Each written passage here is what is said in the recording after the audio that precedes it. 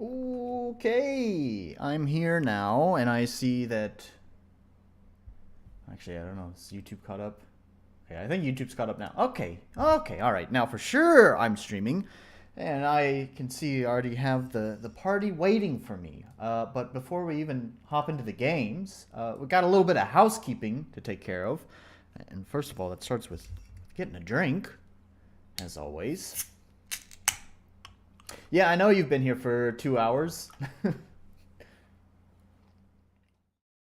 I saw your messages. Anyways, so I need to do some housekeeping before we get started with the games. You already noticed that the timer is a little bit longer. That's part of what we're gonna be talking about here. Um, the title right now is kind of a lie for this stream. It's not 4 games today. It's going to be 3 games, and that's going to have to do with me needing to change the rules on submitted games. So there were obviously Mr. Orc had submitted a game to me, but he was not the only one who'd submitted a game to me after the stream. There was another game that had been submitted to me by someone else, and it looked interesting actually. But there was a few.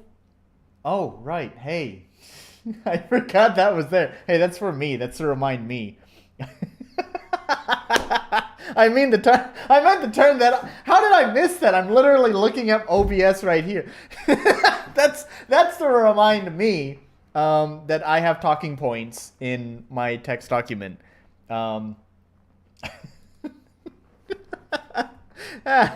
it's just that's how it goes with a live stream. anyways, so uh, the person had submitted a game, but there was some weird red flags about the game that I don't know, started kind of rubbing me the wrong way. So rather, normally I don't play the games until like the stream, so it's a completely like fresh take, you know. But because I started getting these kind of weird feelings because of all these flags around it, I decided I was going to go ahead and launch the game and just see there's nothing like, you know, iffy in the content. And I played around for about 5 minutes and I ran into a lot of racy humor.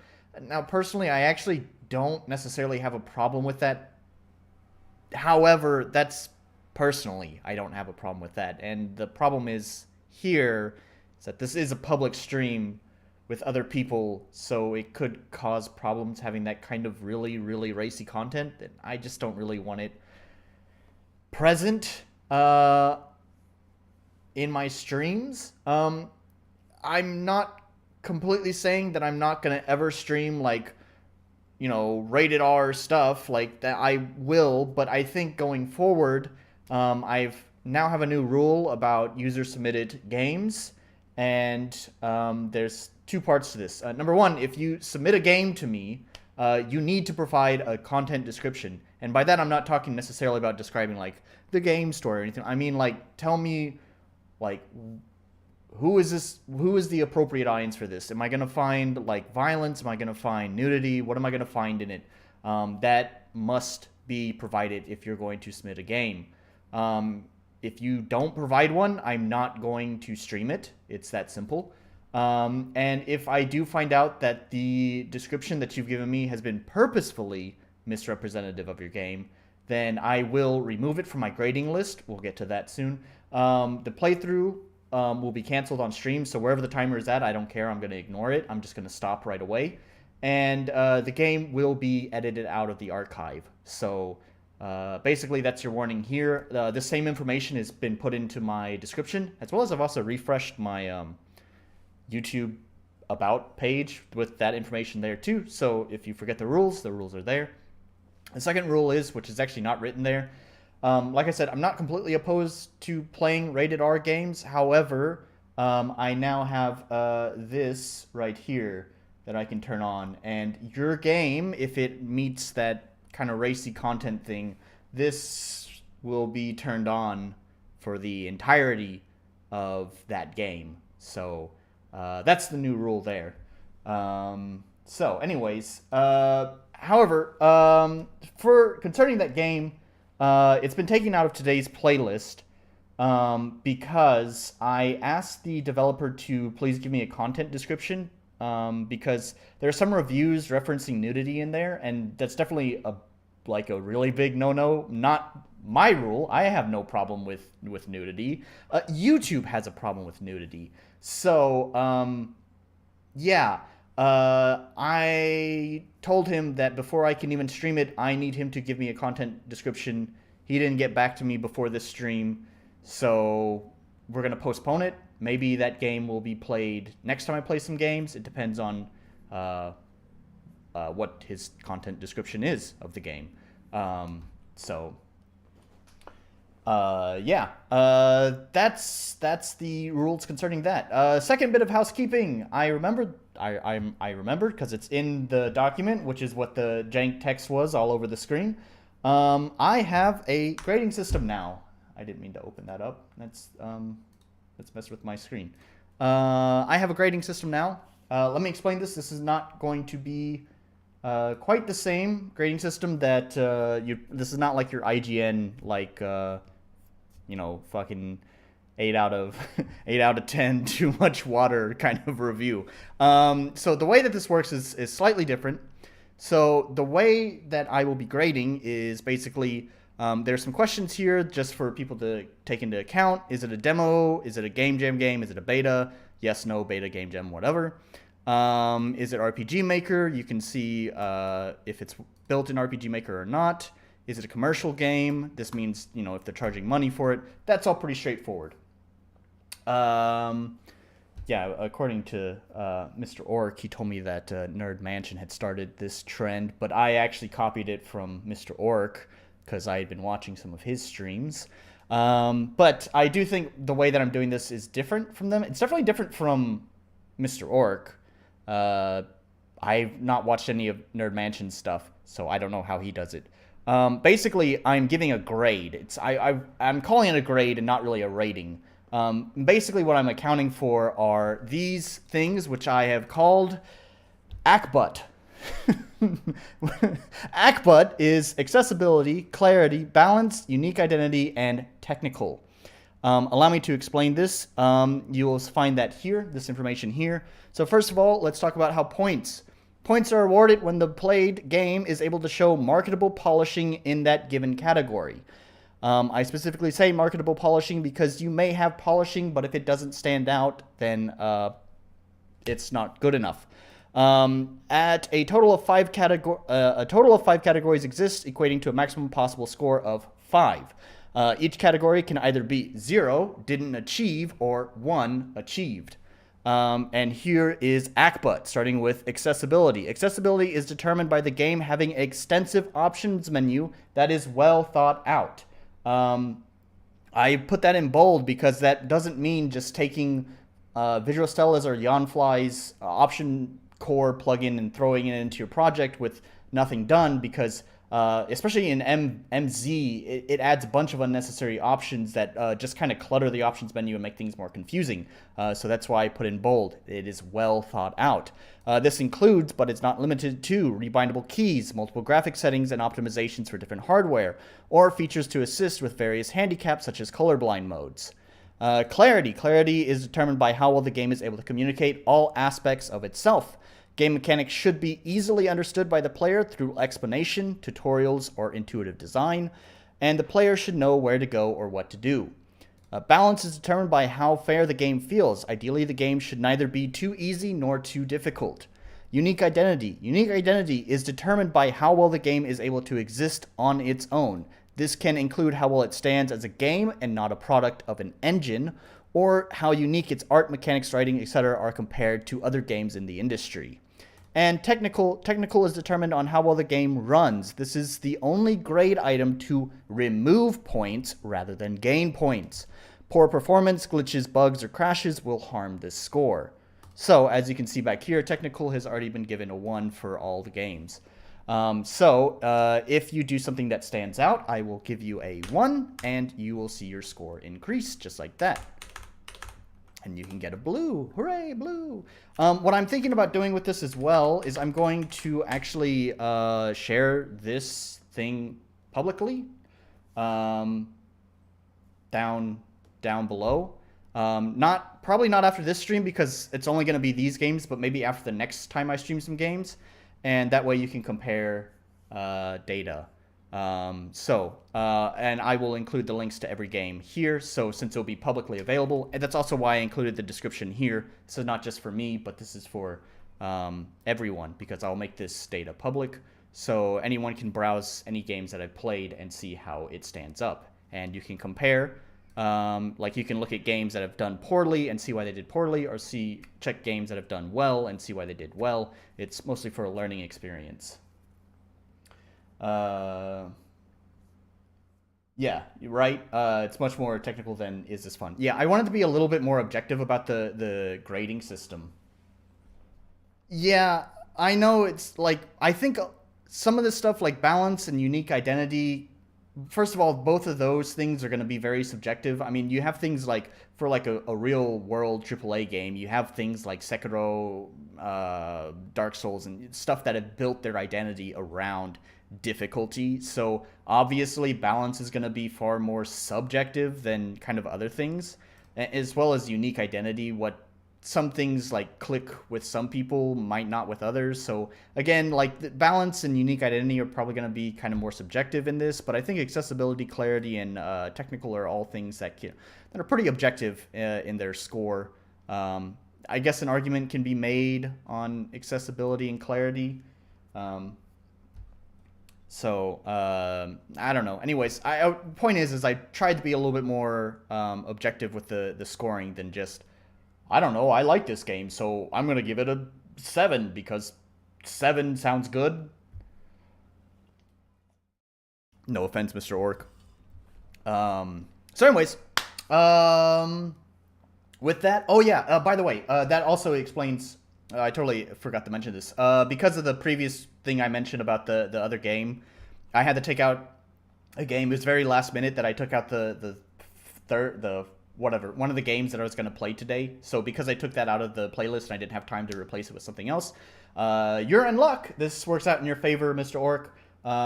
You're going to get 45 minutes on the clock today instead of the usual 35, because I decided to just spread out that game time across all the games. So, yeah. Let's see. That's why I will probably never submit my game here in 30 minutes. Dude, I already found your game, by the way. I thought about playing it during this stream. I wanted to surprise you with it. I was going to be like, hey, I found your game. Guess what? So, I was going to do that. But I decided not to, because I think it was in a demo, and I thought, well, maybe Fortuna would not want to submit it until it's actually finished. So I decided I'm not going to surprise you with that. So anyways, the first game we're looking at today is Dreamspace. So also something I need to start remembering doing is making sure to look at the store page, because I've gotten really bad about like totally forgetting to do that. As with many things, I forget so many things. That's why there is the jank text on the screen. I often forget to do things, so I put strange reminders everywhere. Anyways, enter the dream realm in Dreamspace. The story is, in Dreamspace, a prophecy is set to occur many years into the future, but what happens when the prophetic hero arrives early? Gameplay. Dreamspace is a turn-based RPG with low-poly graphics along with pixel art reminiscent of a PSX game. Battles happen from a front-view perspective with a timed attack system similar to a rhythm game. No matter what, I hope you can enjoy the game. So this wasn't obviously a user spine test at 25 plus. Are you calling me out because I found your game? Obviously, Dreamspace was not one of the user-submitted games because actually there's only going to be one user-submitted game because the other one had to get taken out of the roster today. So the other two are not user-submitted. So the title is a little bit misleading, not only because it says 4 in the title right now. I'll fix that when the archive goes live. But also, it's actually only one user-submitted game. Anyways, let's take a look here. Ooh, that's loud. Ooh, my phone's also making noises too. Shh, shh, shh. It's gonna harass me until I check this message. So, go away. Oh my god, that's a long message. I'll read that later. Okay, so we need to turn the volume down. At least, how's it? Yeah, it's even pretty loud in OBS. I don't know what dash is, but okay. I'm going to say that I forgot to start the timer too. Oh my god. See, I can't keep track of everything. Start the timer. I can at least close my text document now. I don't think there's anything else I need from the text document. So, all right, there we go. Pull that over. All right, so already right off the bat, I don't know why. I'm guessing they didn't know how to remove these options, which I don't know why they would want to remove them anyways. But, so it just has this weird blank space here. So it's just kind of weird, but all right. Render distance. I'm guessing that's an MV3D thing. Let's crank it up. I think I got the hardware for it. Invert y-axis. No, glad that's there though. Look sensitivity. I played an MV3D game before, and the sensitivity was all sorts of whack. So I'm gonna just put that down, and shadow quality is ultra. Sure.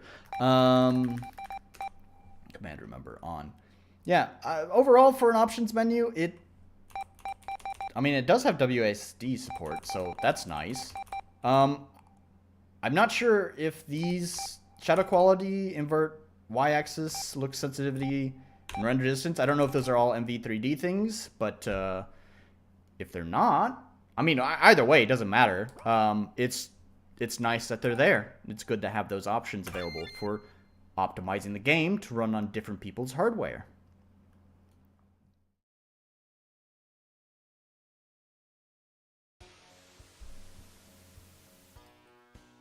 How is the... Ooh, the volume's really low now. I turned it way too far down.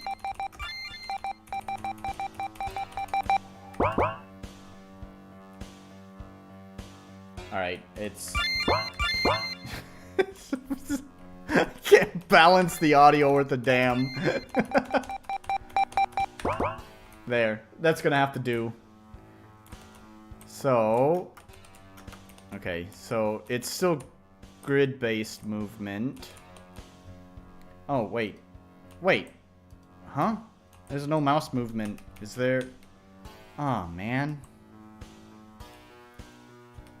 Okay, that sucks. So you use Q and E.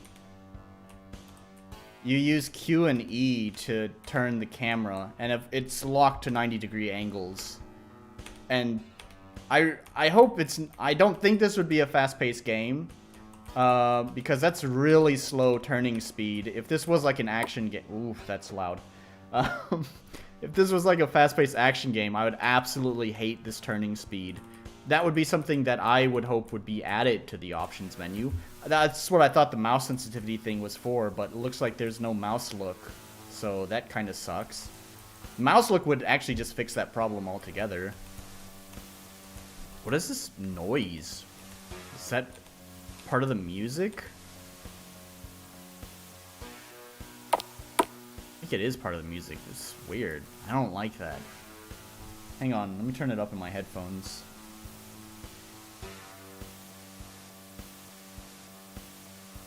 Yeah, it sounds like they're just using like a white noise generator. It sounds like there's like some filtering going on, but it like at low volumes, it just sounds like white noise. It sounds really bad, really. It sounds terrible. I don't like that.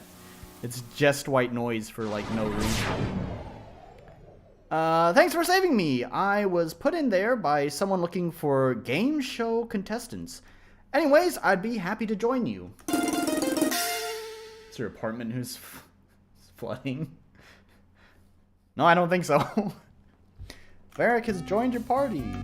Guess I'll save. Okay, and now the music is like way louder. So audio mixing is clearly not a forte for this game.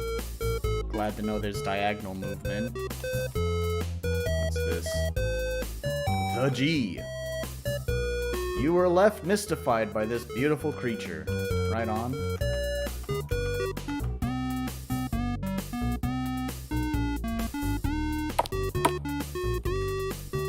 Man, these roads are a bit shaken up. Wonder what's causing this.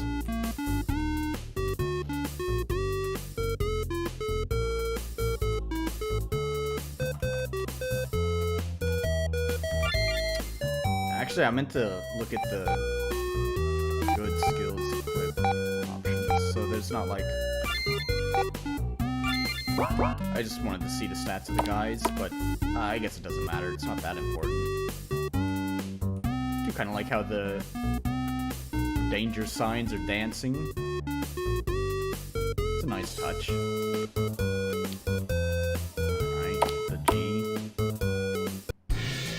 So, going into Star City without knowing how to battle.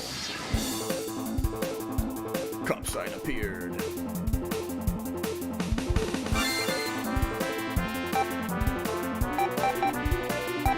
what do we have? No magic. Fight. Fight, I guess. I guess that's nice. It's kind of unfortunate. I don't know how they would do this, but God, this is so loud in my headphones. It's also loud in the. Sorry. Here, I'll just turn it down in OBS. The game's audio is just all over the place. It kind of sucks that they're using arrows to demonstrate that, just because. It's a little bit confusing when you're using WASD, but I guess it's not the worst thing in the world, but I don't know. To me, it would be a nice bit of polishing for them to detect favored control scheme and make sure to assign, like, change what signs are being used.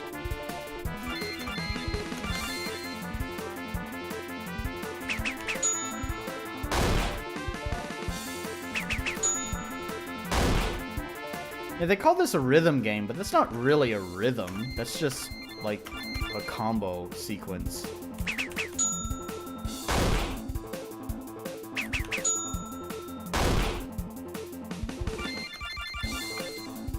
And this is kind of your typical beginning JRPG fight, where it's just press A.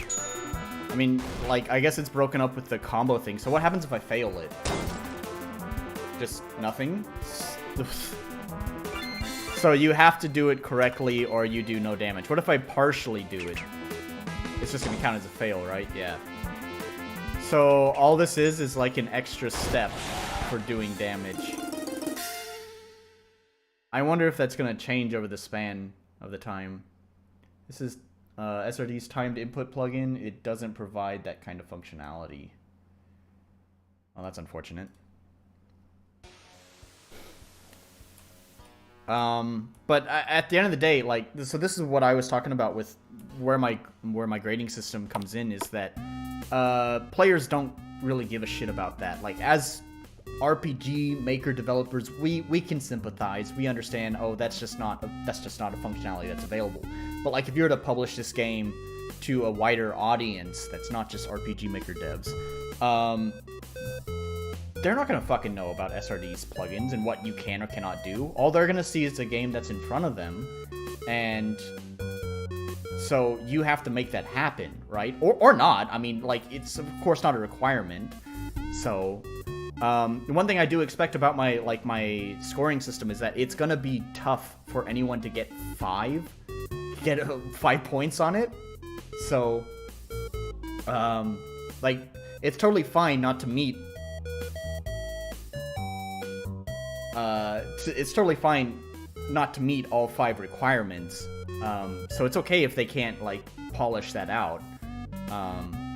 It's just something worth considering, that's all.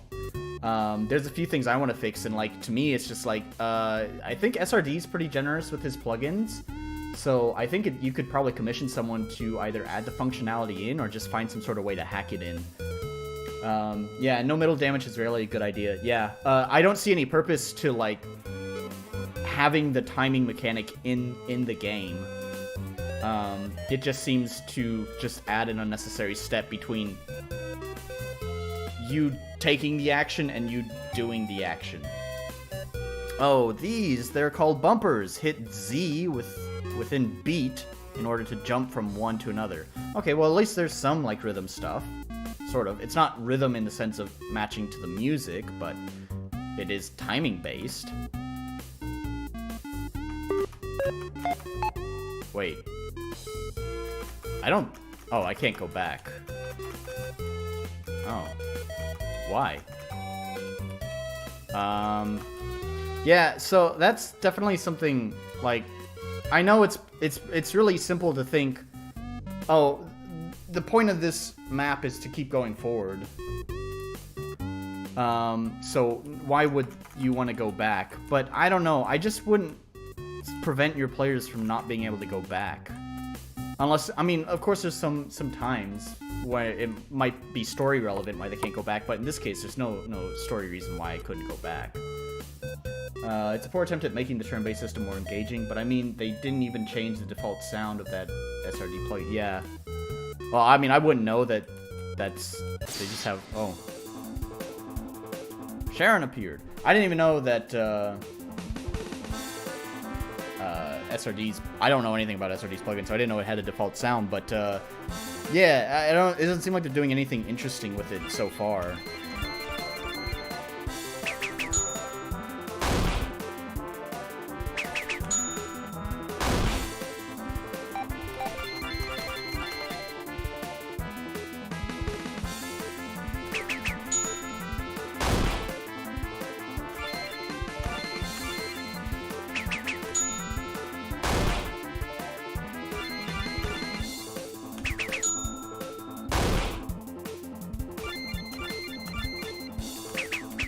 Does the damage change? I mean, I don't know. I feel like I've been hitting 82.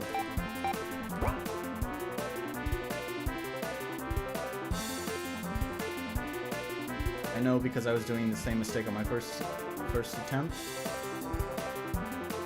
What was your first attempt? Did you play this game, or are you talking about using SRD's plugin?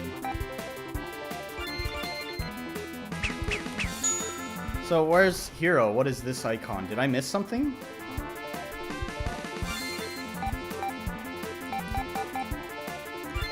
Should I just defend?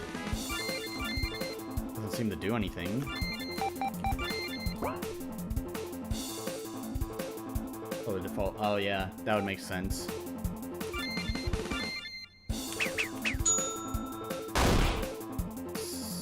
So, do I just escape?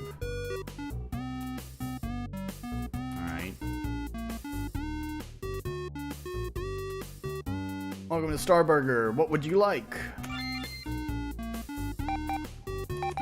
Tasty Burger recovers 500 HP.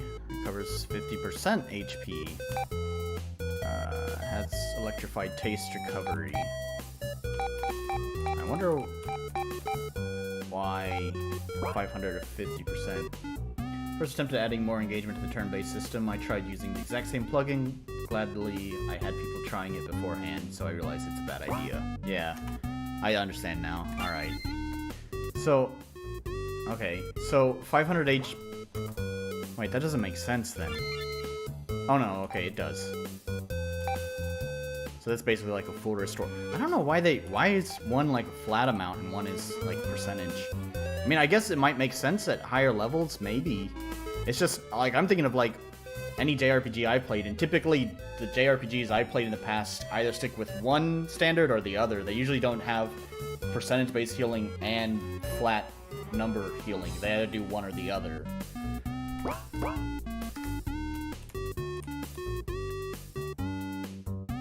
Anyways, okay, I guess I just need to save. The G! Hey, yo, wanna battle? Guess so. G card appeared. So, you just fight. So is this just gonna be the same thing? It's just gonna be just pressing fight over and over and over again while wasting time with timed button inputs? Okay, at least that was quick. The other battles were really long. That one was really short. Is that because I was doing the battles wrong in the other ones? Because, like, the previous fight with that heart guy, like, the heart guy wasn't doing anything. It's the kind of functionality you use for an overdrive, not as a default, or it must be way more expanded. Yeah. Yeah, I could see it being used for certain skills. I also, like, here's how I would do it. It's definitely, like, there's a few different options of the way I could see it being used. Either one, I would reduce the timing and make it be like, you gotta know what the fuck you're doing. But at the same time, if you're doing it with the stricter timing, I would make sure that if you fail, you still do some damage. I wouldn't make it 0 damage.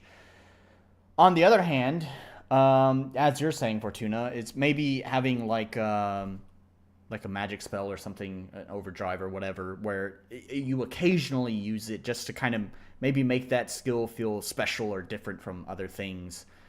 Even still, I probably wouldn't have them do 0 damage if they failed to execute. But anyways, yeah.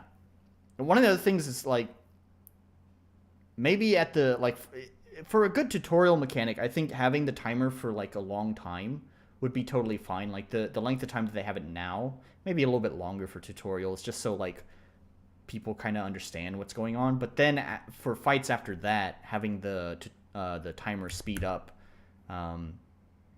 you know, I think that would make more sense. Well, Hero, here we are. This is Star City Heights, the above part of Star City. This is where your adventure really begins. Are you ready? I guess so. Fun fact, I hate cramped spaces. Whoa. So the music is really loud again. So I feel like it's even louder than before, so I'm going to turn it down in OBS again.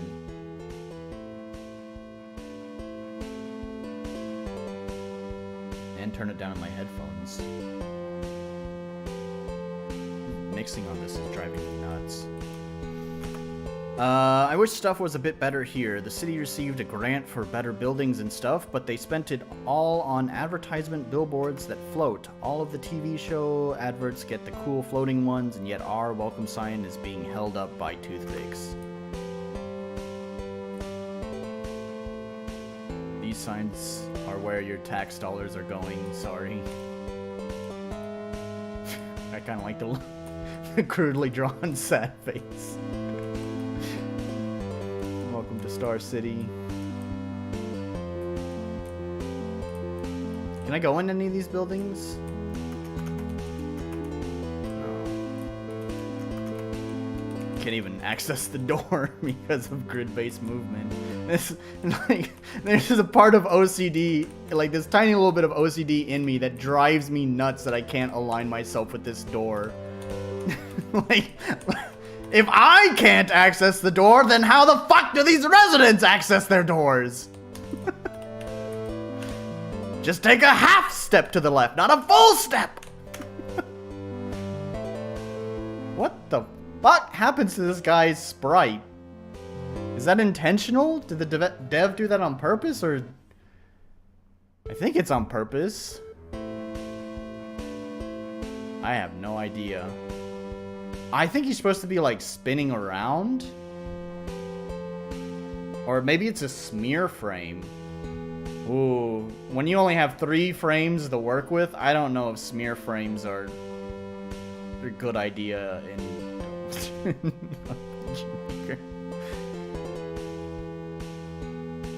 Welcome to Star City. Oh, that's all he has to say.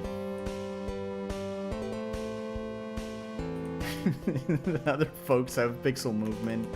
While the hero is stuck to grid-based movement.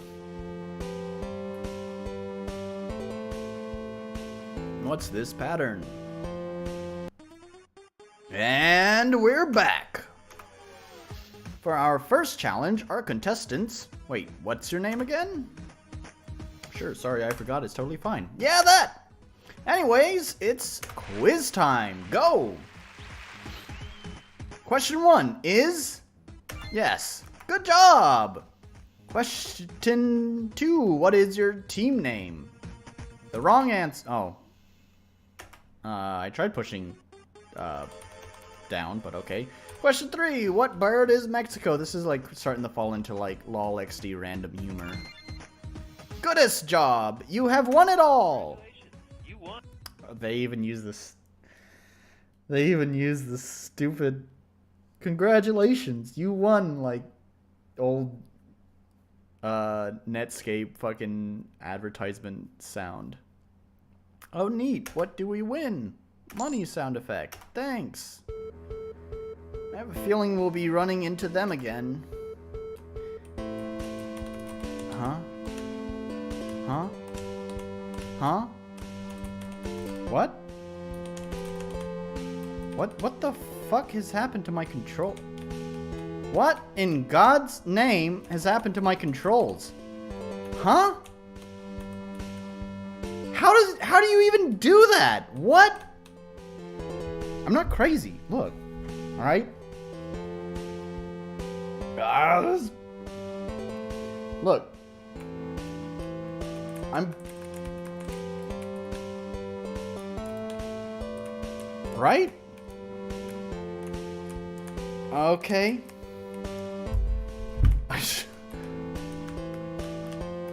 So WASD just stops working. So midway through the game, just WASD stops working.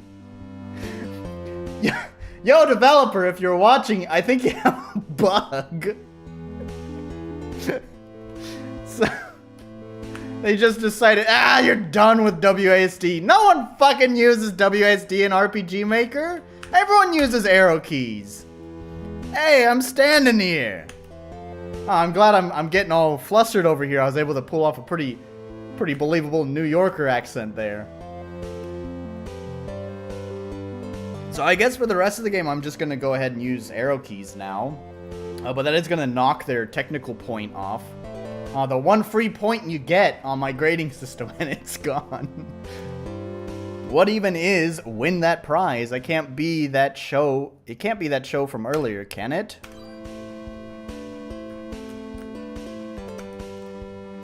I don't have a UFO license, so I just watch all of the ships go by. I hear they're going to see some new show premiere. Can we read these? I can kind of tilt the camera because controls have gone all jank. Tonight, win that prize. I can't figure out these camera controls. 8HK, 8 set. Okay, alright, whatever. Who cares?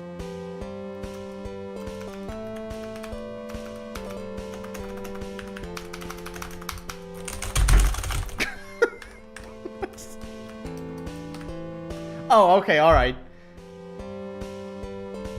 Alright. We'll partly blame me for that one. Why would you... Oh, and here's... Oh, no, okay, alright. Wait, what? Now they're... Huh? Okay, so once again, the dev didn't... Oh, I see. Oh, I see. So the... These guys just move, but then they stop when they get here. Huh. Alright, also... once again, the dev doesn't consider the fact that players may want to go back for whatever reason. I know it doesn't make sense. This whole game is going straight forward, but the dev is only thinking about the player playing the game exactly the way they want them to play it, and they're not. The dev is not thinking about what a player might do if the player decides not to play it that way, such as wanting to go back. So obviously there's not like a do once controller for the event. It doesn't self-switch to A or however they want to handle that. It just repeats the same event every time you go here. See? So I can just repeat that event any number of times I want.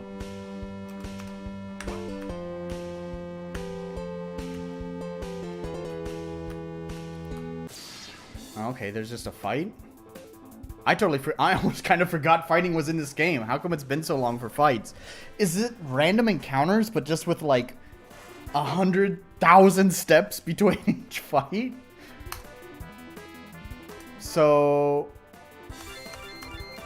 it's just the same old. Like, this combat hasn't changed at all since the beginning.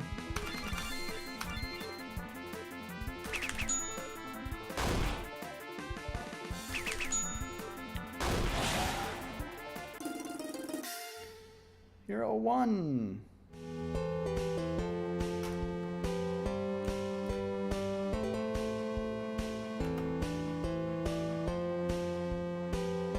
Trash. So. Okay, so just this room had. Oh.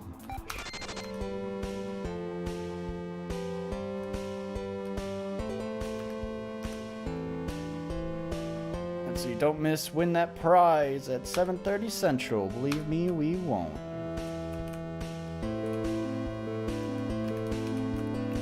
Yeah, oh my god.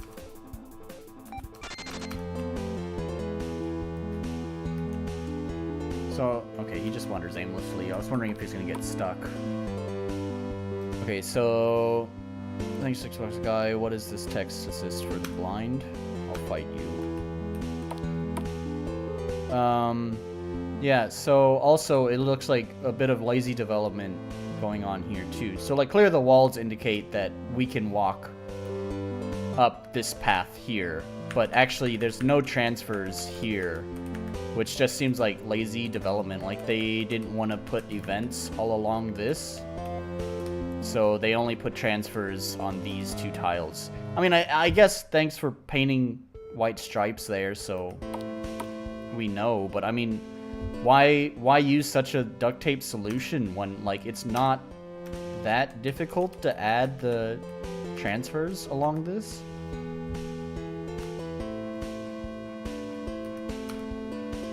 It's a cardboard cutout of a motorcycle. It looks familiar. If it's a cardboard cutout of a motorcycle, you would think it wouldn't have 3 dimensions when it turns at you, right? Like, it makes sense from that angle because it kind of looks like a cardboard cutout, but if it turns, it has dimensions to it. So I think it's a little bit wrong. Hi, I'm Sharon. I share everything. Oh, I'm sharing this bike with my friend. To be honest, I don't know him personally, but he looks so cool on that bike. When you beat him up... Sorry, I think I had the wrong inflection on that. Oh, look, different enemies. Is combat still the same? I have no magic. So I just have the same... Just same old timed input thing.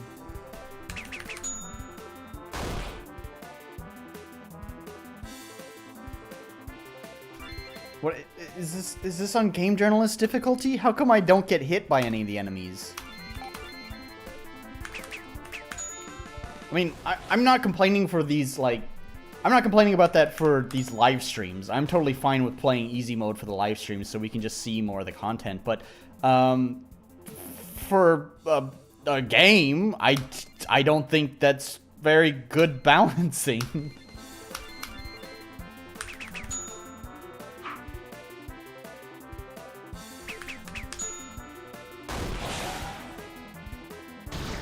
They didn't know how to get rid of the commands. Maybe so.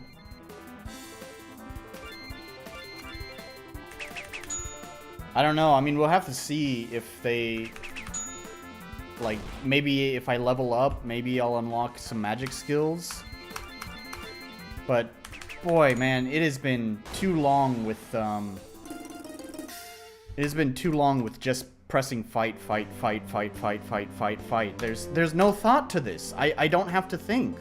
And it's made even worse. I hadn't said anything about it now, but it's made even worse because this has just been a straight line. So, this is Thoughtless the game. And I thought we played Thoughtless last time. Sorry, that was Brainless. Welcome to the Dream Realm. I see you have already made yourself at ease. Well, at least the bar is set low now, yeah. And we haven't had a good track record for Unity games yet, so the next game, the Unity game that I picked out for this week, I think it's pretty good, based on the screenshots. But so far, the track record on Unity games have looked good, but have been technical nightmares. So I guess if there's any praise to give for RPG Maker is, even if you're just completely awful at making a game, at least your game works. I'm just guiding the new guy around. Someone from the other world. Yep.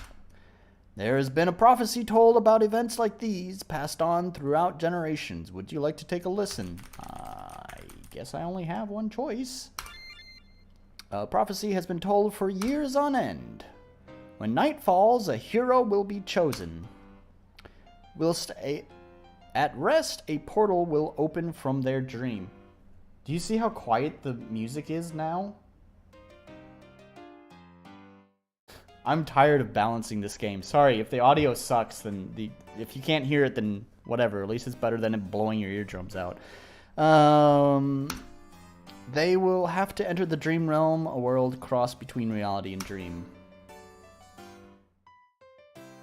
After all is done, I think why there's a choice, I think it's part of their humor. I'm not really vibing with their humor. They've gotten me the chuckle once with the billboard thing with the crudely drawn sad face, but yeah, so far the humor is not clicking with me. After all is done, they will arrive at the home of the fading star, a being that controls dream and reality alike. They must vanquish it. The fate of both worlds depends on it. Hero, I know you can do it. This may not seem like the correct time, but the prophecy states this would not happen until 20 years into the future. Who knows how powerful the fading star could be by then? Allow me to help you on your quest. I'm really tempted to say don't allow, but I'm afraid it might actually lock me out of a party member, and that means the game goes even slower, so just to speed things up.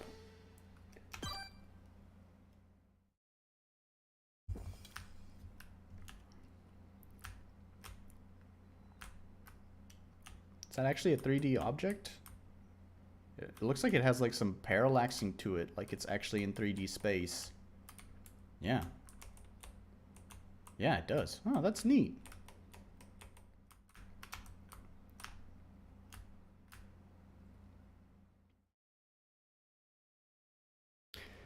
Oh my god, it's the fading star! Really? Yeah. Alright then. Fading star appeared. So, still no magic. Still no magic for him. What about our new guy? No magic. So it's still just the same. Oh, I have magic attacks. Whenever it's my turn. Well, whenever it's my turn, just go over to where it says magic and select an attack. I did that.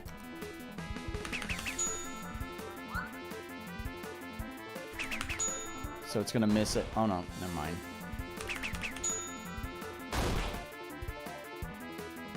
Hero took no damage. Okay, so my guys don't have magic.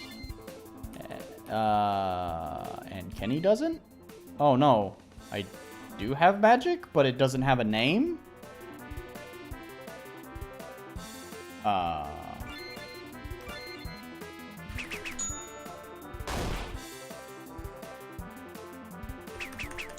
That's strange. Is it...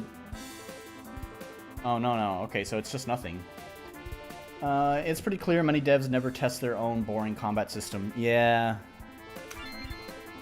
you don't have to have exciting combat if the game can, you know, perform better in other areas. But like I said, I mean, you're walking in a straight line.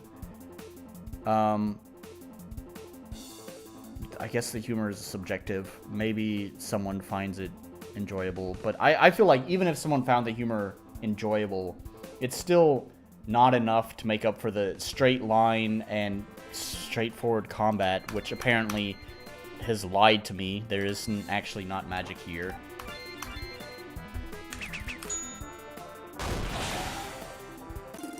And that was it. Hero 1, 6 XP, $2. Huh, not much of a fight. Okay, so I might have hired an enemy to pretend to be the fading star to see if you were ready. And you were, so everything's okay now. Thanks, but we've already battled a few times before. So about my magic attacks. Yeah, I guess so, since I didn't see anything. Okay, great. Magic attacks use MP or magic points. Healing items or certain areas will allow you to restore MP. I will give them credit here, okay?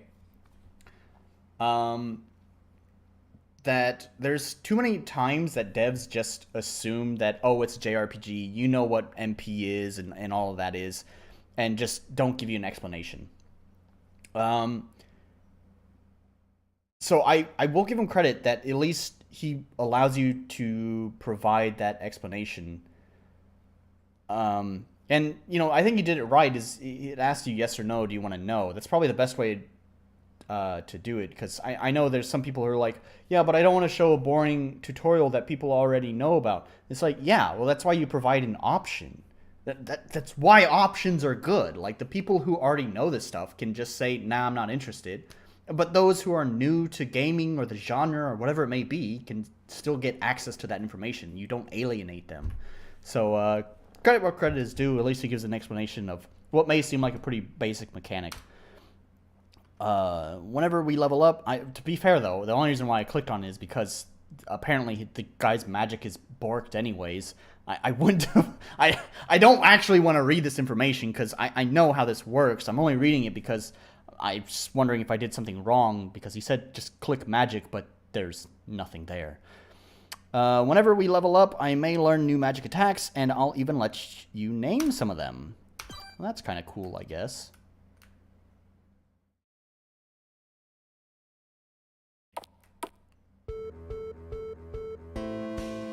Alright, so we just have more of these pods that are going to keep going straight, just crash into a wall, and then just stop there.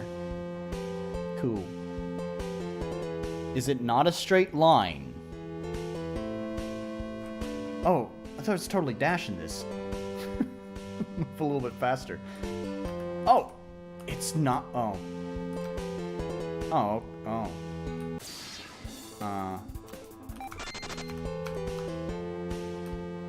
Okay, well, alright. There's still technically only one choice. I think that other way, like, if I kept going straight forward, I think it would just be roadblocks. So, instead of going literally straight, the path is still pretty straightforward. You just go forward a little bit and then right a little bit. Although, are there two choices here? It kind of looks like there's a path here, and then a path here. Okay, not before fight. Okay, never mind. Huh? Huh?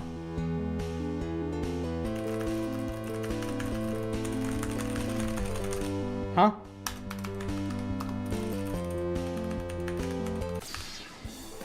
Right on? Okay. That was weird. I'm wondering what the fuck happened there. Did they set like a wait timer or like a move route with a wait timer or something like that? I don't know. That was just strange. This enemy is in the wrong time and space. Alright. Does that mean anything to me? I don't think so.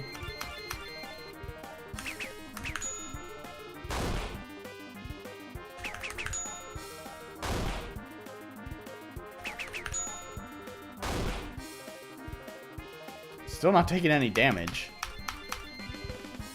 So, I wonder if the... I didn't set any, like, difficulty time settings, right? I didn't see any in the menu. For a special enemy, that was pretty easy.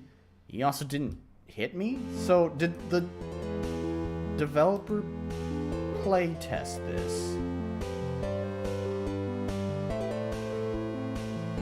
Well, seems he went back to his dimension.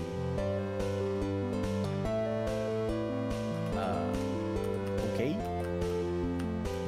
I'm not gonna completely fault the dev for, like, not playtesting enough. Because, like, I realize sometimes there's a difference whenever you're, like, just running the playtest through the editor and, running a playtest through, like, deployment. Because I recently updated my old game because, I had playtested it extensively in the editor, and then when I deployed the game, technically it was an update to the game that I had made a while back. When I made that deployment, apparently there was an issue with the deployment itself, with some files, and no one had brought that to my attention until recently. Someone in my Discord was like, hey, your game's not working. I was like, impossible, I play tested it a ton.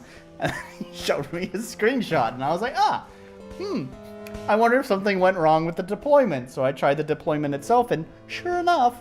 So lessons to be learned. Don't just play test your game in the editor.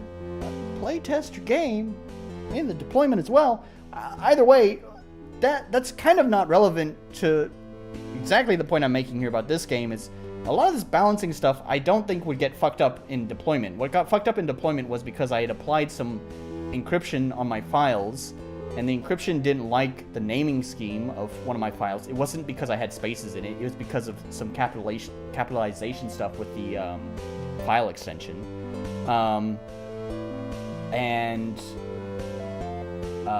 Yeah, so like file stuff can get messed up in deployment, but balancing stuff is something that you... So balancing stuff is stuff that you can playtest in the editor and not have issues with deployment. Subject identified. Contestants, please enter. Contestants, things are probably fine, Kenny. I have a feeling we're getting near the end. Oh, okay, alright.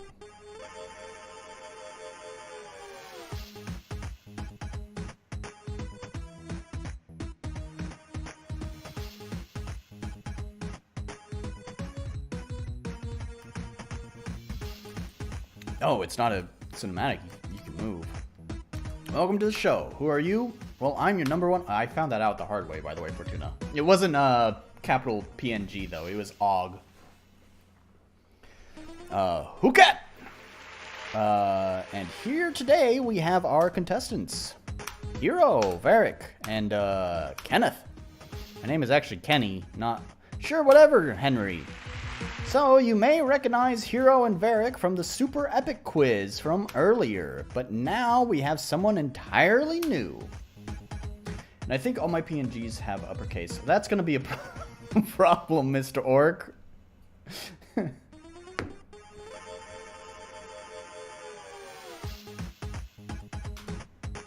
For this challenge, Kent must guess which hall leads to the correct room in a giant maze. Wait, what? Good luck!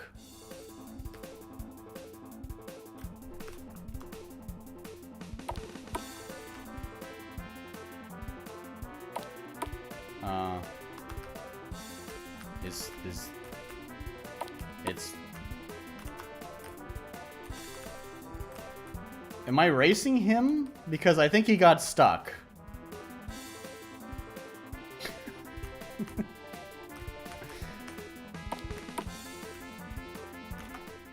Oh, he did it. I mean, I just followed you the whole time. Oh, was I supposed to follow him?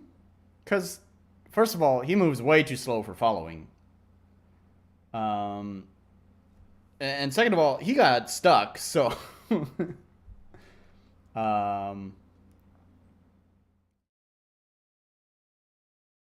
Yeah. About the... Well, yeah, I mean... Don't you say that's not going to work. It works fine in Windows. If I have a dot capital OGG and a dot lowercase OGG file and I double click it, Foobar and VLC have no problem launching it. It's just fucking RPG makers. So it's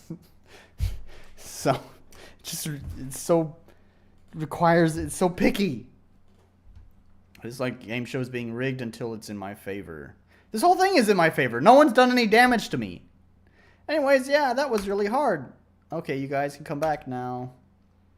Hero and Varric are back. Anyways, guess what, you guys? Won a brand new boss fight. Let's see if he actually does any damage to me. Or is he gonna be the RPG Maker meme where it's everything's easy until you get to the final boss and then it's impossible? Okay. I'll admit, you got me. I kind of expected a real fight, so you did subvert me there. Again, it's just, I don't know if the humor is doing it for me. Oh well, catch you next time on Win That Prize. He's not dead, is he? Nope, I can still see him via the cameras he set up. No, you can't. Okay, at least we can tour the studio now. No, we can't. Alright. Yeah. So that really kind of feels like, that must have been like a first-time experience with the game. Either he's young or he's inexperienced with RPG Maker, or both. So I don't know. Let's just go over here. Accessibility. I'm not going to give him a point for accessibility. I know I talked about it was nice that he had options in the options menu, but that was canceled out by them being meaningless. There's no point in having options if they don't do anything. That's what I was saying about just dragging and dropping Visual Stella's option core, especially in MZ, where it adds a bunch of superfluous options that really just don't mean anything. So not giving any points to accessibility. Clarity. Yeah, I was pretty clear. It was go forward, push buttons. Balance. No. This is on the other side of the spectrum. It was too easy. There was really no purpose to combat because nothing ever hurt me. So that's going to be a 0 there. Unique identity. I will give him a point here. He has original art. There was an attempt at having humor, and he stuck with it. I may not agree with it, but it was there. So original art and humor. So I think it's tough to give it that one, but I'm going to go ahead and... Because it's kind of weak. The game is kind of weak, but I'm going to give him it anyways. But I do get to take a point away here because WASD just stopped working midway through the game. So, yep. So that's going to be a 2. So you could do better. You need to add accessibility options. Balancing definitely needs to be improved. And whatever bug happened there with the WASD just disappearing, that needs to be fixed. So, yeah.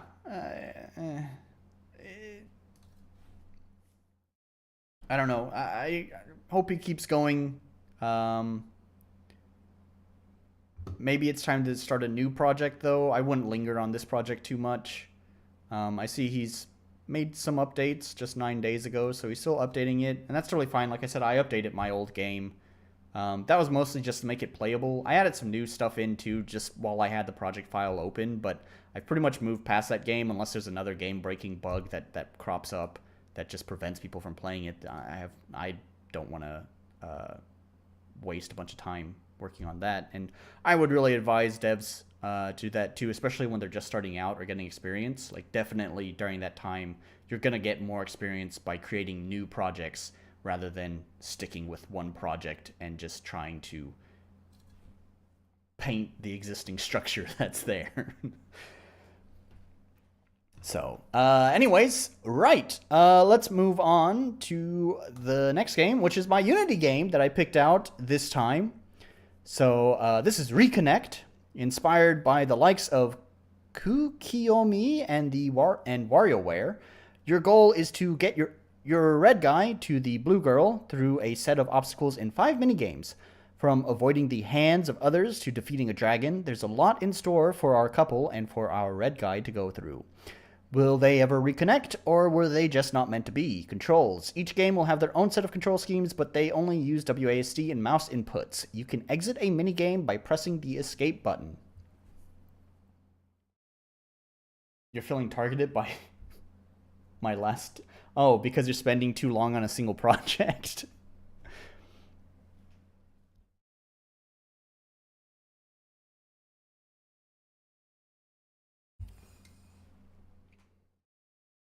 Buddy, it's what I feel about whenever I see any of the people on RPG Maker forums say they've been working on a project for like anything more than 4 years, really. It really feels like,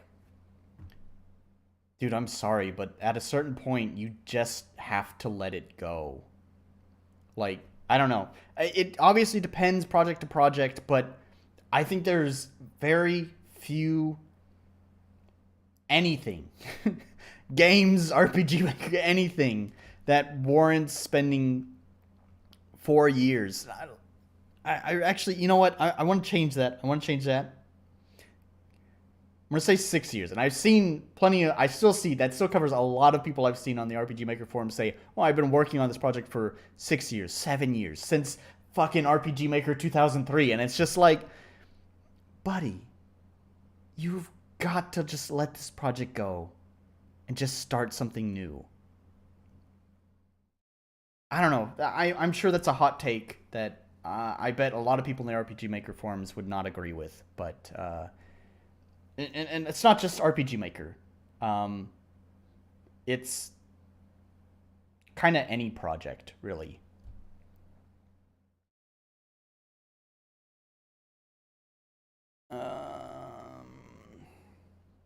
I shouldn't, because I know that's a hot take. I feel like I should defend myself a little bit more. But on that note, I'm not saying just dumpster it. There are ways that you could wrap up the project. You know, just instead of trying to perfect everything, just start focusing on getting it done. It may not be perfect, but at least you finally finish that project, you know? Or maybe you can break it into multiple projects instead. Release, like, chapter 1, and make sure that chapter 1 is satisfying. Don't just make it a demo. And then you can make chapter 2 a completely new game where you can, like, rebuild the structure and the foundation. You don't have the baggage of that 7 years that you've wasted on this project. You can finally relieve yourself of most of that baggage and start with a fresh foundation.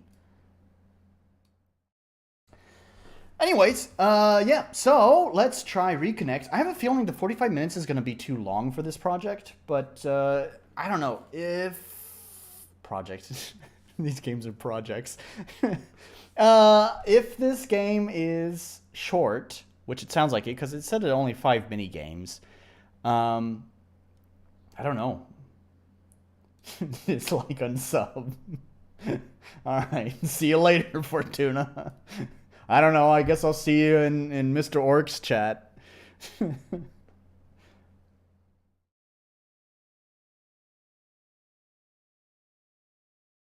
Let's start the timer. It opened on the wrong screen.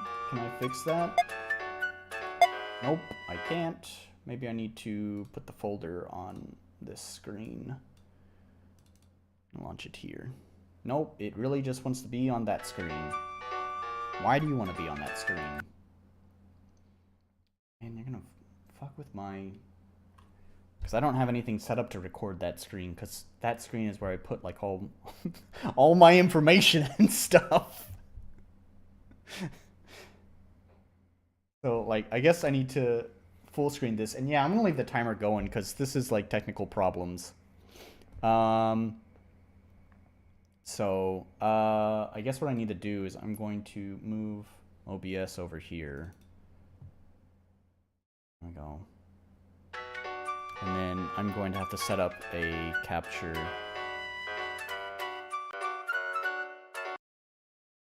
I'm gonna have to set up a capture here. Can I not? Oh, hey, there we go. Wait, that'll work.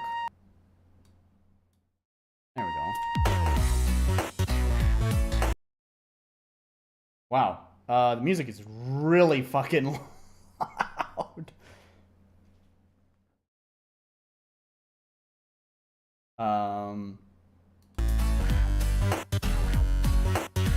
Okay, and I thought RPG Maker was loud. Because I still have minus 13 decibels in OBS. It also... Okay, there we go. Just like...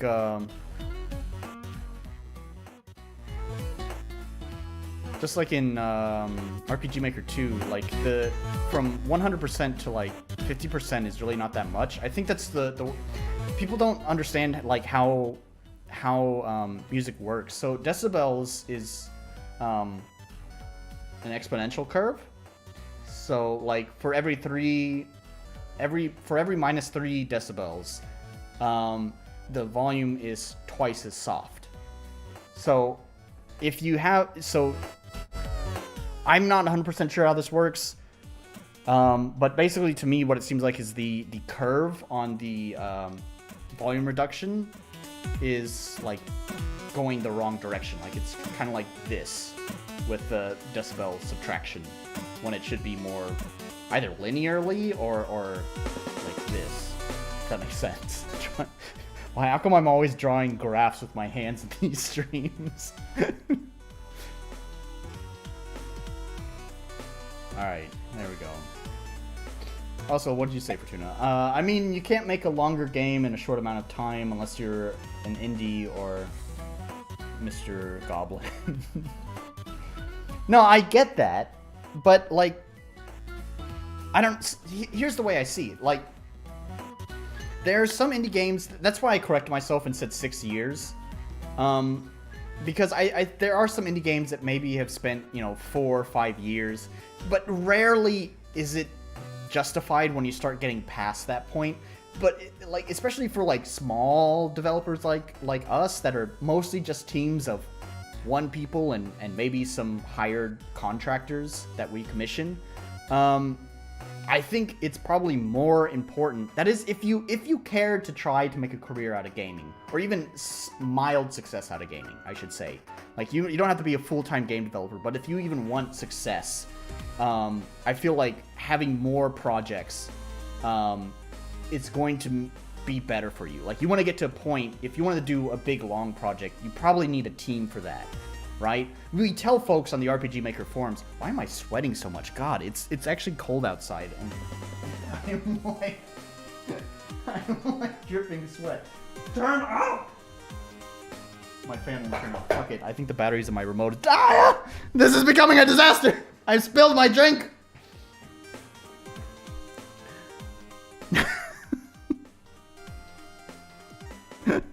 Okay. Timer's still... That's fine. The game is probably shorter than the timer is necessary. Anyway, it's fine. What have I done during the stream? Now I'm just getting hot and flustered even more because the stupid fan won't turn on. I think the battery in my remote's dead. Fuck you! Alright, anyway. What was I saying? Something about game development. I don't know. If we... right. We tell people on the RPG Maker forums this all the time. Don't make an ambitious game as deducted from game time. Don't make ambitious games as like your first projects, but like I think that just in general just like goes for like, don't bite off more than you can chew. And if you are a single developer without a team or resources to make a big game happen, then you need to approach it from a different angle. I'm not saying give up on the dream. I'm just saying maybe you need to restructure things to be more manageable for the size of what you're working with. Anyways, Yeah, options. There's not much here. There's music and effects, and yeah, even though this is a Unity game, it's still gonna be graded like all of the other games. Um, Play. Let's just do this.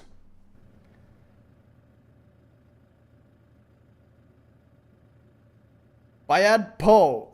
Is this game in a different language? Huh? Huh? Huh? Huh? Huh? Huh? Huh? What? It's a WASD. Bayad Po. Huh?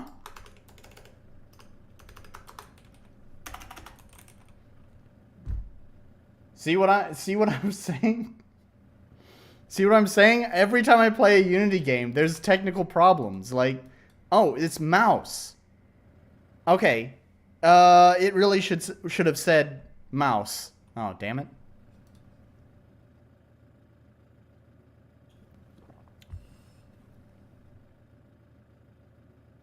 Like, instead of Bayad Po, is that a different language? If it's a different language, then maybe it's saying mouse there. Would be nice if they translated it, considering that their store page is in English.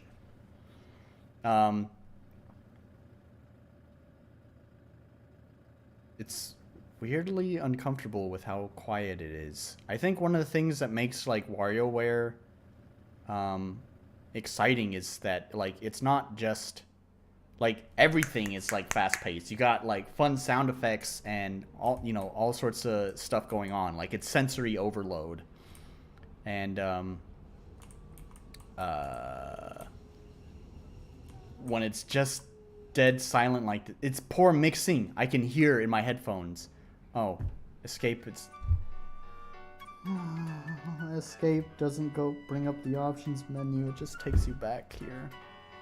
So the music is really fucking loud. But, is that the theme for today? Poorly mixed games? Okay, it's still just uncomfortably quiet here. See, okay, so how I would do sound design here is, first of all, each time one of these things would pass by, I would add like a big, like, forward whoosh. But even while you're, like, moving through this, I would add like, oh fuck me, I would add like a, I don't know, like a wind sound, like you're flying through the sky, like, and even maybe whenever you pass any of the paws, kind of like in Flappy Bird, if you remember that, whenever you pass any of the poles, it add a little bling. Like I think I would do that here too. I mean, it doesn't need to make sense. You have like bear paws there, so who gives a shit? Have fun with the sound design. So you just go bring bring. Bring! Bring! Adding our own sound effects today. Bring! Ba-da-ba-ba! Stuff like that. Like, I think that's what needs to make it more exciting. It's so just uncomfortable in its silence. I hear like a hum, but it's so quiet. I don't think it's like adequate sound design.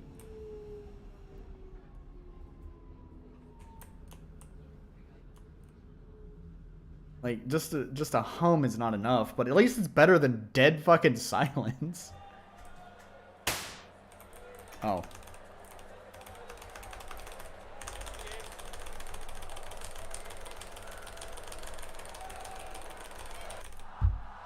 There we go. Now there's some sounds. There's a crowd cheering. Okay, there's jumping. Can I walk into the old man? No, that's just background. Okay, that's definitely foreground. Wait, what? Huh? Oh, it's W.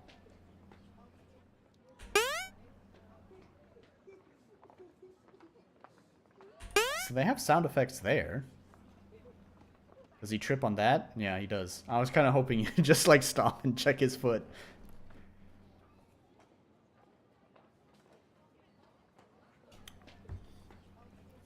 I guess it could slip. I guess that makes sense with shit. Wet shit can be pretty slippery, I guess. Okay, how the fuck am I supposed to make that jump? Yeah.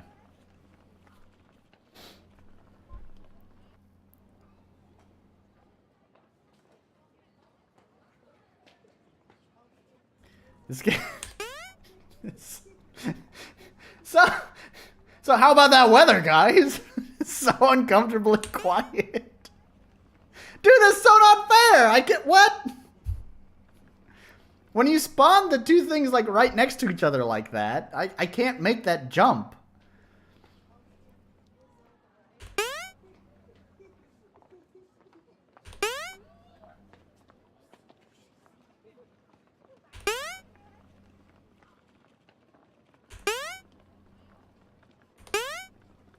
Come on. We can do it. All right, there we go.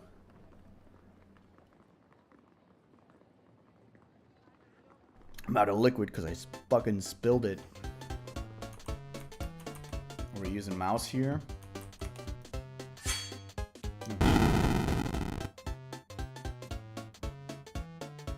Should be like RPG Maker where you use arrow keys. Oh, huh? Speaking of arrow keys.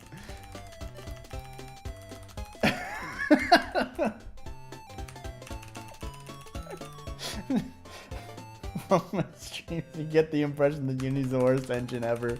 Yeah, I can reduce my health too. There we go. Bye bye, dragon. All my SP is gone. Oh no.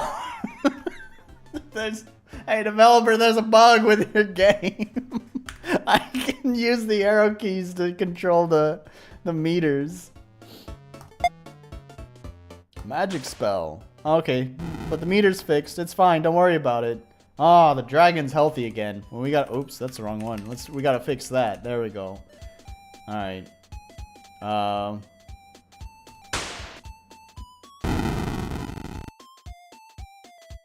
Oh, this is so slow. Oh, this is so slow.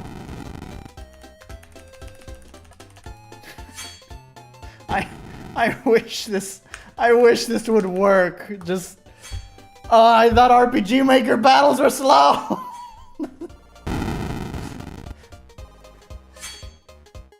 I need another drink. Why is my drink empty? Why did I spill it?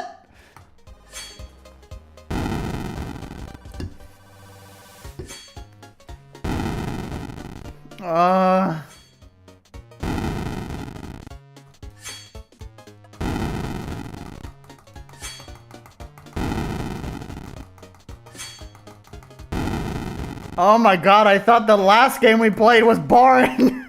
Please bring back the timed inputs.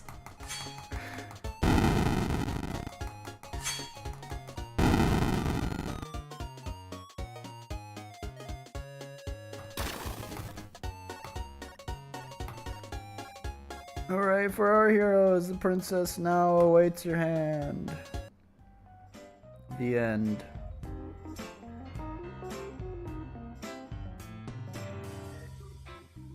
Oh, are they using a... They're using a movie. They rendered a movie for the credits. That's interesting. I know how to actually do this kind of stuff in Unity. I wouldn't have used a movie for this. I would have used the canvas. You have a HUD canvas that you can create. And then you can just like throw elements on, and you can create as many HUD canvases as you want in Unity.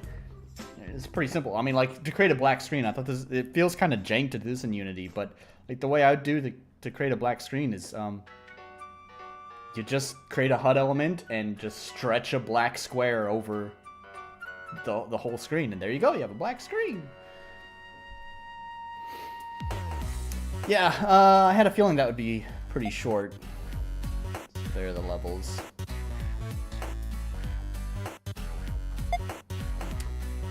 Alright, yeah, I guess Unity is the worst engine. I have the worst luck with the Unity games that I pick out. They are always just kind of jank. They look good. Like, I kind of like the art. It's cute.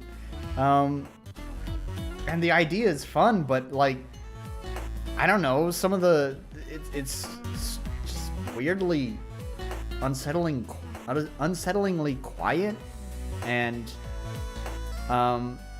it feels it feels really slow, honestly. Like I said with like WarioWare, part of the thing that makes WarioWare fun is just how snappy it is. Like you're just like, you barely have time to wrap your brain around a concept before the game is moving on to something else.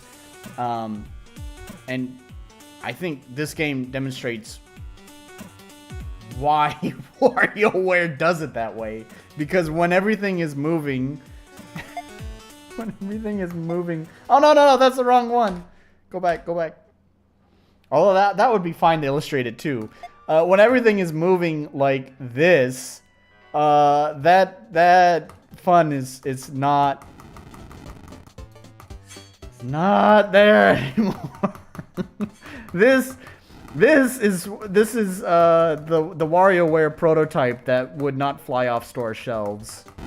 This is the one where WarioWare died with its first iteration and would not exist anymore in this timeline if this was the WarioWare that got released. Are we having fun yet?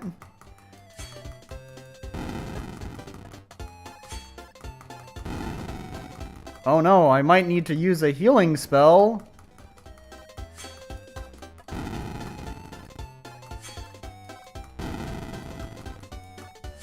Hey, did you want to watch this twice, by the way?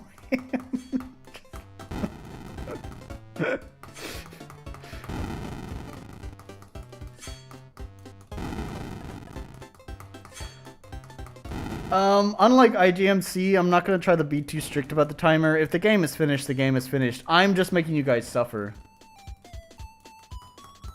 Well, in that case, yeah, making some games longer, maybe. Mr. Orc, I don't want to do what he does. Like, his 5-hour streams of playing the same game. I don't know how anyone sits around and watches game that fucking long.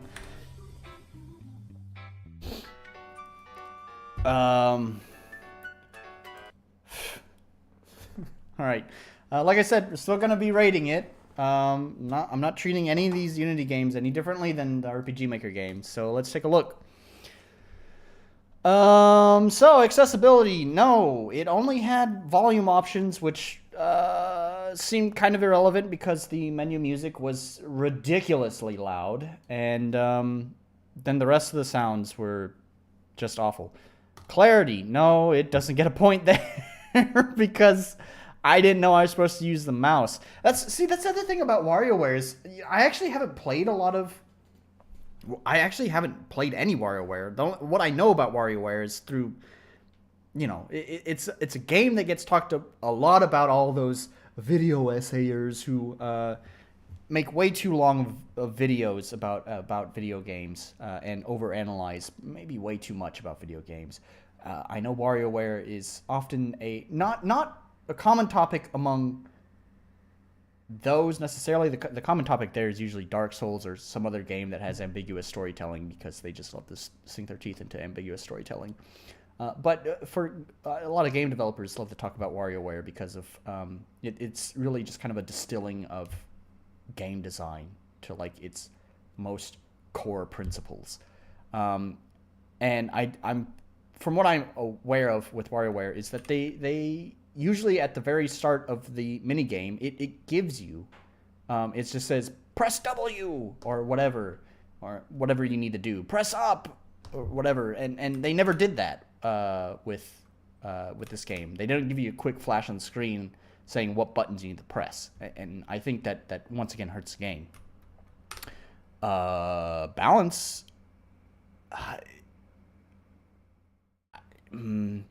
See, I was gonna give it to it because it's fine, but then I remembered there's the jumping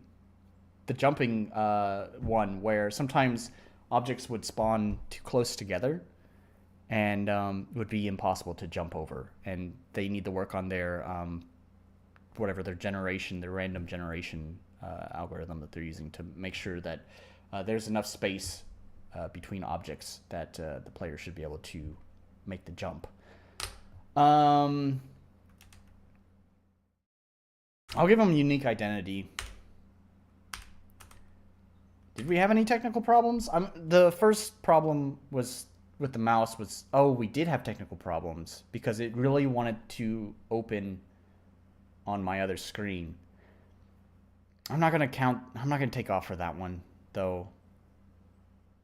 I'm going to, because that may have been potentially my fault. Unity, I might have opened the game before. I do remember just launching the game to check. I don't even remember why I launched it, but I basically just opened the main menu and that was it. Just to say, yep, that game runs.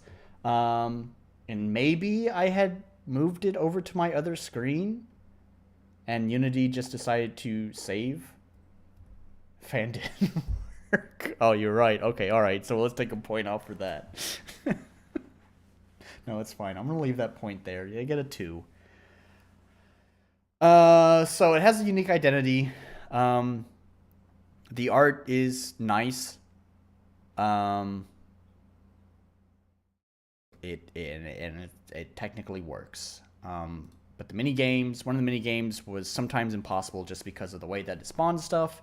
It was not very clear on how you played the mini games, and there was practically no options. So, yeah.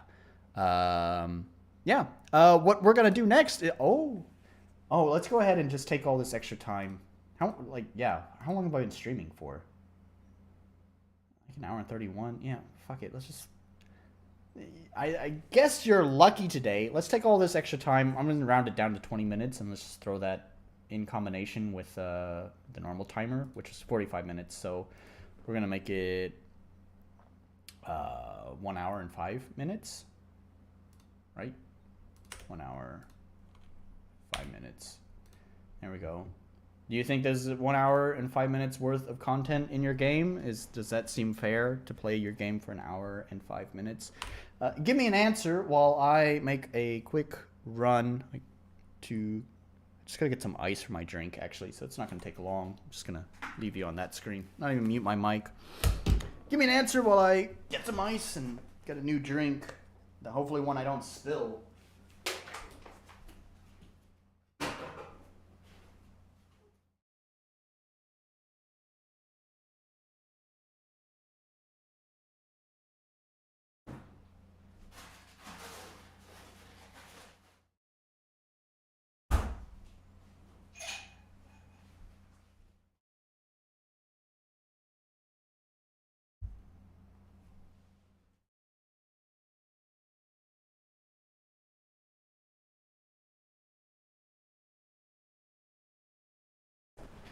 Okay. Most people take 1 hour to get to the first boss. That sounds like a good stopping point. But I'm also kind of slow, because as you know, I take time to chat and stuff. So we'll see if I actually get there.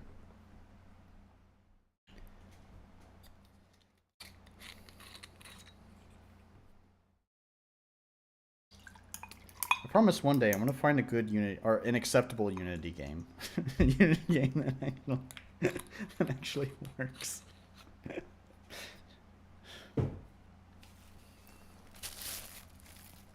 Or it doesn't even have to be Unity. It's just another game from another engine. I don't specifically go out of my way looking for Unity games. I go looking for other engines. It's just that Unity is usually the one that crops up because most indie developers use Unity.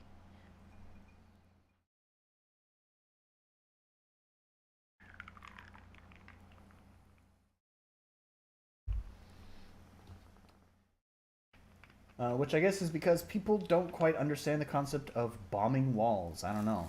Don't spoil anything. Let's see if I can figure it out. Because if I can't figure it out, then, well, either I'm dumb or you have a problem that you need to fix in your game's design. Not necessarily that game. As I was saying earlier, you got to move on from a project at a certain point. Just accept in that game that it's a poorly designed thing and fix it in your next game. Let's take a look. Join. How do you pronounce this? Tiqee? Join Tiqee, a human goblin half-breed, on her adventure to escape the dungeon of... Oh, man. You're killing me with these names. Is that Ikea? Are we doing a k sound with the ch, or is that a ch sound with the ch? Ikea. It,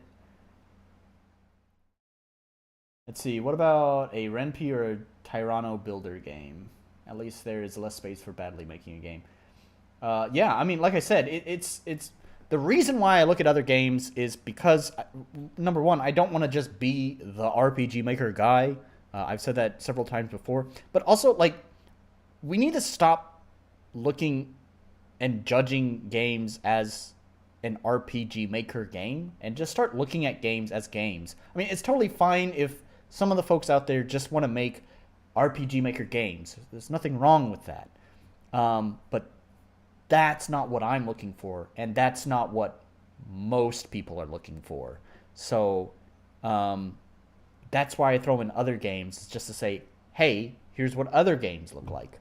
I've been doing a bad job of it because every fucking Unity game I've picked has just performed terribly, has had terrible technical problems. But eventually I guess I'm making a strong case of why you should continue to use RPG Maker and exist in your bubble, because apparently Unity is just a terrible fucking engine. I mean, you're specifically rating Claire.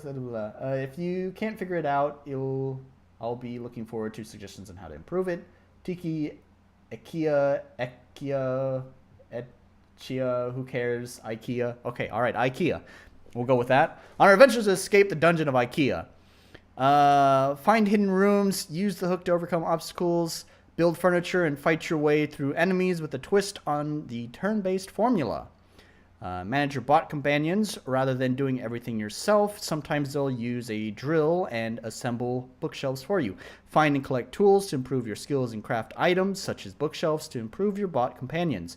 Each bot has 2 distinct modifications, completely changing how they act in combat. Sorry.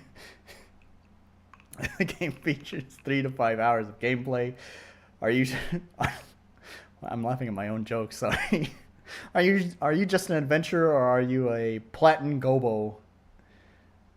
Beating the game will unlock a code for you in the future that can be used in Dungeon Rummage and other isekai, and unlocking all achievements rewards even more goodies. Neat. Sounds like you have a end game kind of set up. You can find the original game. Oh, I thought this was the original game. Oh, you had one before? Why didn't you send this one to me? I thought this was your new one.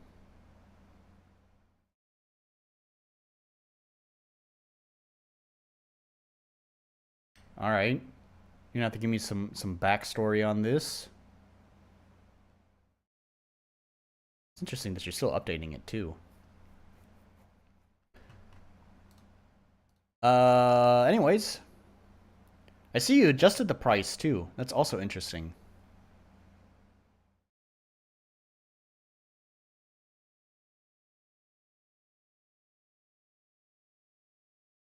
It's referring to another isekai? Yeah, you can find the original game here. So, yeah, that's from what I'm asking you. So is this the first one? Another isekai, is this the first one?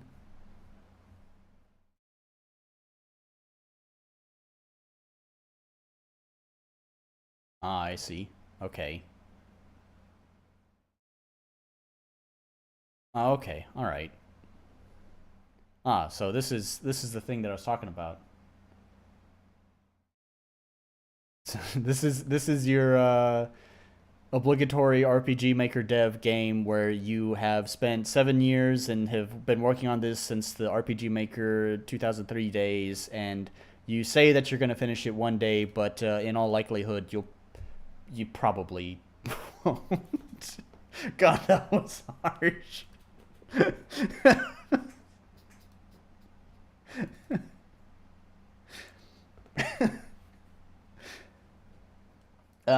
Start the timer.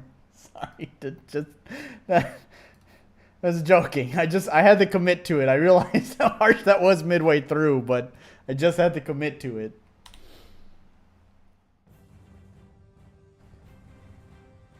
Alright. Doesn't start ear-blastingly loud. No, that's because it's all the way down at 20. Look, again, I know this is an RPG Maker thing. But I'm not a fan of just how this looks to other people. Like, I don't know, it's just an aesthetic thing, so it really shouldn't matter. But to me, it just looks so weird. It looks amateur when the only way to balance your audio is to slam the master volume way the fuck down. I did start the timer. I swear I clicked start timer. There we go. I don't know. I think it would be nice if I've actually wanted to ask about this. If there's any sort of way to get like not a master volume slider, because that's something that people can use, but like an engine volume slider that's like something in the background, so that way like you could almost consider it a master volume slider.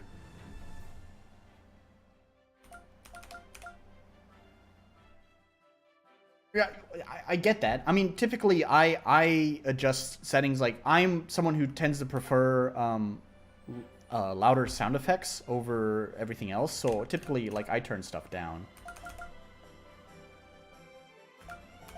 Well, yeah, like, I kind of, like, hard-code the master volume at 20%. But, yeah, like, I wish there was a master volume that is, like, something that players can't control. It's what the developers use. And it's so that way, for Mr. Simple Gaming, who wants to slam the fucking volume slider all the way down to the bottom, at least, I mean, I wouldn't do that, like, but at least the master volume slider here would make more sense. Although here at 100%, like, that's not bad. That seems like comfortable listening volume right there. Keyboard config.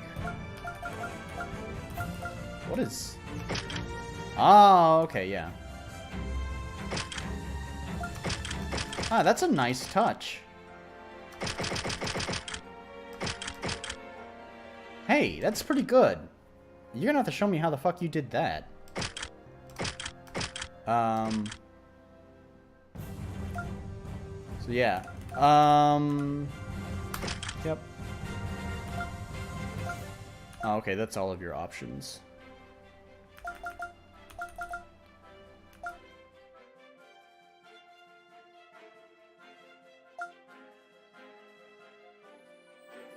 Japanese plugin?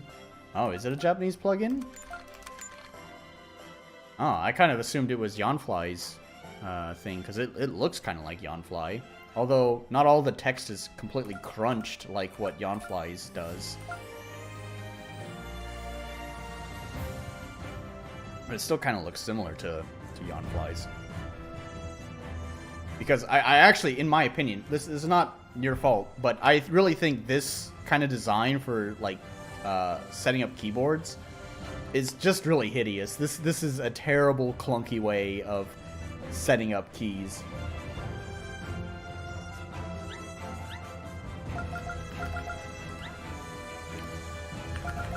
Alright.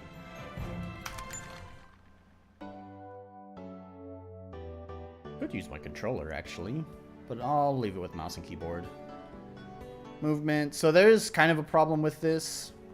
Now that I've reassigned the keys, this doesn't align anymore. The best way, but probably the most difficult, would be to detect when it's been reassigned to the other one and completely change the image, or at least change this image, so that way it matches with what people have changed it to. But An alternative to that might be a little bit easier is to like shrink the arrow keys down, put like a slash sign there, and then put like WASD. You never changed your current game. Oh yeah. Someone reminds me, Fortuna! Dungeon Rummage. We're just leaving it at that because your title's too long. But anyways, yeah, so this doesn't match what I've set it to. So, like, I would just, for the simple option would be to shrink that down, put a slash, and then put, like, WASD there. So then you have both of them there. So it just kind of informs people, like, you can use WASD or arrow keys. Well, no. I mean, if anyone, like, you have presets for it, though, right? Don't make me have to, like, restart the game, go back to the options menu. There are presets there. You have an arrow keys preset.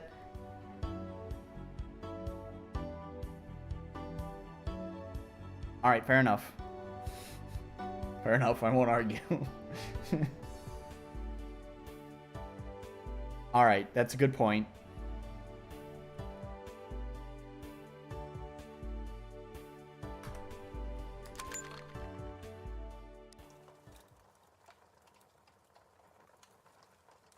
No, 95% of RPG Maker people don't. Well, actually, no. There's still a lot of people who don't look at options menu. You're correct, but definitely RPG Maker users don't look at options menu because options are so neglected.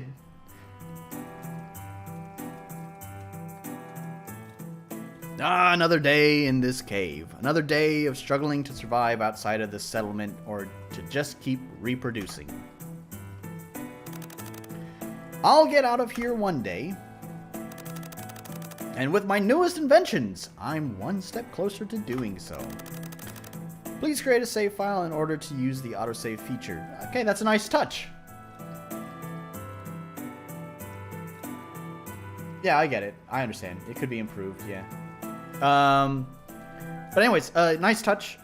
There's been a few times myself where I've either just assumed a game has autosave and then wound up dying and realizing, oops, I had to manually save.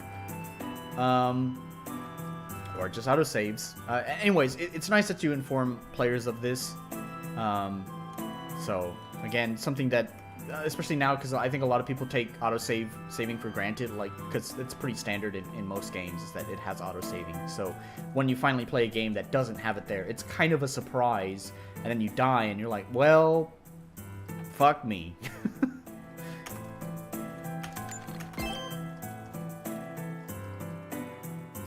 Alright, let's go back in the tent, see what's there. Oh, okay.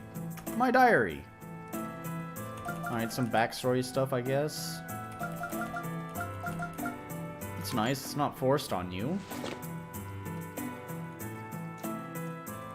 Yeah, I mean, that's fine too. You can say you don't, I mean, you just need to bring that to people's attention, like, hey, this is how my game save system works.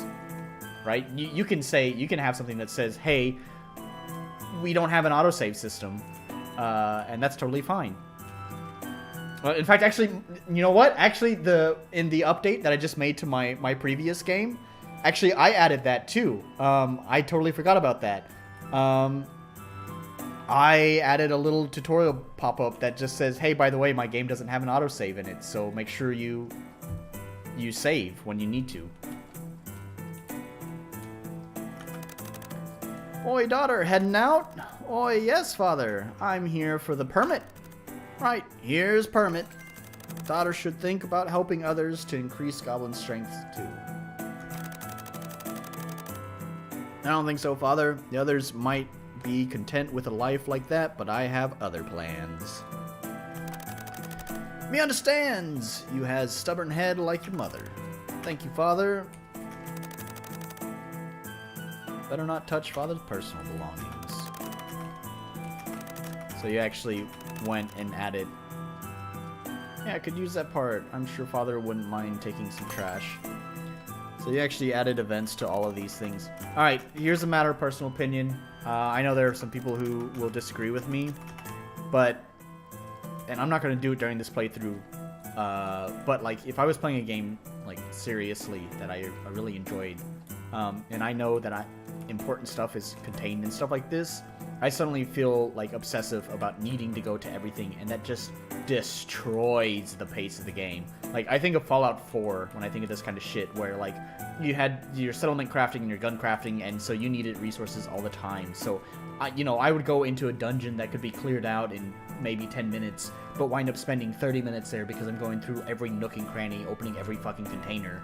I don't like it because it just ruins the pace.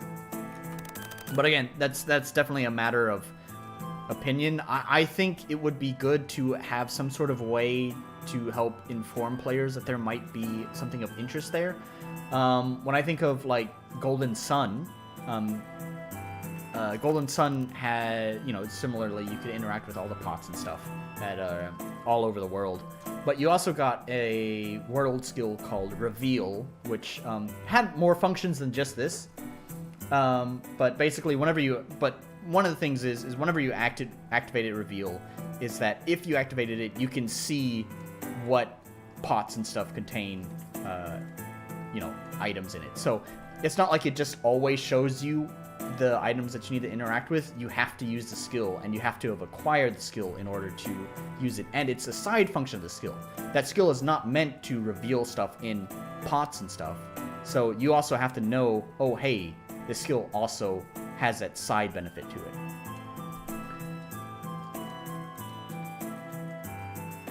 It'll be fine here. Lootable things are going to be very clear. Alright. Can't do. You needs permit from King. Really? I come here every day with a permit. Shouldn't it be obvious by now that I'm heading out?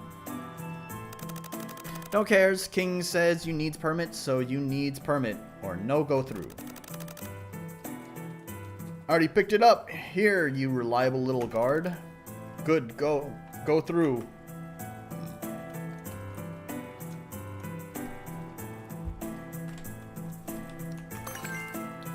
Okay, so that's stuff that okay. I don't know, that stuff kind of blends in with everything else. You can access the crafting menu by picking Tinker from the main menu.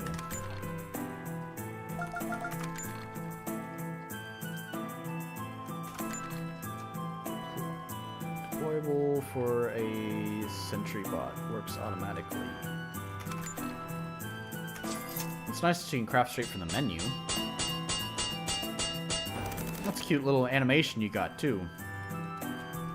You deployed sentry bot in the party.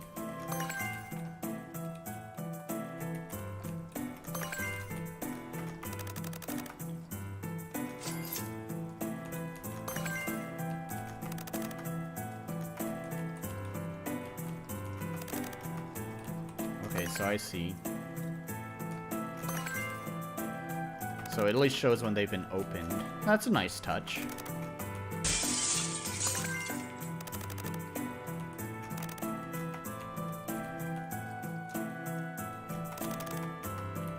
Nothing of use here. Alright. Oh, can I interact with that clock?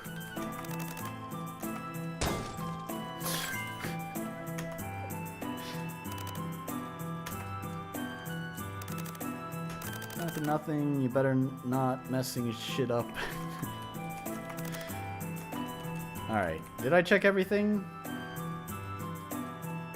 Using RTP at its max. Yeah, I was gonna say, this looks like RTP. I don't know, man. I think we should be taking points off.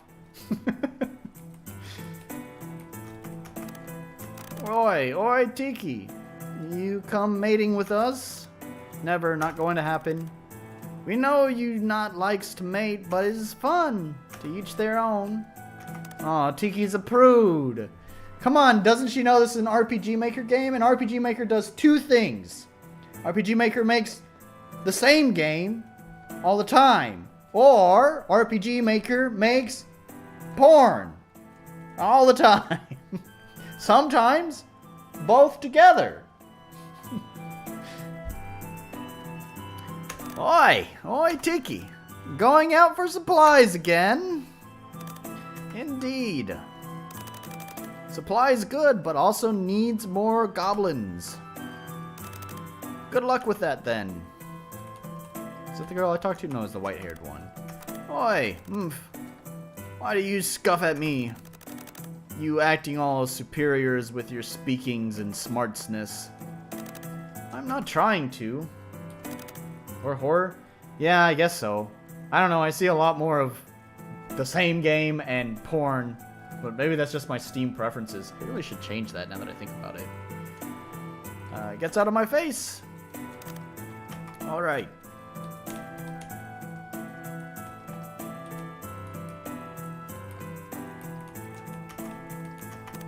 Oi! Oi, what kind of weird house you have? Looks strange. Explaining a tent to you would probably explode your brain. Don't worry about it. If you say so. You daughter of king, you knows. Indeed. Should I talk to this guy again? The king, the father. Imagine Steam preferences being RPG Maker porn. No, it's not that. It's that I have Steam, like, I was worried that Steam, like, when they first introduced, this was a while back, Steam, like, prompted users, like, we've separated adult stuff, or what, I don't remember how it worked, but basically they prompted users, like, do you want to enable this new setting we made that allows you to see adult stuff? I wasn't sure how intense they would be with that. Not to mention, I'm not going to sit here and lie, there's a couple of porn games I enjoyed, but I wasn't sure how strict they were going to be with that, especially because Hatred, I think is what the game was called, got an adults only rating and got removed from Steam, so I wasn't sure how strict they were going to be with that setting, so I just said, yeah, go ahead and show all adult content. I didn't know it was just going to be porn, and I didn't know that all the porn was just going to be RPG Maker porn. So I've just never bothered turning it off, but I get tired of seeing just really shitty RPG Maker porn pop up in my recommended list all the time, so I should probably turn that off. Oi, daughter, why are you still here? Oi, no reason in particular. I'll be going now. Alright.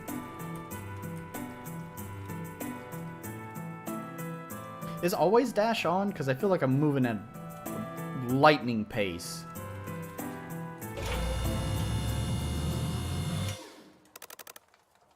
What was that sound?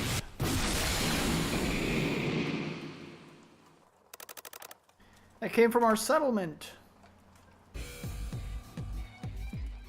I have like one porn game, I think.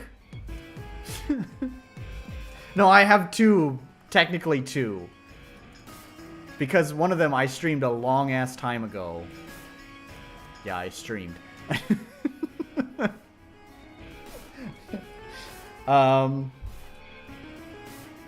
So I had it as a joke.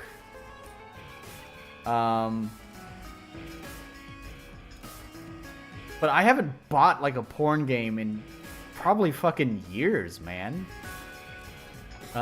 Destroy goblins. Oh crap.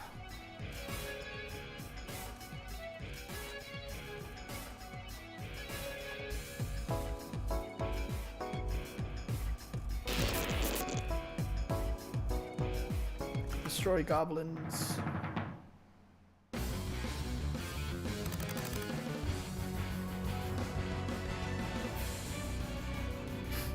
The above average RTP. Oh, look at you stroking your ego.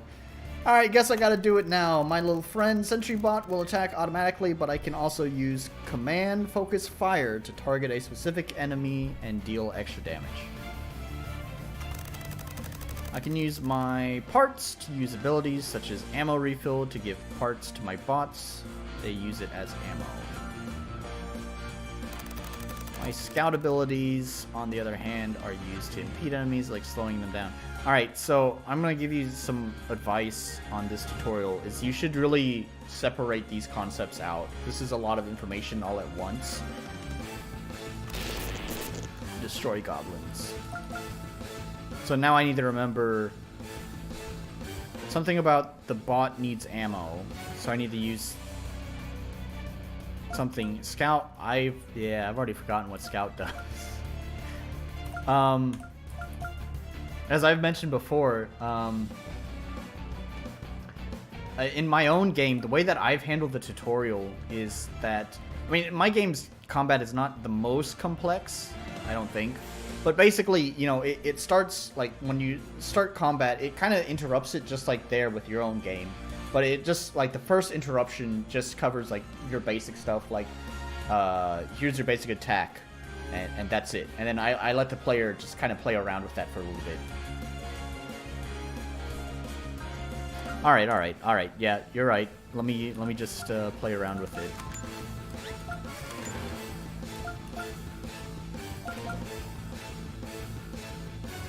Enter sentry bot attack a specific target for increased damage.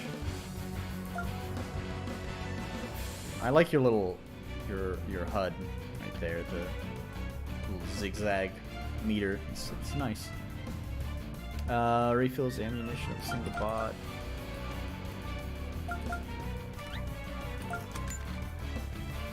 Does enemy movement while dealing moderate damage. Okay.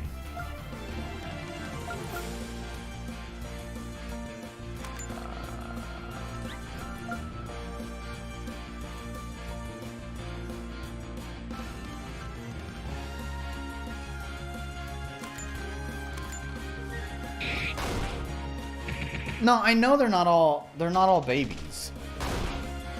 As I mentioned with the first game, like, providing options to skip tutorials is also good. But also what I'm talking about, it's not even babies. It's about people, like, people are going to retain knowledge differently. And the more concepts you throw all at once, the harder it is for them to retain that information. I do think I will retract some of the points. Like, I guess it's okay here. I still think the tutorial would be better if you like introduced concepts over time. And I'm not saying like lengthy spans of times, like over the length of the whole game. I mean over the length of this fight. Like you first turn, introduce this concept, let the player use it, then a couple of turns later introduce a new concept, like that. I'm just saying it would be better. This is not terrible though. It seems like it's pretty safe.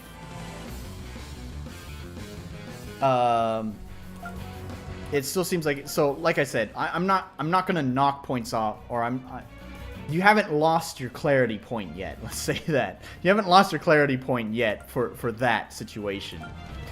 Because this does seem like a pretty safe scenario where even if I didn't understand what the concepts were that you just introduced, at least I'm able to like kind of play around with it and not feel like I'm in danger.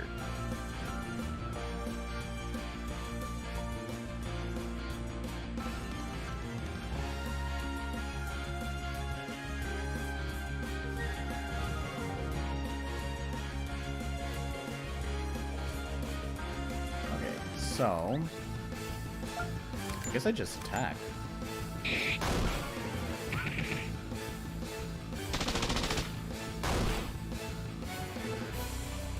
So how do I know when they need ammo? I kind of assumed maybe their one of these stats would like align with their ammo.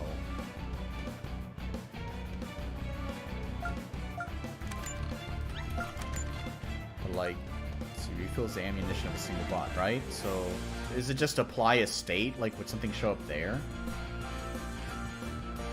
I feel like that's kind of a clunky way of telling. I don't know. I guess we'll have to see when it pops up. Let me try focus fire.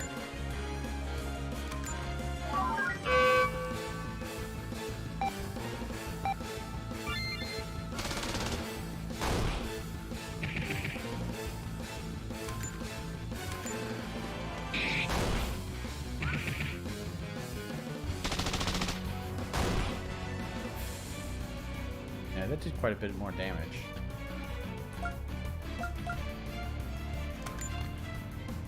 Oh, cooldowns. Oh, man. I hate cooldowns. I think there was a stream a long time ago. This is probably even before I was streaming like RPG Maker stuff. But I remember I went on a long rant talking about how cooldowns are just so overused. There's got to be more creative ways to limit skill spam than just cooldowns. Crap, I can't make a dent in this thing. What now? Destroy goblins.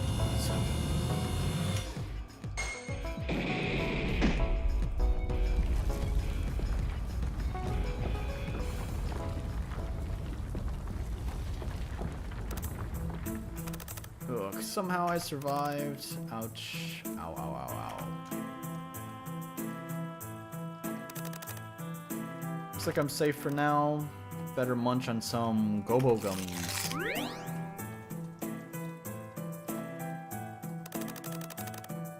Oh crap! The settlement.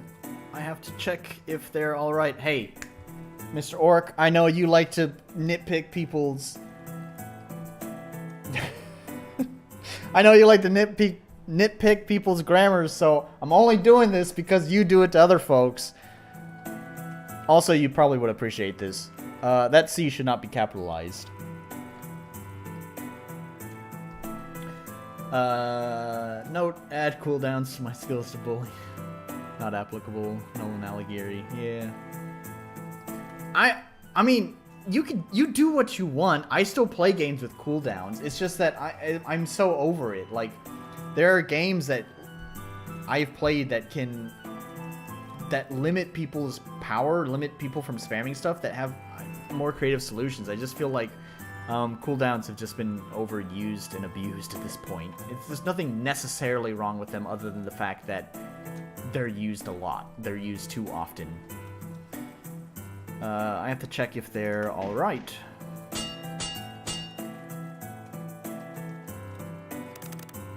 No way through. Father. My home and everything I know is gone. Suppose nothing is holding me back anymore. Where can I even go? This part of the dungeon's not safe anymore. The surface. Maybe it's time to venture out and find it.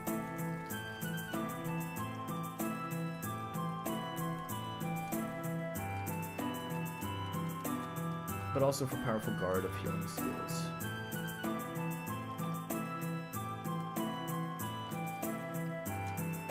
Right on.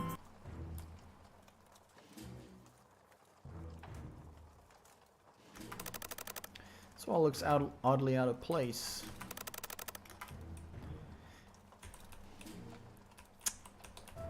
I'm a little upset, Mr. Orc. I'm a little upset. The only reason why I clicked on that wall is because you mentioned something earlier about people not knowing where to bomb walls or something like that. I think it kind of worked how you wanted it to. I noticed that wall looks similar to the wall that, you know, Tiqee got busted through during that previous fight. But see, here's why I'm upset. Is because I have... you biased me now because you mentioned earlier about bombable walls. So I've put two factors together to assume that that's probably something I need to touch. But I think most people would only have one factor in their head right now. Well, maybe you'll change that. Maybe you'll show off an example of the wall later.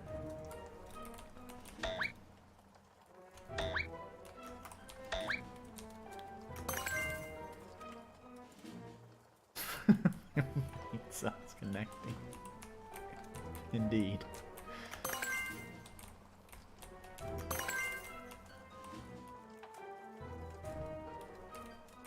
Oh. Oh no, okay. The enemy does chase you. Wait. Why did it chase me? How does its chase mechanic work? Is it like line of sight? Yeah, it's not letting me go now. So is that line of sight? I'm in front of it, so it saw me.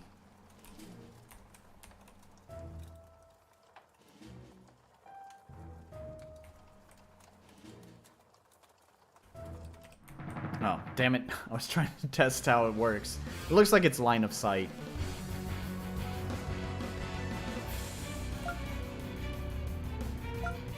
So, I wanted to comment on this when I was looking at the screenshots, but I wanted to save it until I was actually playing the game. Your enemy art design is, like, way different than, like, your character design. And it looks kind of weird to me, in my opinion. The, like, really thick outlines and, like, harsh contrast, like, the shadows are, like, pretty much black on things. While your character art is like doesn't really have much of an outline, and has more like natural lighting to it instead of what I'd call comic book shading.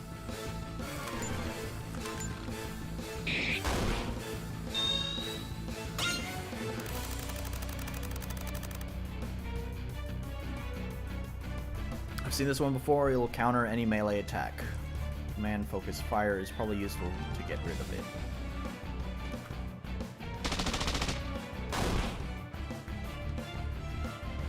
Alright.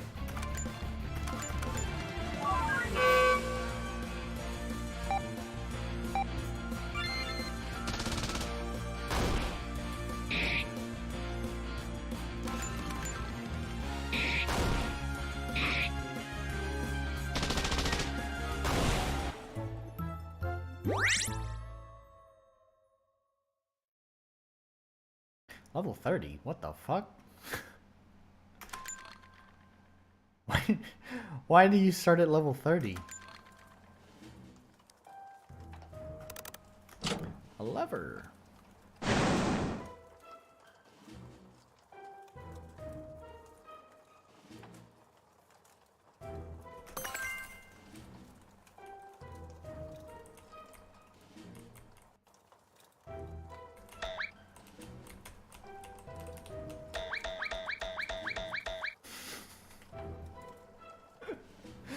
It's funny because I used the same jump system in my first game.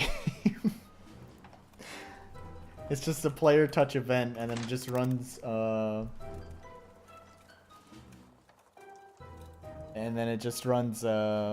move route command through the whole jump system. Once again, going back to the update that I just made on my game. The only reason why I did that in my first game was because I was completely stupid when it came to RPG Maker. I had no idea how to make a jump system. So I just used the automatic jump whenever you like get near an area. But actually with my recent update that I did, I actually went back through. This probably took the most time out of anything else that I had done. And completely redid the jump system so that way it's more normal. So now you have to face the correct direction and then press the action key to actually jump. There's nothing wrong with you using your current jump system, by the way. I'm just pointing that out. I thought it was just funny because I just went through my game and completely removed that from my game. They don't seem very strong, though. Definitely not good in a fight. I could blow holes into some walls, perhaps. I should start looking for walls that look just a bit out of place. Okay. Well, there's a nice touch. It says some walls that look just a bit out of place. So I know that's this. Do I need to...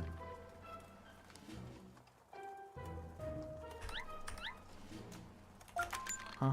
Sorry, I was actually totally busy talking that I totally missed, Oh, there we go. Okay.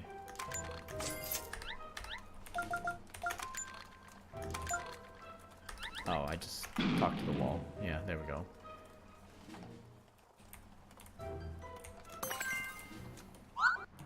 Oh, okay, alright. What the fuck? I thought he was gonna be... Because he was on the layer below. That's a nice effect with the shadow. How the fuck did you do that? That's pretty cool.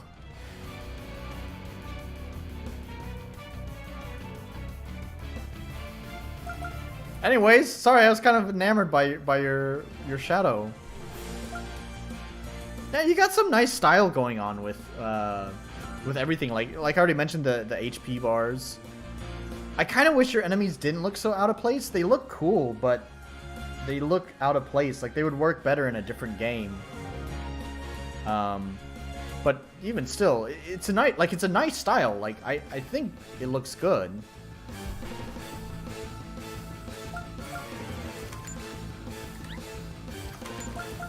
Let's heal this guy.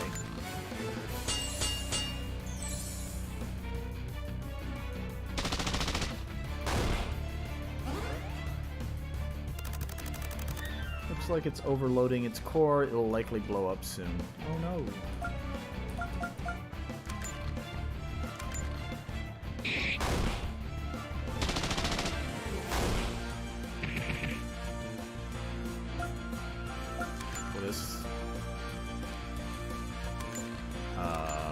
Will that work? Or will it still... Oh, okay, well, got a critical on it anyways. That's fine.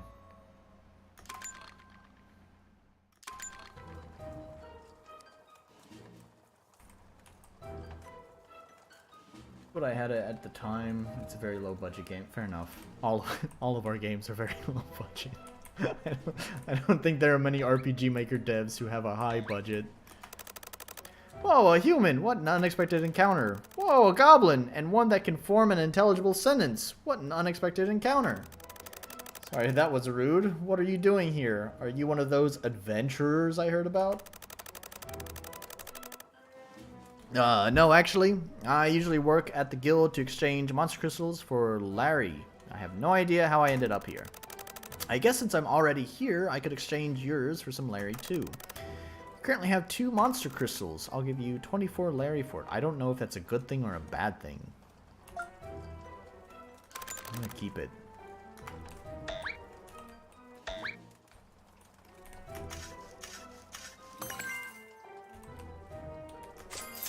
I do like how there's like a lot of stuff to interact with, actually. It's like you incentivize exploring quite a lot.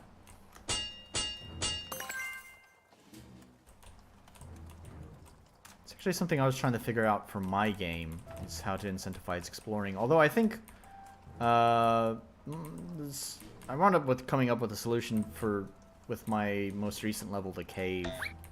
Is that the path is just more linear. It doesn't really beg you to explore it very much. So, but I guess that's what crafting items are good for. Is they're not super big rewards, but small enough rewards to encourage exploration. And my game lacks a crafting system, so.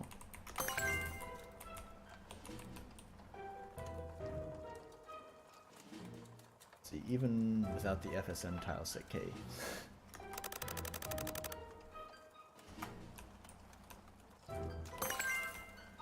Yeah, I know. How could you just use RTP caved instead of FSM?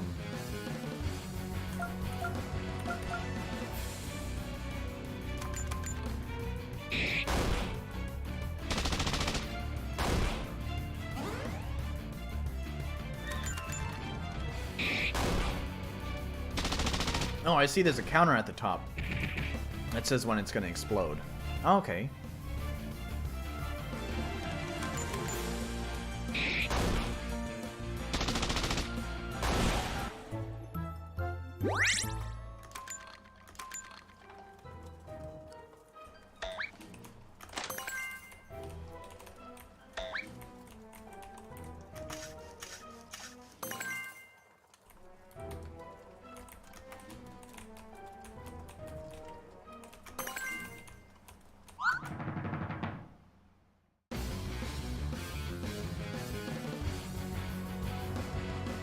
Enemy type.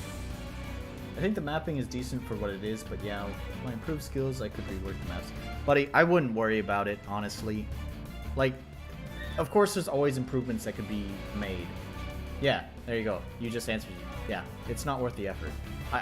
It's what I was just talking about earlier. Like, there's always going to be improvements that can be made, especially when it's people like us who are, as I already said, basically one-man teams. Maybe we hire, you know, some contract work, but effectively we're just one-man team. There's always, if we're going to be a one-man team, there's always going to be stuff that could be improved. The best thing you can do, in my opinion, is acknowledge where you need improvement and improve it next time. Don't linger on projects. That's what I was talking about earlier. Lingering, I think, doesn't do anyone any favors.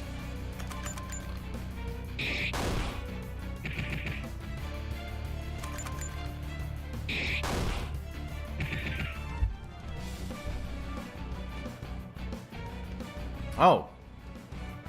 Did my sentry bot do anything? I guess he's out of ammo. Did it say something? I'm going to... No, it just doesn't shoot. Yeah, that's really... okay, I kind of don't like that. I liked my idea earlier where, like... that's what I'm doing with Origins. Yeah. Yeah, okay. Yeah, there you go. Yeah, I almost think... Honestly, I think $3... I was kind of surprised when I saw that pricing. I feel like that's almost too low.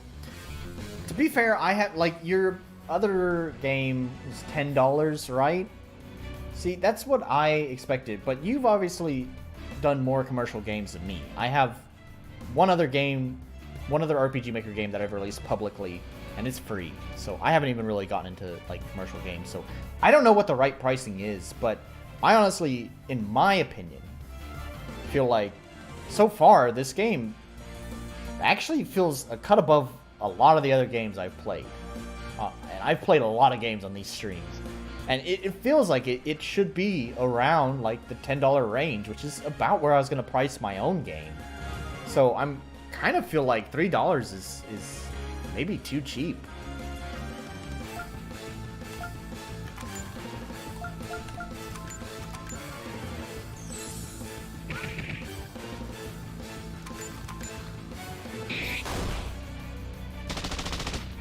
Okay, so the points do go down when he uses it. I felt like they didn't go down earlier when I was looking at it.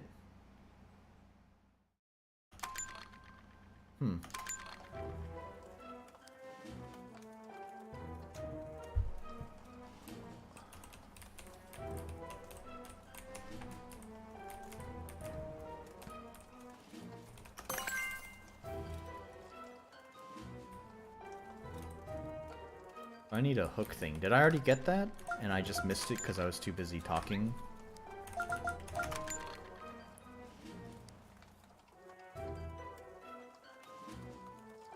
It's a little short for $10.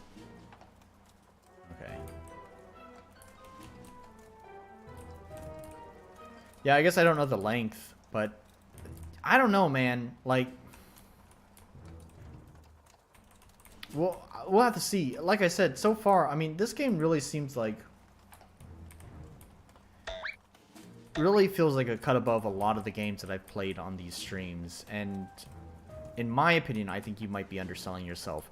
I don't know. So far, I kind of dig this. Like, I might actually play this after the stream. That is if I can figure out where the fuck to go. What did I miss?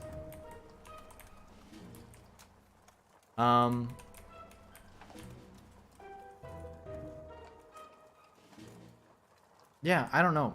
I guess maybe I don't understand pricing because, like I said, I'm not doing commercial games yet. But I don't know. It feels like this has the quality. For whatever, it doesn't matter. I think you should ask for more, but I'll play it more and find out. Did I miss something?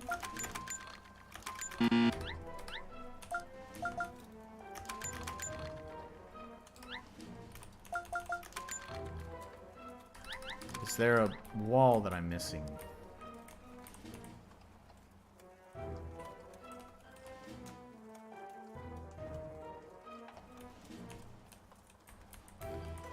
Yeah, don't tell me. I'm gonna blame this on streamer brain, because having to talk and like having to give criticism while also playing the game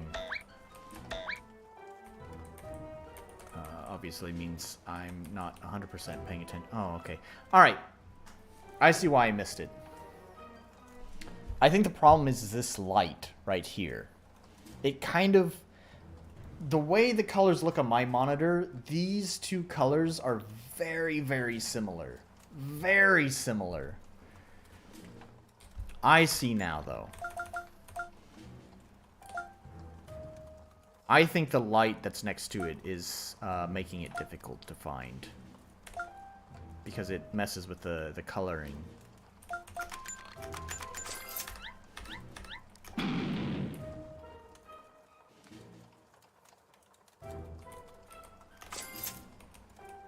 Oh. Oh. Uh-oh. Oh, you need to read the tutorial. I just wrote. Oh, no. I just wrote a tutorial on how to fix this problem.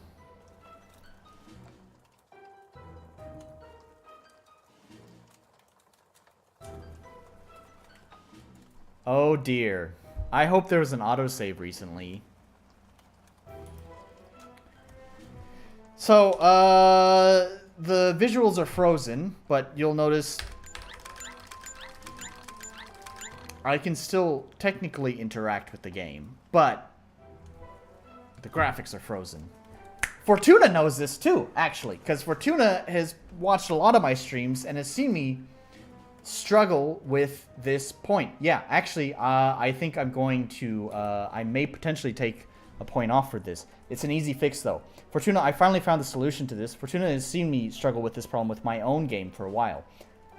Let me give you a brief summary. It's because I'm on a 144 hertz monitor. Let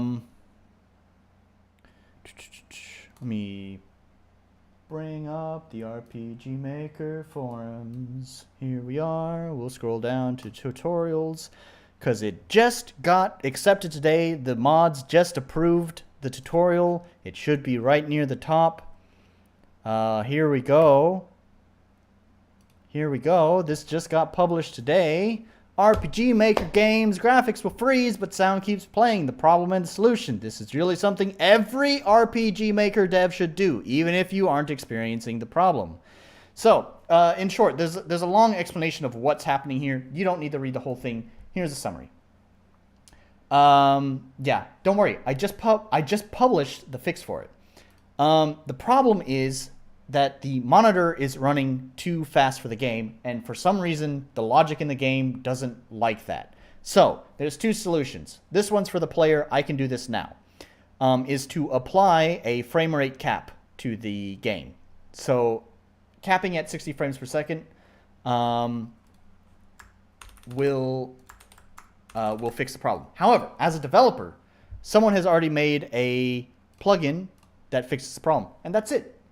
It just patches the engine. There's a problem. There's a bug in the engine that causes the graphics to crash when people are running on monitors that run above 60 frames per second or 60 hertz. So yeah, here you go.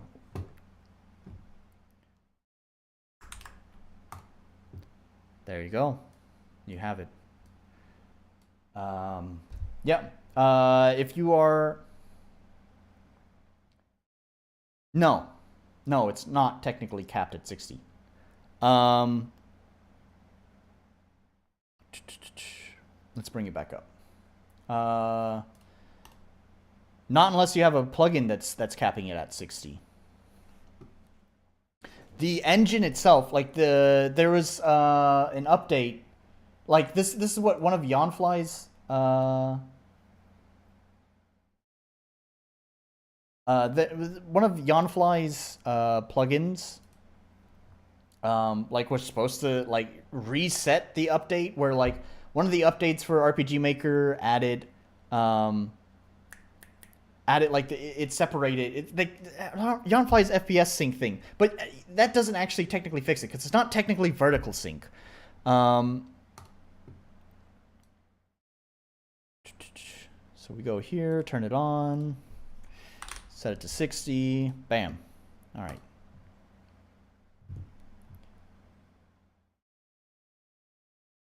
All right, you want to see? All right, hang on. Let me turn that off real fast. We'll check. Maybe you're right. Maybe maybe you have done something here.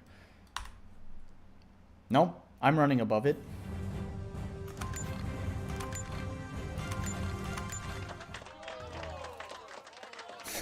Stupid clapping.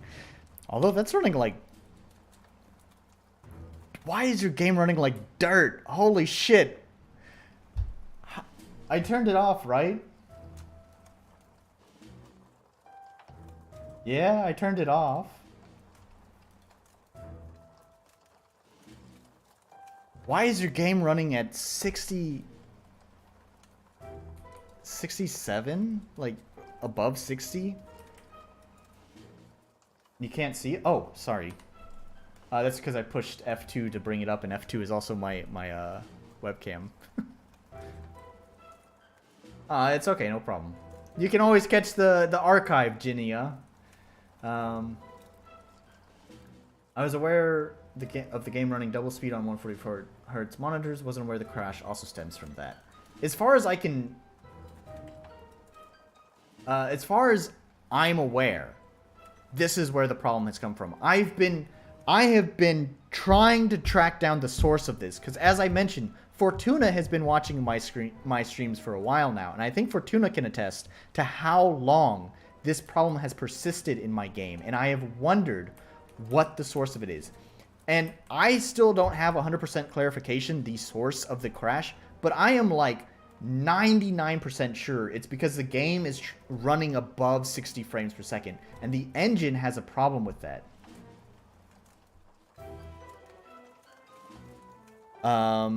Well, maybe that's the problem. So, let's, Oh, okay, you're Chai. Alright, so... Ginia here is the guy that I unfortunately had to cut out the game. Sorry about that. I was just capping the frame rate again, by the way. Well, at least I'm glad to know, Mr. Orc, that the reason why your game was running at 67 is not because your game is running like dirt, but actually because you capped it.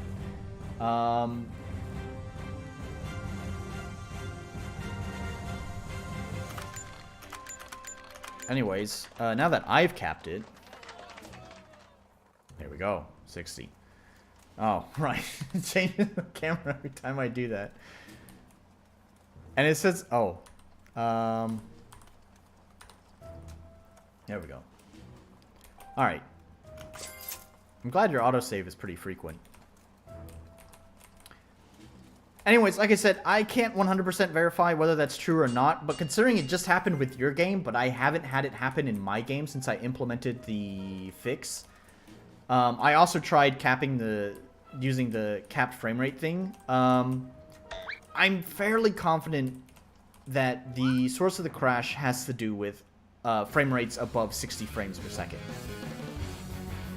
And it's just an oversight in the engine itself, which is why I specified in that tutorial it is something every single developer needs to implement. Because it doesn't matter if you yourself are not experiencing the crash, others might.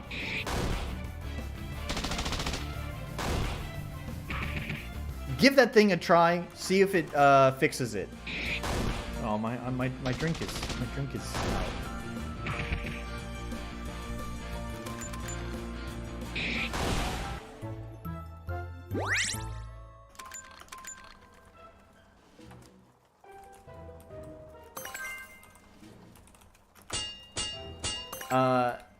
And if the thing works,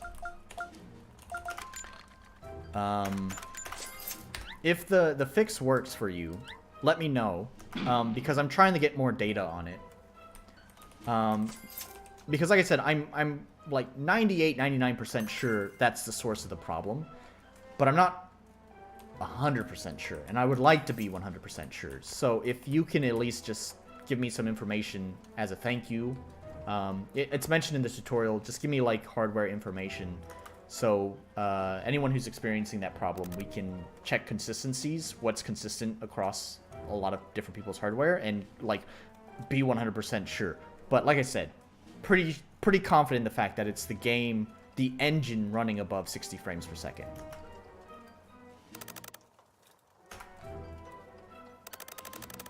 Looks like whoever made this never finished it.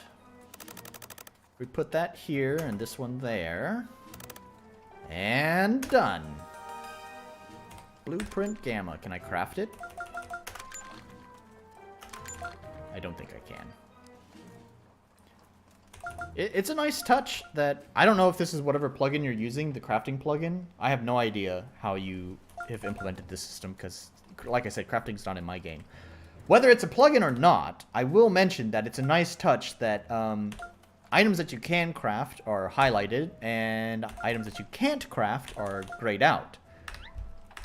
So, good touch. It gives information to players. Oops.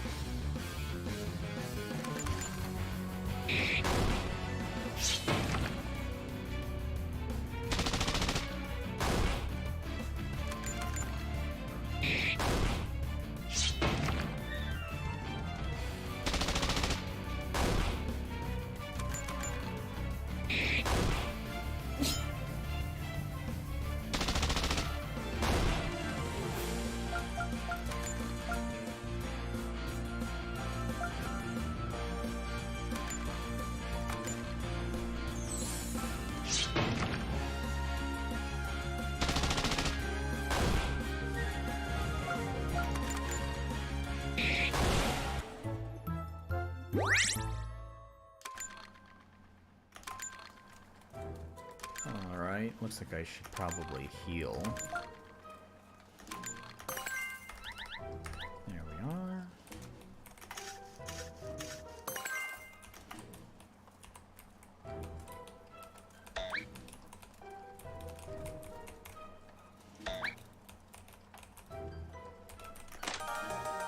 Look, blueprint. Oh, finally got it. What are we looking for?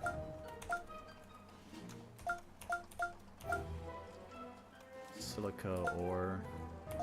Alright.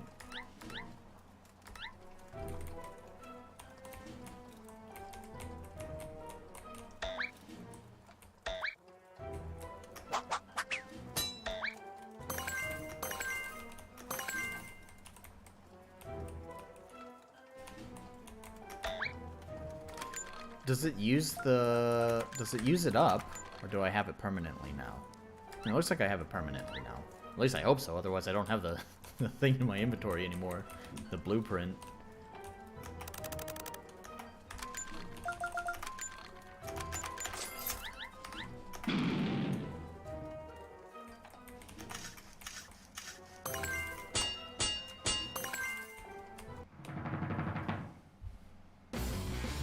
Could use the door, I guess. Door? I'm guessing you're talking about door.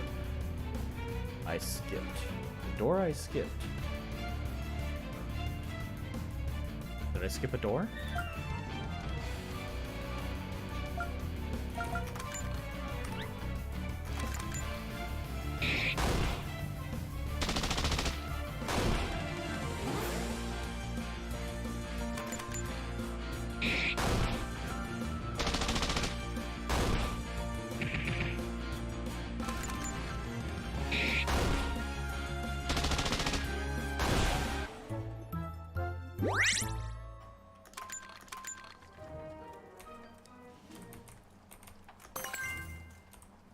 I didn't think I was actually really lost. I was just kind of exploring around. Ooh, I didn't mean to walk into him. That's okay. I was just kind of exploring around. Yeah, the sound effects are pretty good. Yeah. It's always funny to see how much streaming. No, I wasn't lost. I was just kind of exploring around. I'm someone who likes to really like kind of sweep the whole map and kind of check everywhere.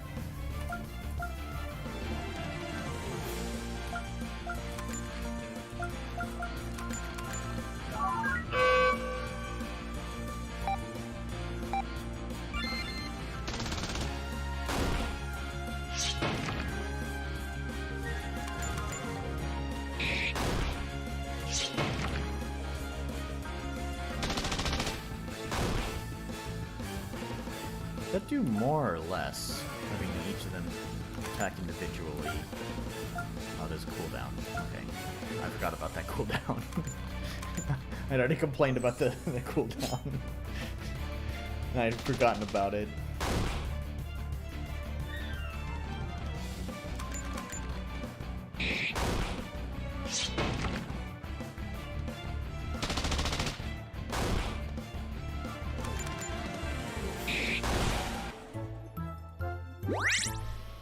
Level up!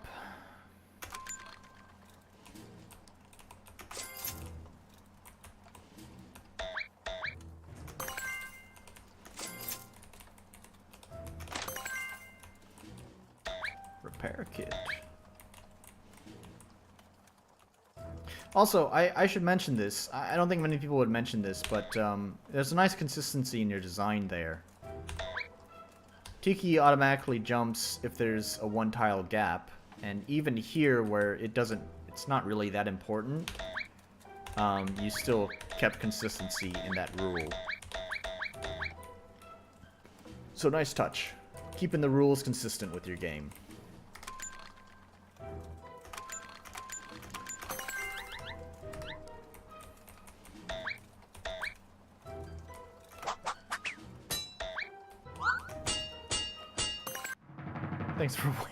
Thanks for waiting for me to mind that before fighting. One oversight in this game is that if you refill the bot at 0 ammo, it can't fire turn anyways. Okay, I'll remember that.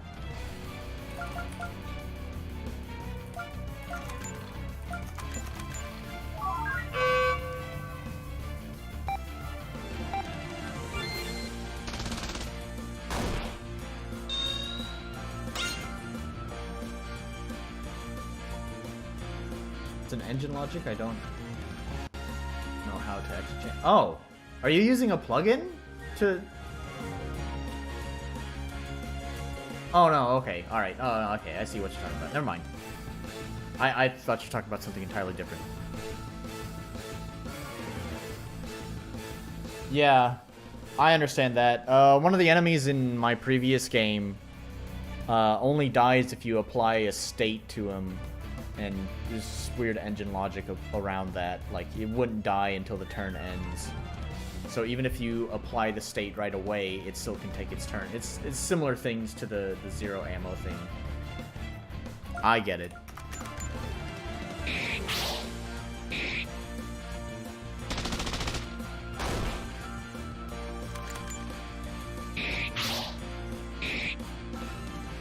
Oh no, the sentry bot is weak.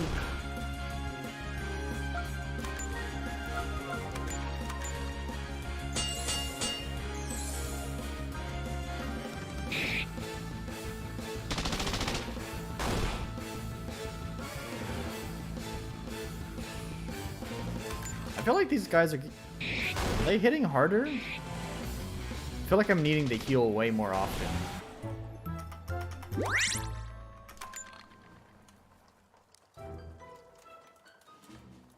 Do you have like a level scaling thing? Let's blame it on Tiqee's bad design.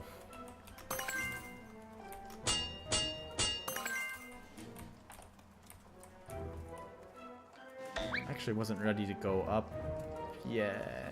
Alright.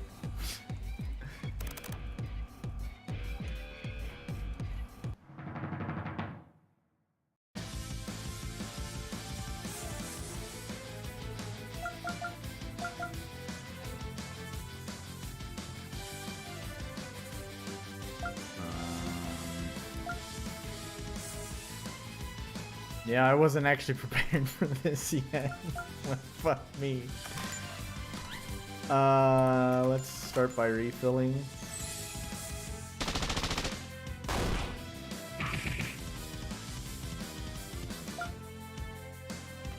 And healing. Missing a bot. That's okay. I decided to step up the difficulty. No more game journalist mode here for me. Alright.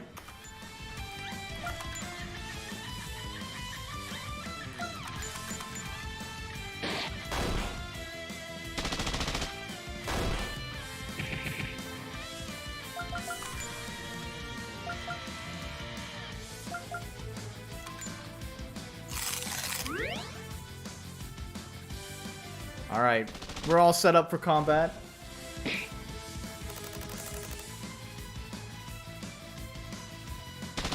Oh, well, unless I'm disabled and unable to actually... Oh, okay, alright.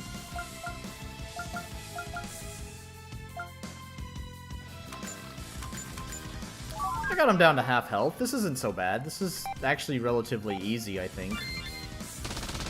So even if I'm missing some stuff, then... Or... more monsters come in. Timer. It's alright. We'll keep going. But let's... I don't want to hear that sound the whole time.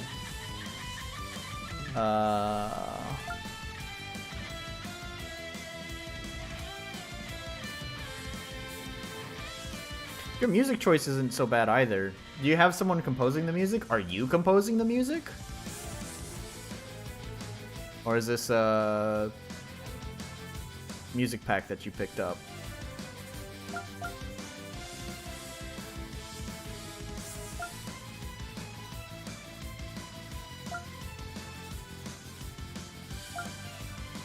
It's kind of low on ammo.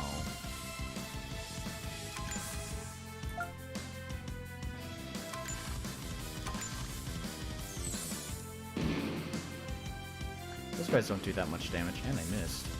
I think I'll be fine.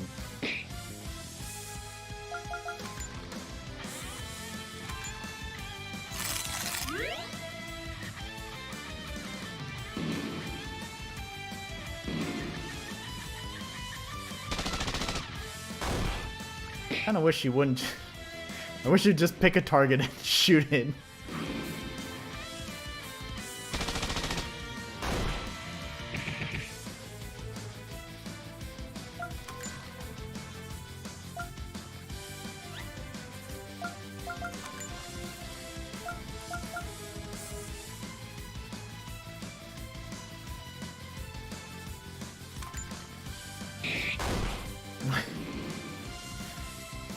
I know there's focus fire, but I mean,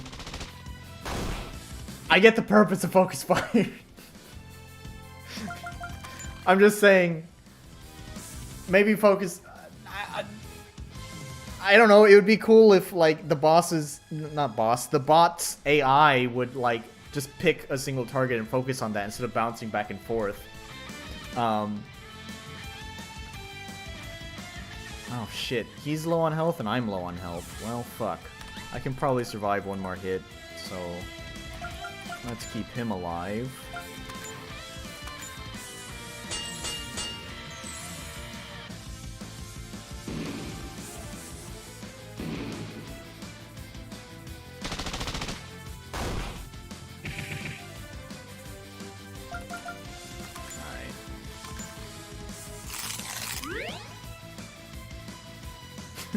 No, it's fine. It's not a critique of the game's design.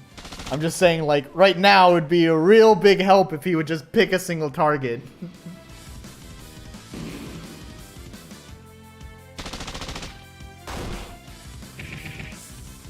God, that does a lot of damage to him. Holy shit.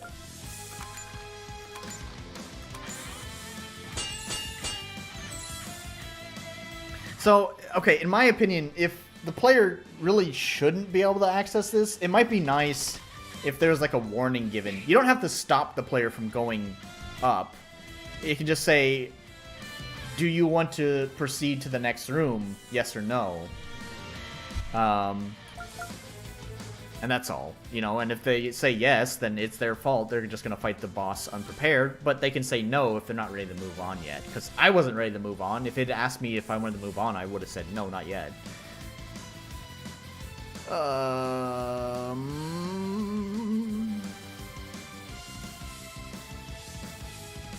You had a warning there?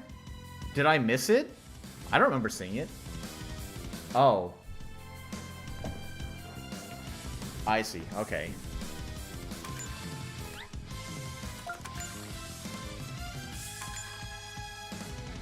I feel like I can do this without the other bot.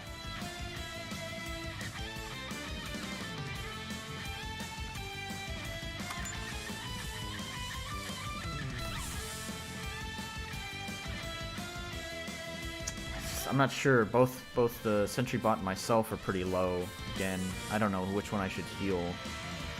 I feel like it's kind of risky at how low my health is. I'm gonna go for it though. I'm gonna heal the bot.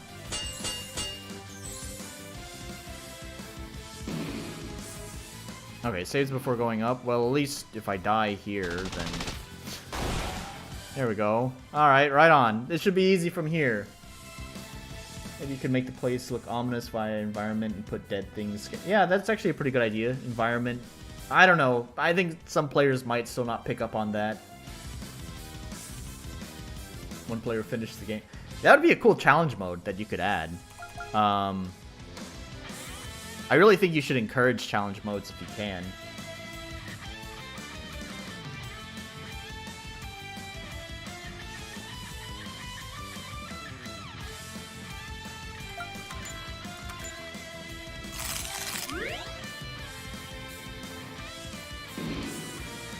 These guys don't really hit that hard, so I'm pretty sure I got this fight won at this point.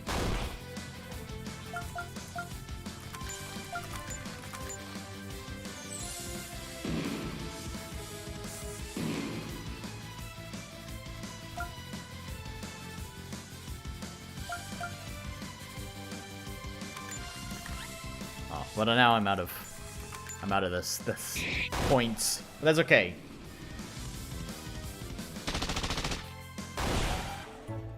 There we go. All done. I got you now. Oh, what's this? Upgrade chip. Awesome, I can upgrade my bots with this. Serves you right. Now, how do I get off of here? Right, okay. So, oh, let me save.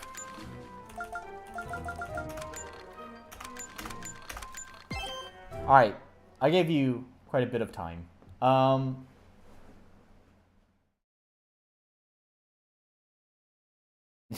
Yeah, there you go. Yeah, you should feel happy about it. I want to talk to you about something, but I need to pee pretty bad. I want to talk to you something that I'm doing in my game that maybe you want to consider for your game. But hang on, before we get into that, I gotta pee. I'm gonna refresh my drink. Let's play some music. That's music that'll get me copyrighted. Let's bring up my own music. It's not going to show up because it's in a different folder. Oh, I gotta pee so bad. Where's my music? Yeah,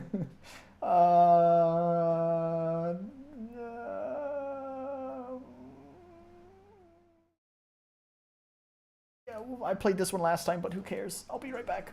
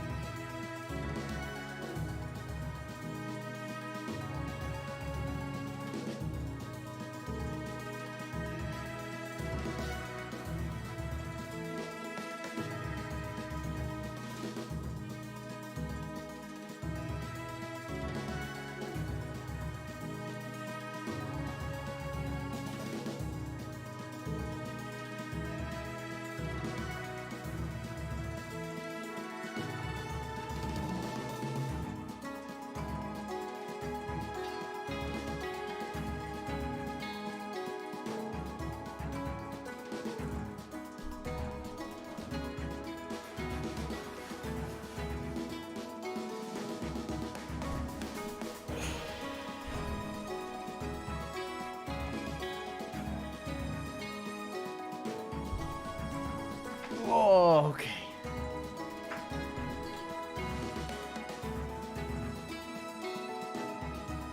Gotta check out Goblin. Okay, alright.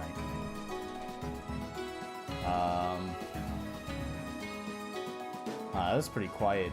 I didn't turn up the volume. I just realized it's so quiet in Fubar. Anyways. Okay, so, alright. I'm gonna pour myself another drink. I'll give you a little bit more time. I'll check out what you're talking about. But from now, you'll be able to spoil stuff. But you're gonna have to listen to me because this is a feature I'm really proud of in my game. So I want to show it off, but I also want to show it off because I hope you'll consider it for your own game. You talked about having the someone who beat the whole game using one bot. And I really think, you know, there's been a lot of cool community challenge runs that have come up around various different games. I mean, like one of the most famous ones, I think, is like the Pokemon Nuzlocke. And I really think that developers should, like, yeah, encourage that kind of stuff. Like, take advantage of that stuff. So I want to show you something I'm doing in my game that, like I said, I'm really proud of. I think it's super cool, so I want to show it off. But also, I think it would benefit everyone's game if they did something like this. So I'm going to show it. And it's if you think of this in advance, it's pretty easy to set up for your game.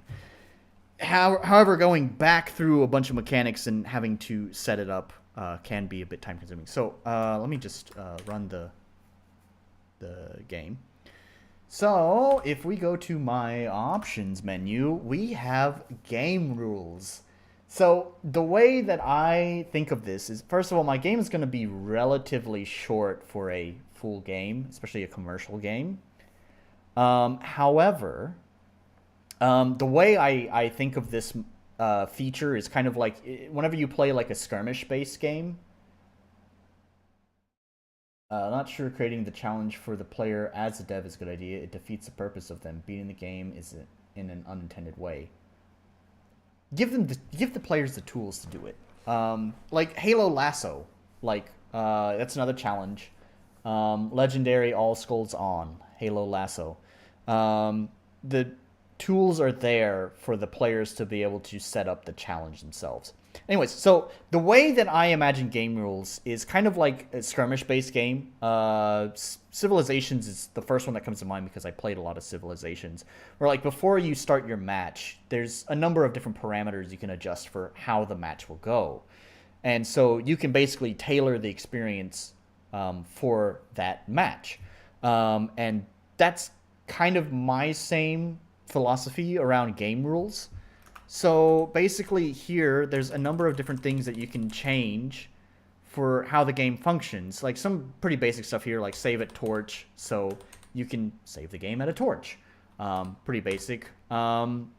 Here, so the way that my game works is that you'll always start combat with 0 magic. So this kind of just determines what happens with the excess magic when you finish combat. So if you start combat with 0 magic always, you'll end combat with extra magic. So by default, that extra magic just goes into your health pool.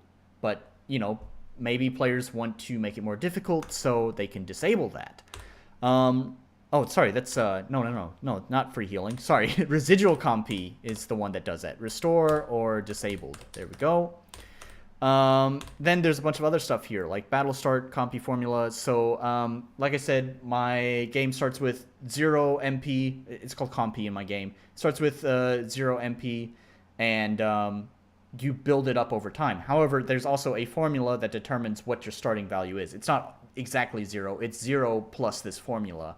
So there's different formulas: base 0, cap to 6, no free comp. So basically, these are different changes to that formula. Base 0, so the way that the formula is calculated is there's a base value that gets added with your level. So it's your level plus the base value equals your starting comp.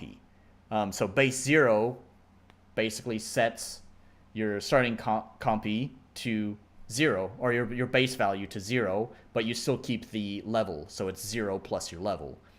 Then you have cap to 6, so basically you'll be able to start up to a maximum of 6 compy. There's a purpose for that with my game, but you won't get any extra. So you won't start with any more than 6. No free compy means you will always start battle with 0 compy. So I have like all sorts of different things, and I'm always adding new ones to this list to really just change how the game can be played. Yeah, what I'm saying is, for you, like, you obviously don't need to copy these exact rules, because these are rules for my game. It would be stupid to copy them. What I'm saying is, like, you said someone beat the game using only one bot, so why not add something like that to, like, create a game rules section and add that as a feature. Make it so that you can set it up so that way there is only one bot in the game. Just a thought. I think it's, again, I'm a huge advocate about options menu, and this is just the epitome of options, of gratuitous options. You have so many options here to just tailor the way that the game will work for the player. And I love this. I love this feature. It's one of the features that I've had the most fun setting up for my game, and I'm always trying to think of like new ideas. And I wish more games would do this kind of thing, especially for short games, because it breathes new life into games. As I was saying with challenge runs, you have people who've played Pokemon for so long that they have to do Nuzlocke challenges to spice things up. And you think of like modding, like Skyrim and stuff, or Doom. You have all sorts of different mods that go from just changing the way base mechanics go, changing numbers in the base mechanics, all the way to completely overhauling the game.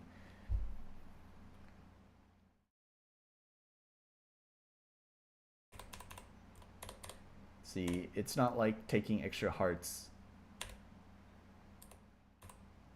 I mean, I get that. Like, you can just avoid it, and players can do that, but you can also just, I don't know. It's not a bad idea, but it's more a thing for people like yourself. Make it sound like I'm weird. I don't know. To me, I think this kind of stuff would just give life to your game. I don't know how easy it is to set up like modding for RPG Maker. I haven't looked into it, but as far as I can tell, from my experience using the engine, being able to set up modding tools for RPG Maker is basically impossible. And PC gaming is about options and modding, and this is like the closest thing I can offer to that kind of thing,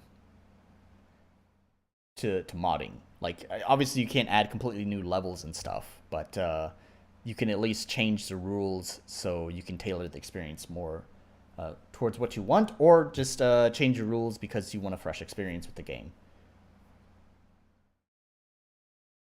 Yeah, I mean, I'm sure a lot of people would never touch these settings. I'm aware of that. I mean, personally, like,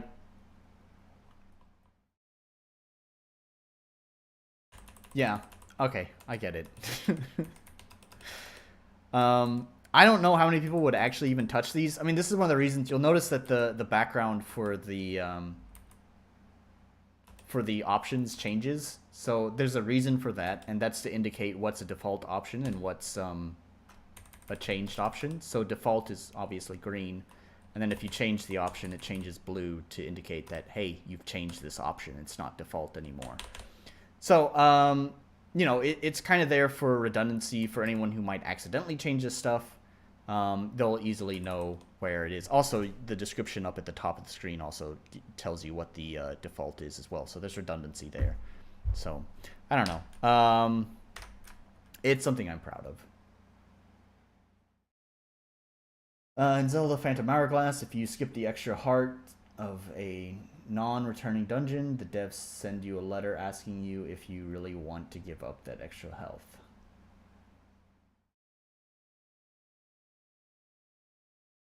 I mean, it depends. Yeah, I guess it depends on the game. So.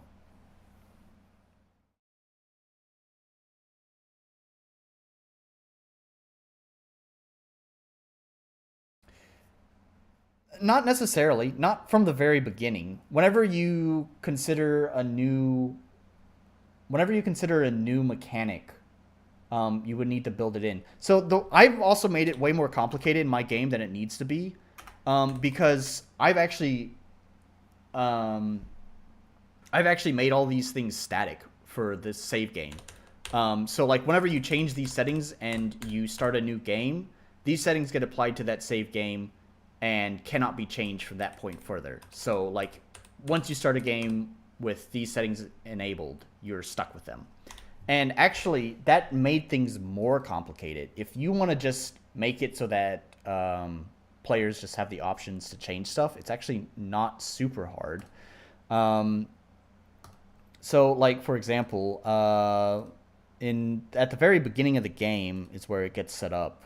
So, like here.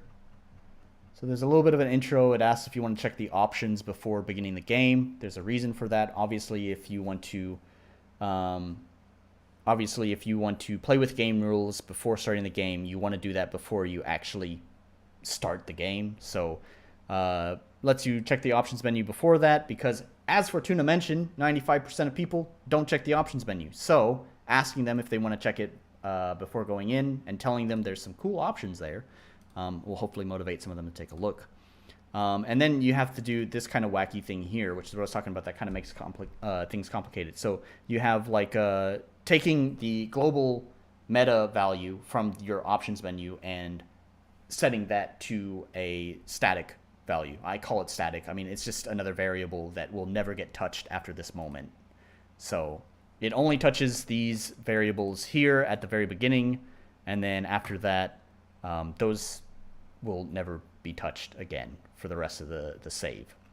So, anyways,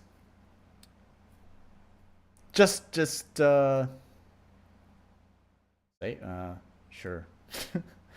Anyways, I don't know. It's something I really enjoy, but yeah. To each their own.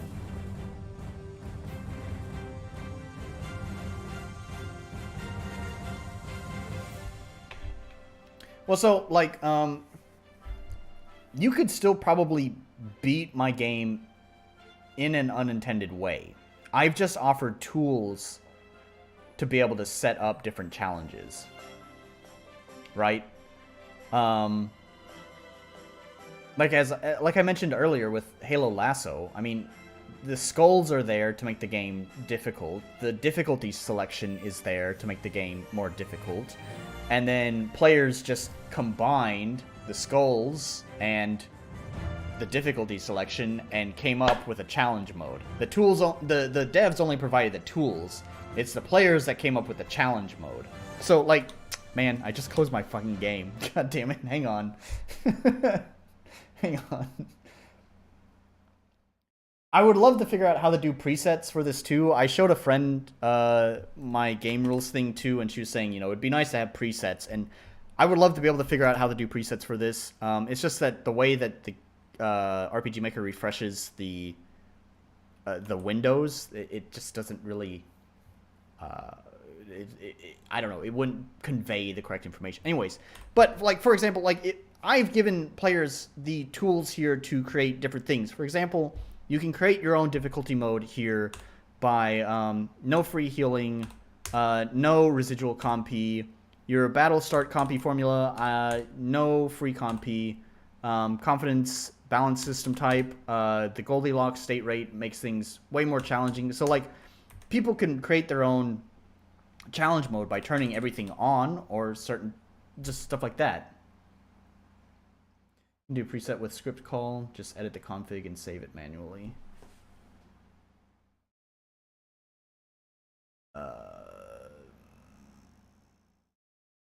We'll have to talk about that some more. Let's, I won't linger on this much longer. Let me set all these back, otherwise I'm gonna start balancing my game around the entirely wrong settings. There we go. Alright. I won't linger on this. Let's you guys show me the cool thing. I'll message you later, Fortuna, about setting up presets.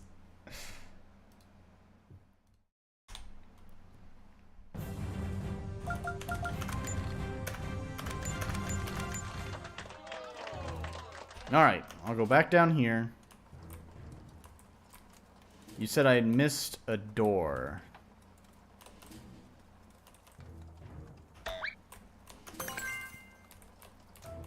Ooh, it feels like the game is running like poo. Okay, it's straightened its act out now that I've put the FPS on screen.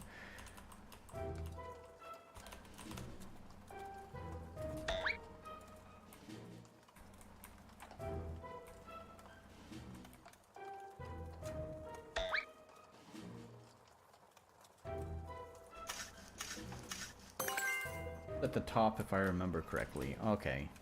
So I guess I'm going the wrong way?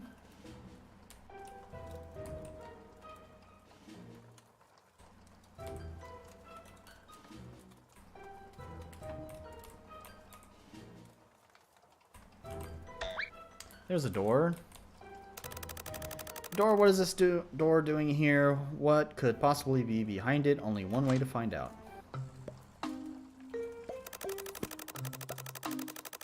Hellos, come-ins, me, Gabo, and this, my brother, Gobo.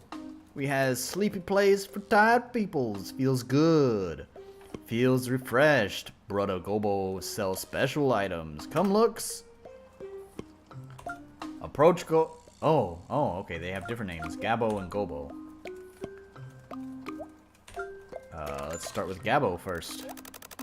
Comes, you want rests? 150 shiny things. You have good rests. Do I want to rest?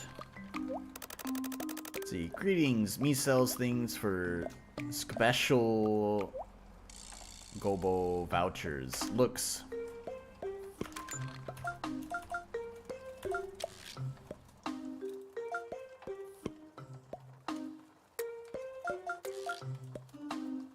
I think I wanted some of this stuff. Ooh, that's too much. How much do I have? Okay. I think I wanted some of this stuff for crafting something else. So let's see.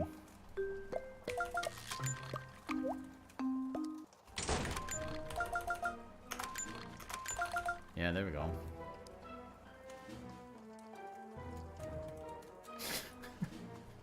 I see. This is why you're called Goblin. I get it. I guess. Maybe.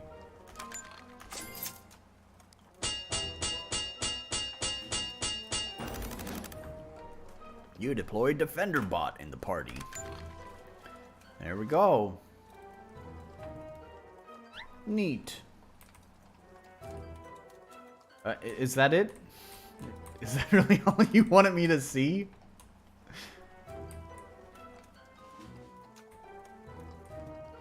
Oh, I see. Is this where I came from? Yeah, alright. Streamer brain. But yeah, is that all you wanted me to see? Was just that? I don't know. I feel a little bit let down. I feel like you guys were hyping it up to be something great. It just feels like a shop with some funny speaking. I mean, I guess now I have Defender Bot, so that's good.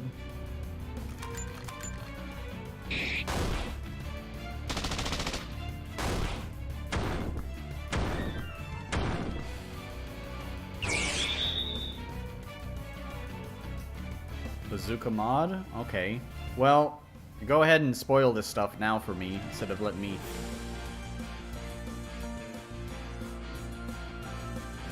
But I don't want to be called cheating.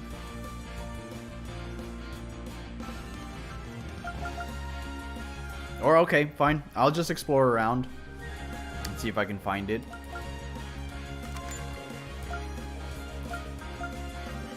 Oh shit, my points haven't restored.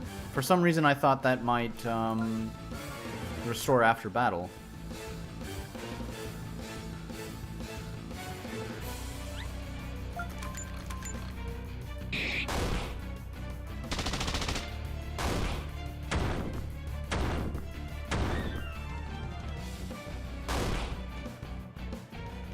Trying to get extra points for... Oh yeah, holy shit, I forgot to give you the score. Hang on, your time is up. You're alright, no, alright. You gotta remind me though to do the score.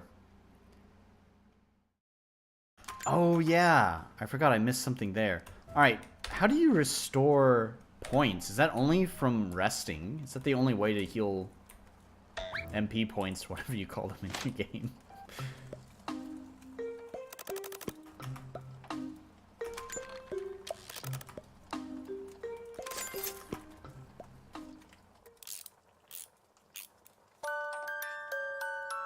Oh, that's cute. A little wind up in the music box.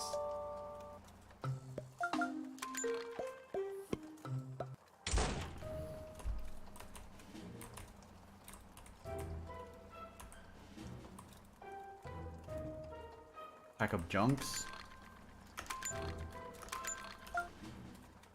Oh, okay, yeah. I see that. Right on. Okay. Well, oh well. That's alright. Now where was that hook place? I think I remember it being down this way, just past the jumping thing. Yeah, here. Yeah, there it is.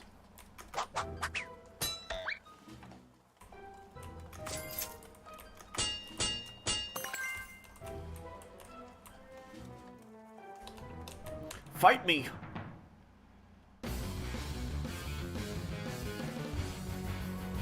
Waiting for this to go. Alright, it keeps my viewer... it improves my viewer retention. Everyone's sitting on the edge of their seat waiting for the score.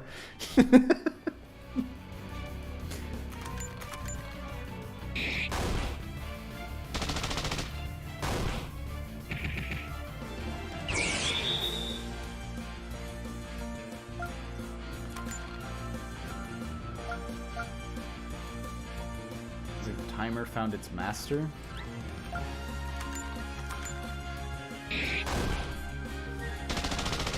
mean, I don't mind playing, like, if I'm enjoying a game, I don't mind playing it longer than the timer, but the timer means I don't have to suffer for so long.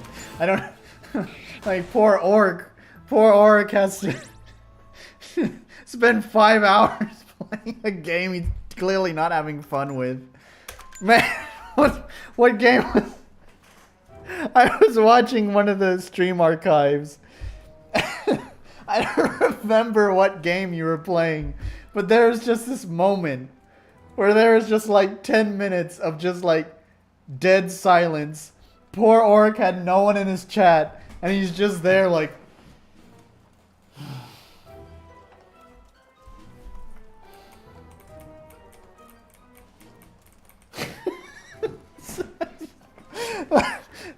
That's why I have the timers, because I don't want that to happen. Yeah, actually, so far, I think it's pretty good.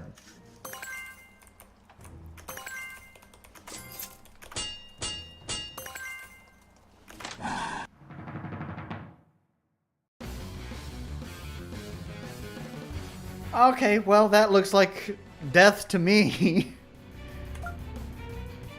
It's pretty cool. That's on your... I see why you use that art for your promotional stuff. It's a pretty cool rendering of a mimic, but also looks like death.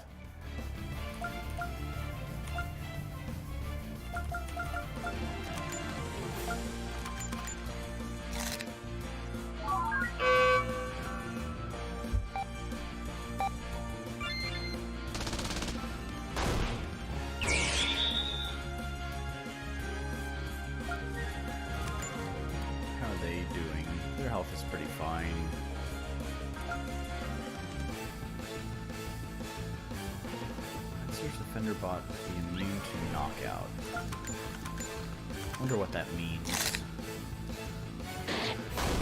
Does it just mean it can't die? I mean, as long as I keep its health up, I feel like that's not a big deal. You said that the boss was about teaching?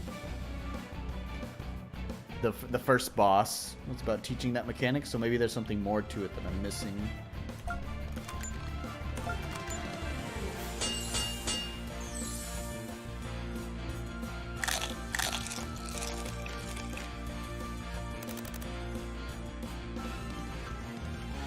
Larry got devoured?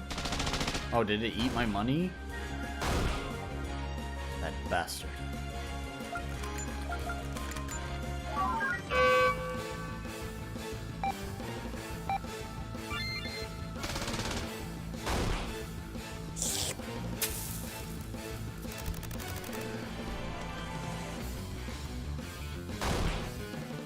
Okay, alright. So... how's its health doing? Oh, it doesn't show the health.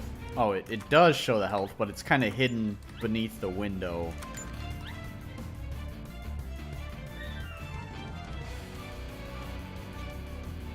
Oh, okay. Now, I missed that, Fortuna. We can now interpret that any game stopped at the timer is bad. Yeah, kinda. Yeah, feel free. It's not necessarily that it's bad, but I would say that it's not interesting. I will be honest about that. If I stop playing it when the timer goes out, it probably means it's not interesting. With some caveats, obviously, like one of the things too with Mr. Orc's game here is that it's also the last game for the night, so I don't have other games that I need to play, so basically this is kind of like the encore session where I'll just keep playing it until I'm ready to stop streaming. Obviously, if I had other games to play, I might continue to play after the timer, but I would need to get to the other games eventually, so I would have to stop playing at some point.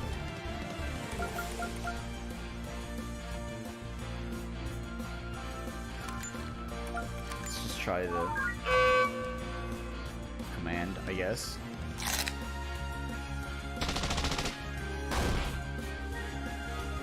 That sentry is using random targets. Oh, okay, yeah, I see what you're saying. It's showing that the sentry just aims at random targets. I get it now, okay.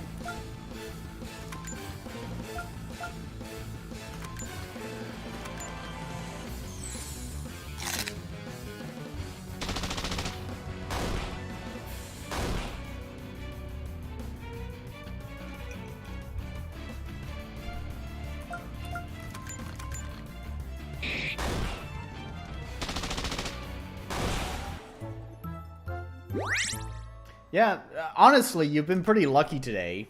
I don't even know if he's still watching or not, but gosh, he has different names on Discord and here. Jinia Chatterjee, who popped in for just a moment. Like I said, he wasn't able to get back to me in time to give me more information about his game. Zukamod, looks like a modification I can equip to my bot. Since he wasn't able to get back on me with that, I was able to play your game longer. And then also the Unity game was pretty short, so you also got some extra time from that. And then I just kind of enjoyed your game, so, and it was, since it was the last game, oh, hey, you're still here. Jinia, I'll read your messages later, and as long as everything seems kosher with me, then I'll play your game next time. But I'll need to read what you've sent me, so. Access equip from the main menu to swap out modifications for each bot.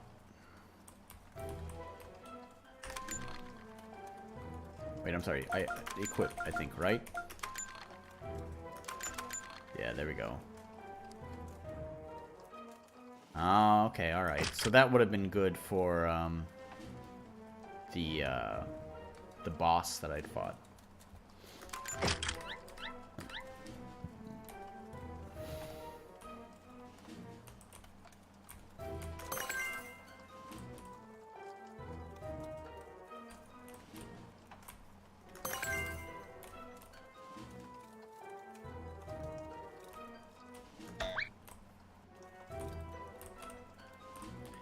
Anything else worth exploring here? I think I pretty much cleaned this place out.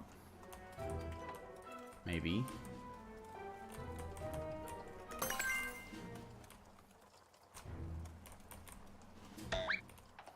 Oh, let's talk to this lady. Okay, so Larry is the money.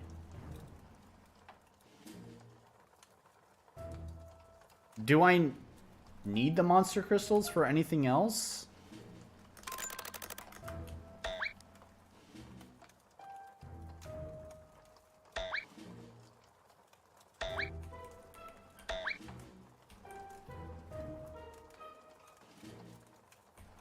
Is there any reason for me to hold on to the monster crystals? Yeah, that's what I'm trying to ask.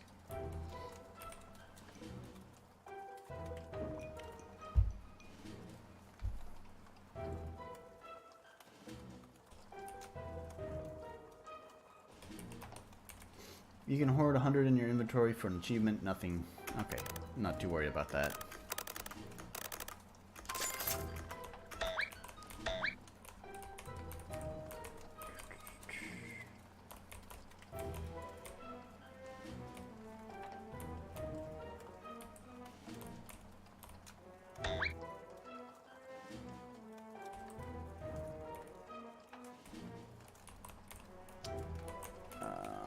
Where was the boss again? Somehow I stumbled into it on accident.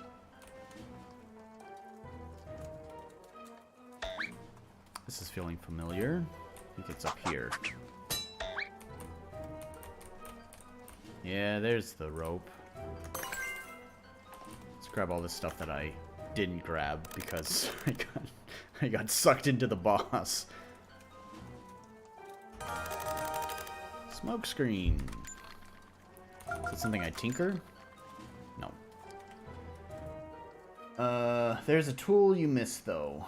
There's 4 tools in the game that increase the healing of Patchwork and give you a bonus skill if you found all of them.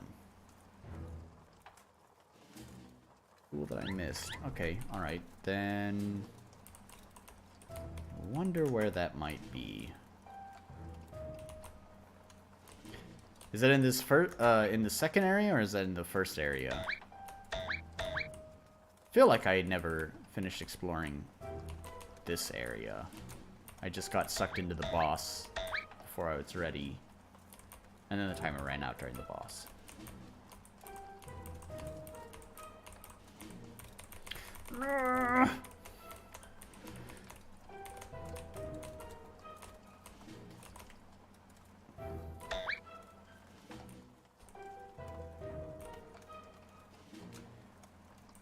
Pretty much where oh shit.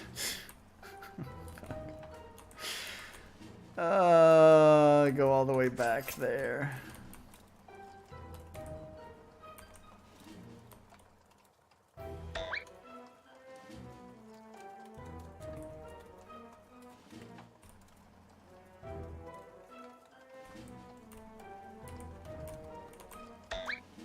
Hey, by the way, you never answered my... I don't think you answered it, or maybe I missed it.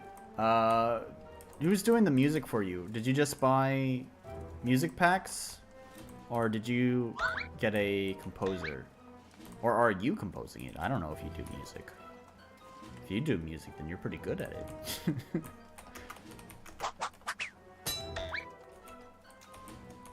Let's see. Where did I miss it? Maybe this way? Oh, I see. Okay.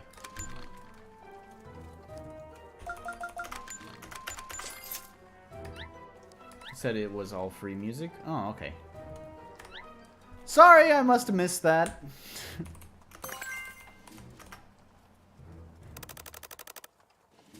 What's the hammer doing here? Just lying around. Ah, who cares? Good stuff for me.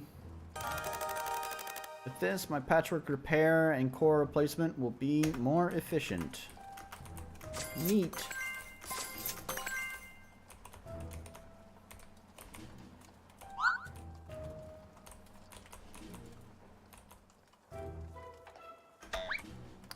Sorry, it's the streamer brain. I'm sure you know. Yeah, there you go. You understand how it goes, trying to keep track of so many different variables all at the same time. I think I just totally missed whenever you answered. Anyways, regardless, you got a good choice in music. Yeah.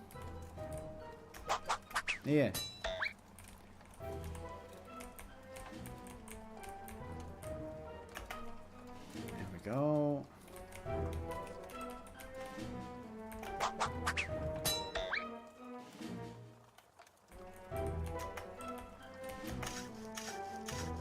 Alright, making some progress. I feel like in this room, music got louder. Brain working. You can also totally stop playing whenever you feel like it. I'm aware that the first area goes very slow. I mean, when your player moves at fucking breakneck speed, it doesn't feel very slow.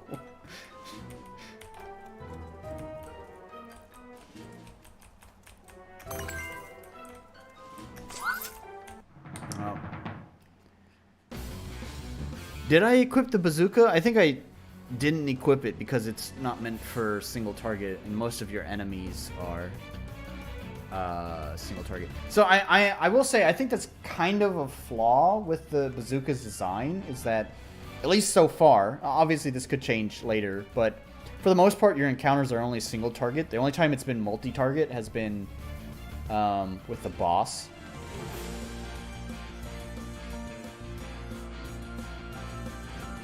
I want to give ample opportunity for players to search every nook and cranny and get introduced to the mods and mechanics of the game.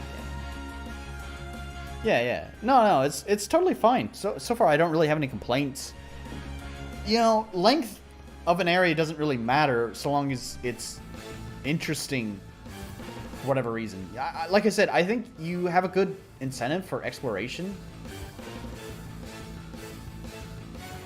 It'll change as soon as... Okay, alright, then the bazooka will be more meaningful there. Right now, the bazooka seems pretty meaningless because, for the most part, like, people don't know what the boss encounter is going to entail unless they played your game before. So, when most of their encounters are going to be single-target encounters, they're probably going to feel more motivated not to change the bazooka. They probably won't feel motivated to change the bazooka until they start seeing encounters with multiple enemies in it. Anyways, but as I was saying, I think you've done a good job at encouraging exploration because there's crafting materials. Getting around the map quickly. I don't really like how fast you move, but I don't know what the alternative is. I mean, the nice thing is, because you do move around so quickly, it makes getting through the maps a breeze, so it's not the biggest problem in the world. And I don't know, the combat is pretty easy to avoid, so it doesn't become a chore. It's really a player's choice whether they want to be in combat or not, unless they're just completely oblivious to the enemies. So I don't know, I don't think it's terrible. I don't think it's a bad decision that you made.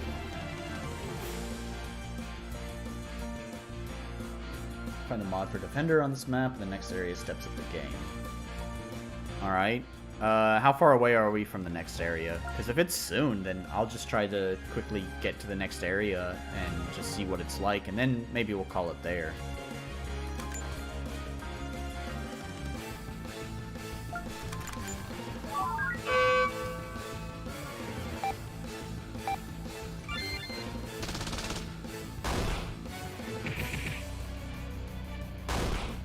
Oh, Defender bot is almost dead.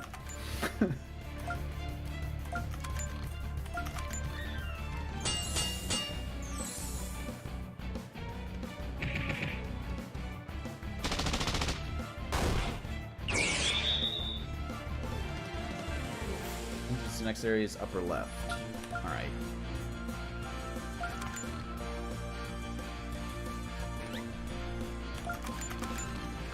It's upper right. Oh, he's gone Super Saiyan.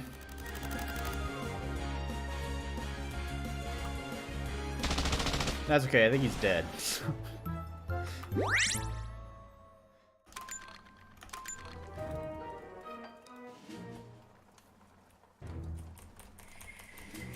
upper right for the tool.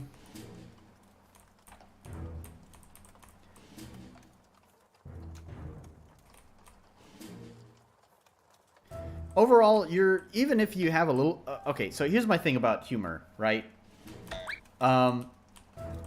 Honestly, I think I've given some games a hard time about their humor in the past, like even earlier with Dreamspace, the first game that we played today.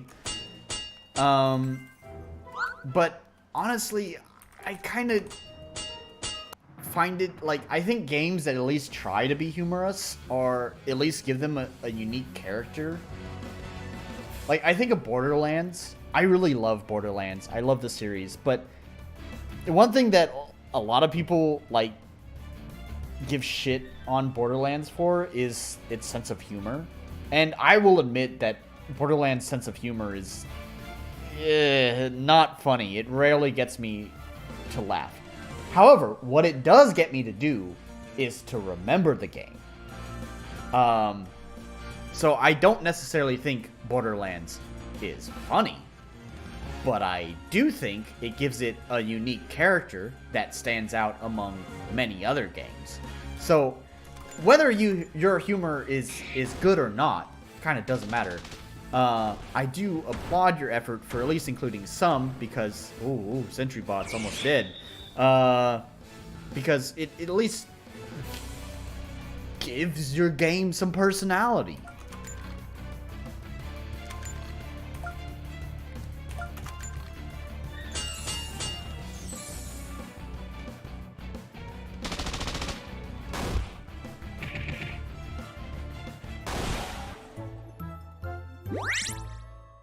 Level up, hooray! What do we have here? Just a helmet. I got no use for that stuff. Oh. Now, that's what I like. Screwdriver. Very nice. With this, my patchwork repair and core replacement will be more efficient. Nice touch. High quality German humor. I think the real comedian is Fortuna.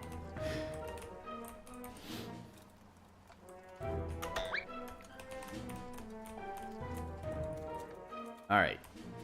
There we go. Yep, this definitely looks like a transition to a new area.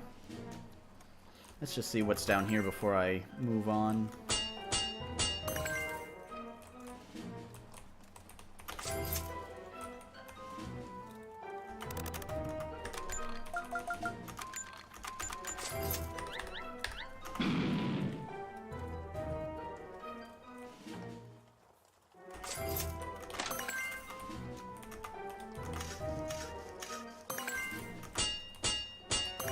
Is this also going to lead to the... No, okay, alright. Maybe it wraps around.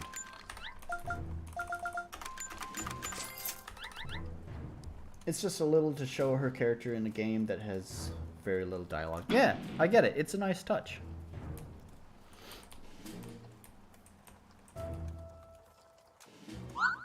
Mod is to my right. Of course, there's stream delay, so I don't know what right you're talking about.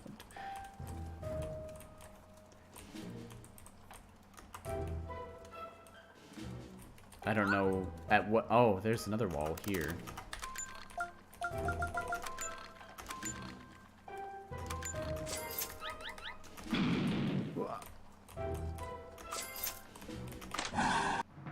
Oh, another mimic.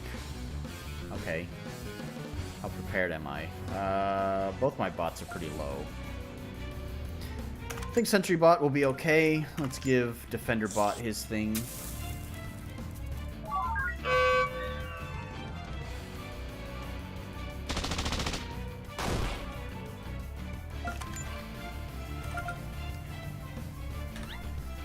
Huh?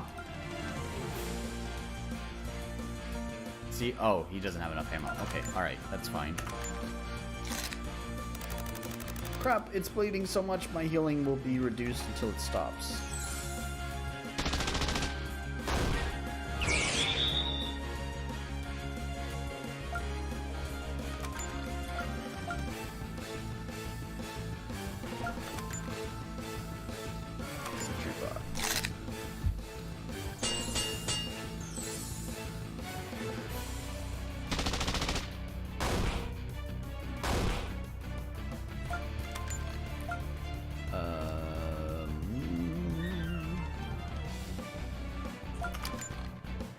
I'll go ahead and heal Defender Bot. No, actually, he has the thing on him, right? So he should revive when he dies.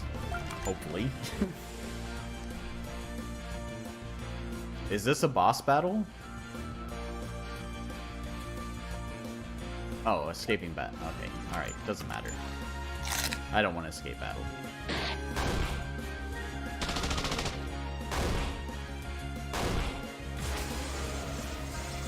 Is he dead? But he had the thing on him, right?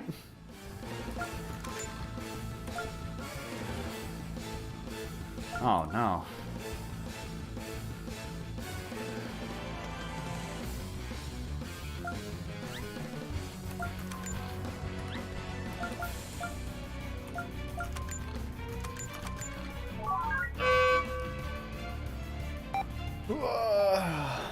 I am actually getting pretty sleepy. Oh, it's nearly 1 a.m. here. Yeah, so let's get to the next area. I'll finish this boss, get the mod, and then go to the next area. Just see what kind of challenge has been.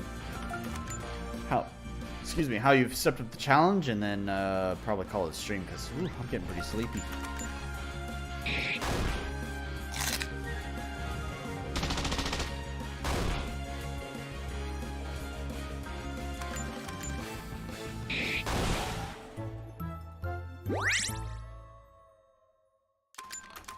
Well, I guess I need to heal him.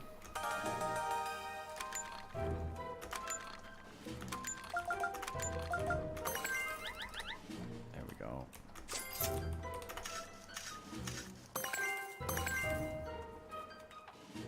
Oh, I didn't. Oh, God, I didn't even pay attention. Oops. Vanguard mod. Two-handed sword modification for Defender Bot, focusing on debuff and damage. Interesting. What is the regular one? Yeah, okay. If you want more offensive defender, you can use this mod. Yeah, I see.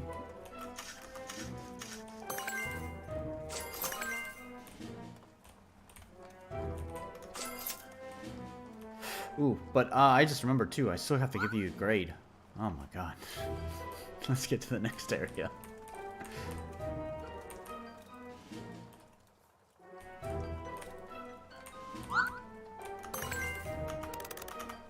Ah, damn it. I'm in a rush. And there we go. Alright, cool.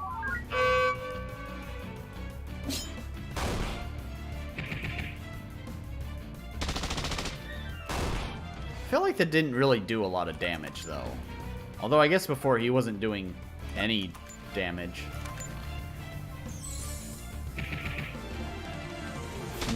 Game the timer. Yeah. Yeah, you're the only one I've streamed a game this long for, so you are a record setter.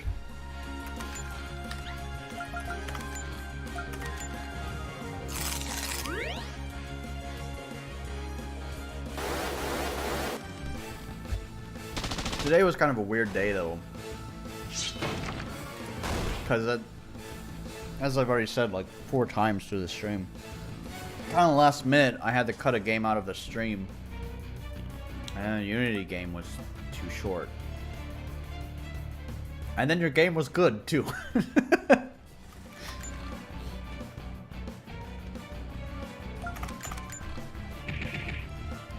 Be wary, I expect no less. Oh, Fortuna, what? You're saying that you expect me to stream your game for how long? An hour and basically 2 hours? Is that what you want?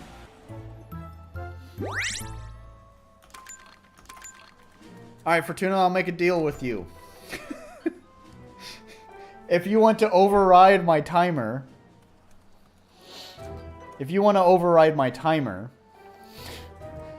then you have to make a plugin for me. If you make a plugin for me, or just pay me cash, that's fine too, then you can override my timer.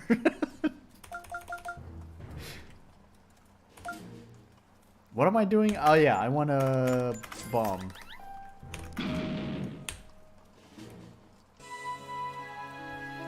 I got lucky, but I also couldn't be criticizing others if I wasn't able to make a half-decent game myself. Yeah, Well, I don't know if that's necessarily true. Because I mean, like, if you couldn't criticize other people's games, if you weren't allowed to criticize other people's games, what am I trying to say? God, I'm actually a little bit drunk now, and I'm also pretty sleepy. So, what the fuck am I trying to say? If people were required to know how to make a half-decent game in order to criticize other people's games, then I'm pretty sure the entire game journalist industry would dry up and be gone. You don't need to be able to make a good game in order to identify what a good game is. It does help, though. The jury trying to be corrupted. I feel strange. Ugh. I feel incredibly weak. Pain stopped, but I'm sure I just got a lot weaker. I have to continue no matter what. Oh yeah, I mean, it helps shielding myself from arguments like, if you think it sucks, you make it better, because I can say, I already did. Yeah, fair enough. Gaming journalism already dried up.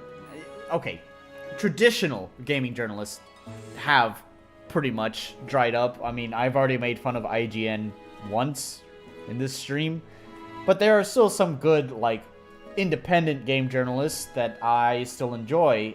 Skill Up is one that I watch quite regularly.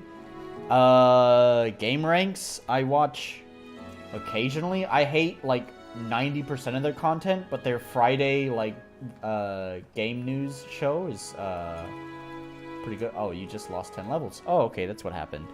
I see. I see now. I think I see what you're doing. So you start at level 30.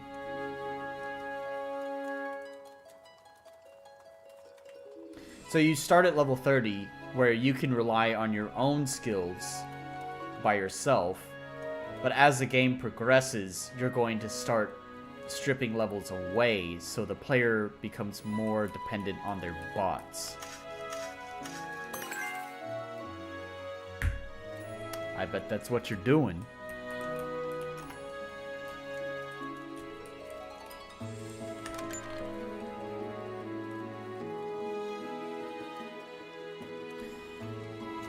So, since you said things are gonna step up, I'm going to try equipping the bazooka.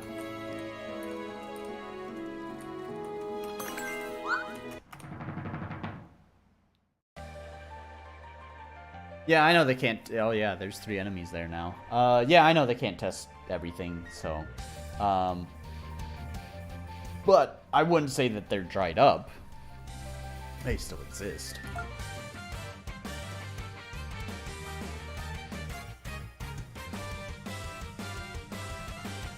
Right on. I get it. Okay.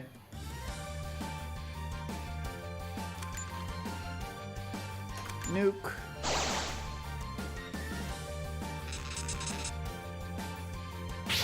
Did it just... Oh no, okay, alright.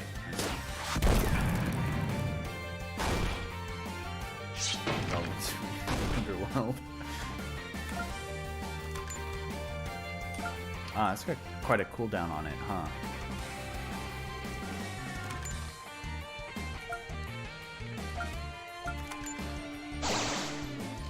Go back to your pit, fiend.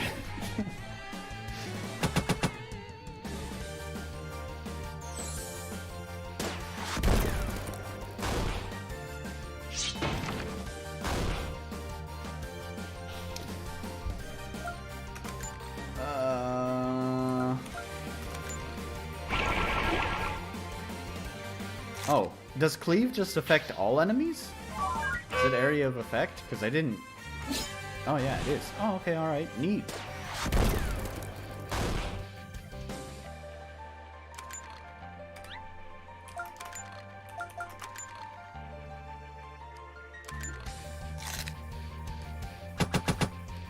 I think I get your game. I get it. I see what you're doing. Yeah, not bad. How is that motherfucker not dead? Oh no. Oh no. Hog Zombie was fuming when he lost 10 levels. He didn't even earn it. He didn't even earn in the first place. Yeah, I mean, so there's like a psychological kind of thing that happens. What's it fucking called? It's like a loss aversion. So like people feel more emotion towards losing something that they already have than if they never even got it in the first place. Right? So when you take something away from someone, like they already have this thing. So in this case, they have the 30 levels. And when you take that away, people might react kind of poorly to it because you're taking away. That's the loss aversion kind of psychological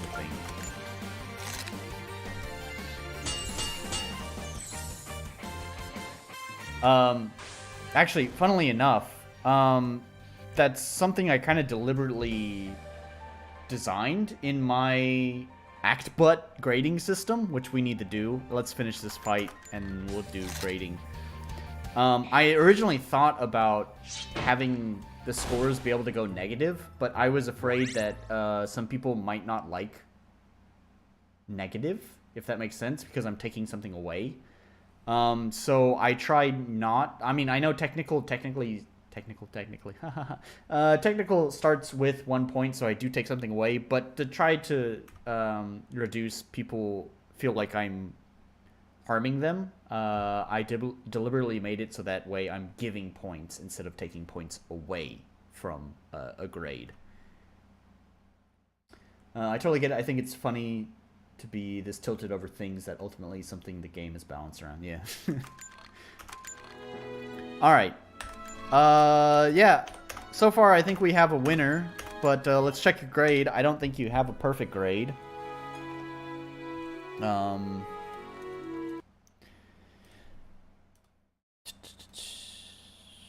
Here we are. Grade. So, accessibility. Accessibility. You did have key rebinding in there, which is good. And also, I like that you have the JS-US layout. Although, I'm not going to really give you points for that, honestly, because in all honesty, if the keyboard display for rebinding keys, and I know this is not your fault, this is just the plugin developer. If it wasn't so jank, if it wasn't a keyboard layout, if it was just a list of keys like most other games do, that would be better. Not,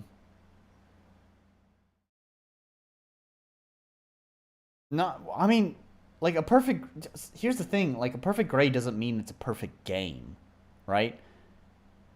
The only thing, okay, so being honest here, we'll come back to accessibility, all right? So being honest here, like clarity. You know, there was an iffy moment when you first introduced, like I talked about, like when we first started playing, when we first started playing your game today, you know, there was some like offloading a bunch of concepts about your game right in a row in the tutorial. I said it's not the best way of handling it. However, it was a safe environment where the player could practice that kind of stuff and get a chance to wrap their head around it. So it's like, I even remember saying, I'm not going to detract points for that, right? So I think as far as clarity goes, I understood where to go, what to do. I understood the mechanics of the game. So in my opinion, that's a 1. Balance. You had a boss that was designed for a party of 3, and despite me accidentally running into it, oh, there is a point I will take away. Sorry, anyways. Despite me accidentally bumping into that boss without being fully prepared for it, I was still able to overcome it. It was somewhat tough, but I still was able to beat it. I do feel like my abilities as a gamer is above average. So the fact that I was able to beat it just is more of a testament of my skill, I guess. But I think as far as average players go, I think the balancing is just fine. So that's a 1. Unique identity. Despite using RTP, you do have some pretty cool stuff there. I already mentioned you have nice gauges, like your UI design, the art. Even if the art is inconsistent, it still looks good. It looks cool. So there's that. The fact that you're playing as an orc, it gives it its own unique identity as well. I think there's plenty there to go off of to give your game its own unique identity. So I think it's a point as well. Now, technical. I forgot about this. I forgot that your game did crash. I know this is not your fault. Again, I'm not grading on you as a developer. This is as a consumer of your product. I don't give a shit about your abilities to fix problems. At the end of the day, your game should work. I don't like I said, I don't care about your abilities. So we did run into a problem. And that's, again, not necessarily your fault, but also the grading system doesn't care whether it's your fault or not. The game crashed. And I do have to take a point away from that. So it's not perfect. Let's go back to accessibility. So for accessibility, I think just having the ability to rebind keys, you can probably find it if you care enough. I don't want to bring up the name, but there is a recent post on the RPG Maker forums that felt like a personal attack, where someone, it's so indicative of the RPG Maker community, where they kind of don't give a shit about how comfortable someone is playing your game. And I was personally annoyed that this person I thought was going to do a good thing. They were going to apply keyboard config to their game so people can change their keyboard layout, and so anyone who has any wacky preference in keyboard controls can set it up however they want. How many people use Dvorak? I don't know. Maybe 1% of all computer users use Dvorak layout. So that's 1% of all computer users. How many of those are going to be people who play RPG Maker games? Probably 0%. And Colmark, I always have to look up what the fuck Colmark is to remind myself, because I'm pretty sure used even less than Dvorak.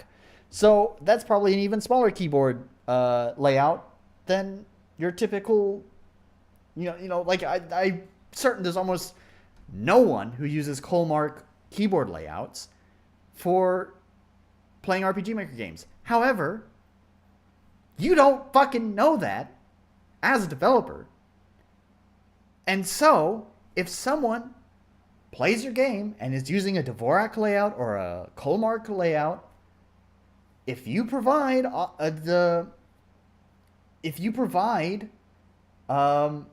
keyboard config, then if they're using some wacky, weird, non-standard keyboard layout, they can still play your game. So it's baffling to me that keyboard config, I rant about this all the fucking time. It is a free plugin that requires zero setup. All you have to do is drag and drop it into your project, and you're good to go. Now anyone can play your game with whatever preference they have for keyboard controls. It literally costs you nothing but barely a few seconds of time to make a humongous difference in your game. So I don't know. It's kind of because you're playing RPG Maker. That's why this question is here. Is it RPG Maker? Because you're on an RPG Maker game, and surprisingly, I don't know why, it's such a rare thing for RPG Maker devs to even care about keyboard configurations, that you're cut above the rest. And remember, the description is well thought out. I cannot believe RPG Maker is at a point that inputting It's not even like you have to program the fucking thing. I can't believe that adding keyboard config is well thought out. But yeah, I'm gonna give you a point. Adding keyboard config is unfortunately a cut above the rest. So, accessibility, you get a 1. So the only thing you missed is the technical.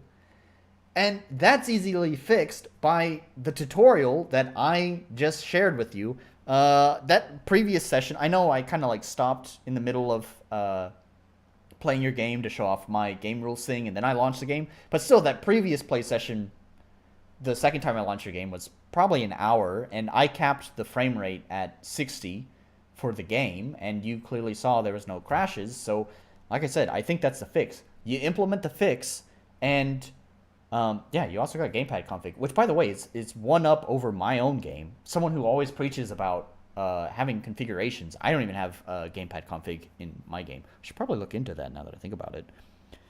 Anyways, point is once you implement that fix to your game, unless there's some other technical bug that happens later that I didn't see, you'd have 5 points there. Now, again, this doesn't mean your game is perfect. It just means your game met all the requirements to be a game. You know, it is a game. It's not an RPG Maker game. It's not a product of RPG Maker. It is a motherfucking game, right? So, yeah, I don't know. I think it's pretty good. Anyways, there's your score. You can get a 5 as soon as you implement that fix. It'll be a 5.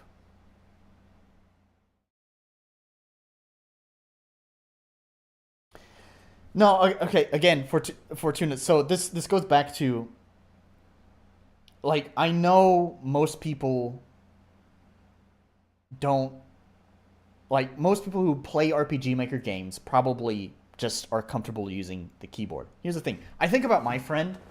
My friend back in America, he has never been a PC gamer. He's always been a console player. A few years ago, because obviously I don't live in America anymore, he's been my best friend since middle school. We've known each other for a very long time. He and I wanted to play some games together, and he knows I'll never buy a fucking console. So he got his first PC. But he doesn't like keyboard and mouse. He knows it's a superior control scheme. He knows that, even for first-person shooters. But because his entire life, from childhood to adulthood, he's used a controller, he is just more comfortable using a controller. He set up his PC at his TV in his living room, so it basically acted like a console for him. He didn't like sitting at a desk. And that's the thing. I know it's probably a rare minority that plays RPG Maker games and has that same kind of preference. But as a developer, you don't know that. And if it's as simple as implementing a plugin, I really think you should do it. There's basically no cost to you. So even if it is rare, I think having gamepad support is good, because there may be someone who wants to play your game but doesn't like using keyboard and mouse. Anyways, what did I miss while I was going off on my rant about that? But yeah, I think keybind settings are a bit of an oversight, because let's be honest, most RM devs are not able to make a concise game, let alone worry about inclusivity of controls. That's the thing, though. The goal is not to make an RPG Maker game. The goal is to make a game. Yes, good. Adding the fix to my core script. My brother does the same. He will only ever play on controller. D7 prefers controller largely over keyboard. Yeah, see? Like, that's the thing. Honestly, I feel like keyboard controls... I feel like there's definitely gonna be more people who prefer playing with a controller than there are people who prefer Dvorak or Kolmark keyboard layouts. But it all just comes down to making sure your game is accessible to as many people as possible.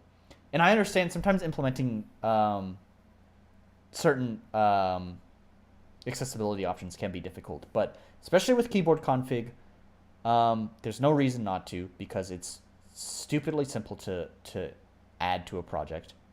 I don't know about gamepad. I think Yamfly has an option for that. I should really look. Is there just a gamepad config Yamfly plugin? Oh, okay, all right. Actually, I've never even tried RPG Maker with a controller. Really should try that. Let's go to my Yamfly plugins. What's in there? Every time I go to the folder, I always discover new plugins.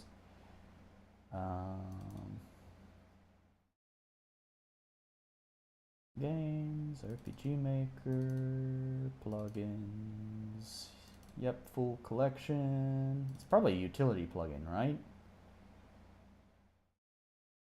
Oh, kind of gotta pee again. That's what happens when you drink a lot of alcohol. You start needing to pee a lot.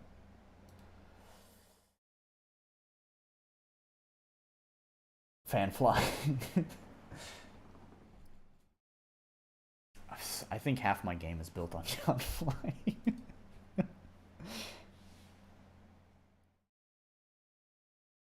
Oh, you don't even have QWERTY keyboards where you're at. Where are you from, Fortuna? I mean, I knew you were not an English speaker, but I have no idea where you're at. Oh, okay, all right. You don't need to tell me what gamepad thing you have, because I need to add it to my game.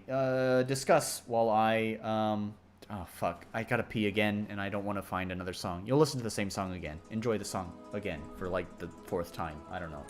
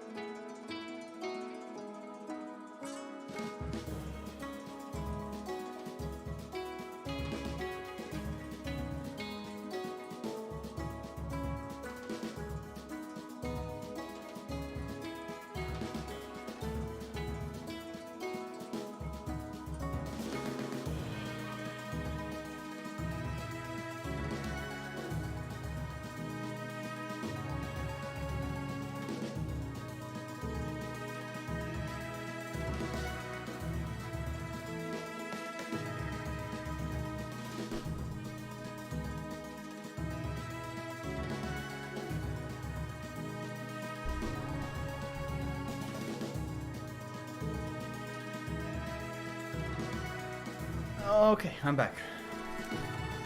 You guys didn't discuss. I'll just leave the music on. I mean, I'll wrap up soon, but I don't know. Is there anything else that needs to be said?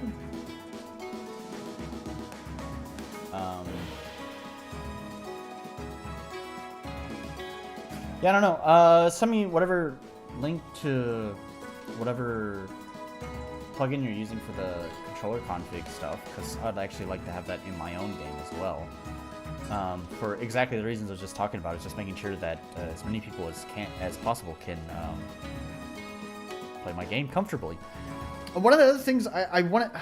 Actually, while I'm thinking about this, so I was debating whether or not to actually make a post on the RPG Maker forums about this or not. I feel like it's something that would probably no one would pay attention to. It would get no traction.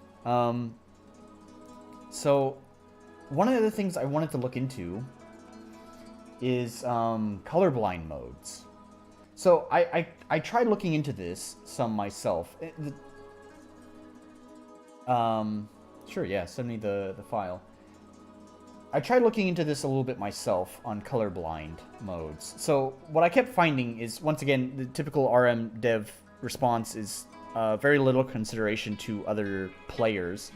And and the responses were generally, you should just apply a filter to like your tile sets, to all of your assets, and just have a switch that controls which assets are using in your game. So you can have your normal assets, and then what is it, the red-green blindness version of those assets, and that's crazy. That's nuts. That would take forever as a developer to have to go through every individual asset and apply the filter, and then also set the setting up the script.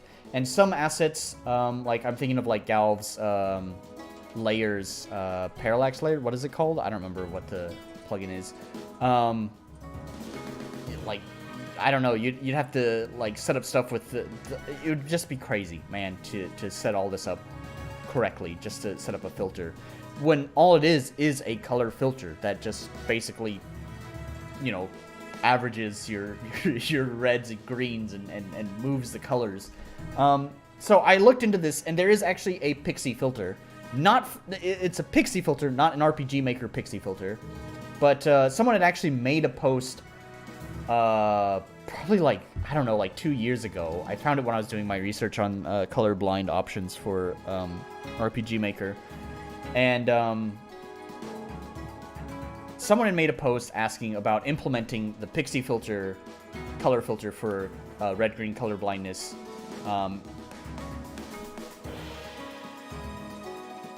Okay, so color blindness. Let's look up an example of red-green color blindness. Red-green color blindness.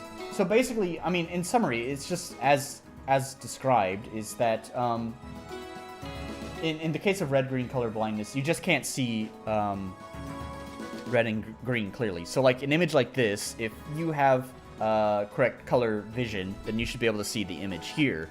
But if you don't have, if you are red-green colorblind, then this will probably just look like nothing. It just looked like a bunch of dots, right? Because you can't see color, right? That's color blindness. Here we go. You can see how that works. So, anyways, you're gonna be out of space. Oh, you're on. Have you seen Forza Horizons? Hang on. Forza Horizon option menu. You personally solved this issue by having no color. That's not the options menu. Oh, that's Forza Horizon 5. I wish this game takes up a massive amount of space on my hard drive, and I'm not playing it at this time. I wish it was installed, otherwise I would just open the game up. Yeah, so basically it just filters the colors so that way anything that's red or green, like those two colors near each other, basically turn into a single color for someone who's colorblind.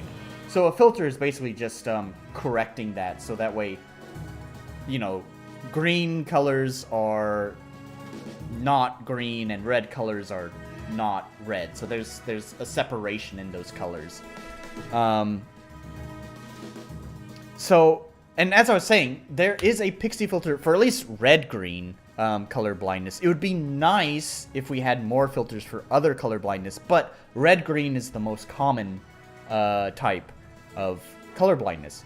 So it would be great if we could get like a community colorblind option made for the options menu.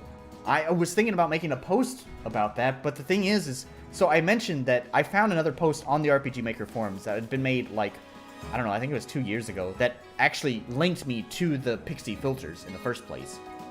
And guess how many responses that post had? 0! So, I don't know, Fortuna. To me, like, you want me to play your game for a long time?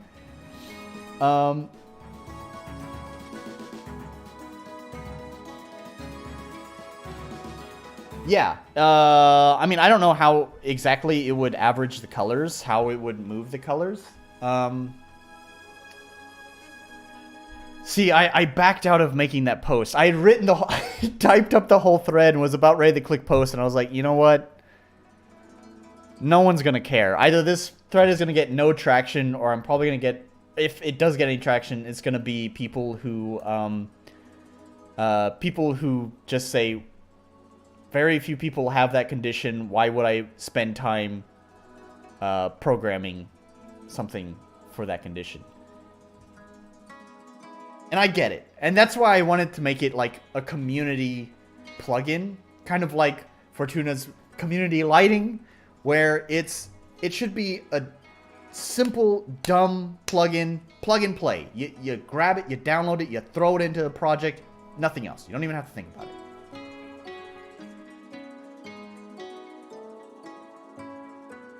I get that. I'm not colorblind myself.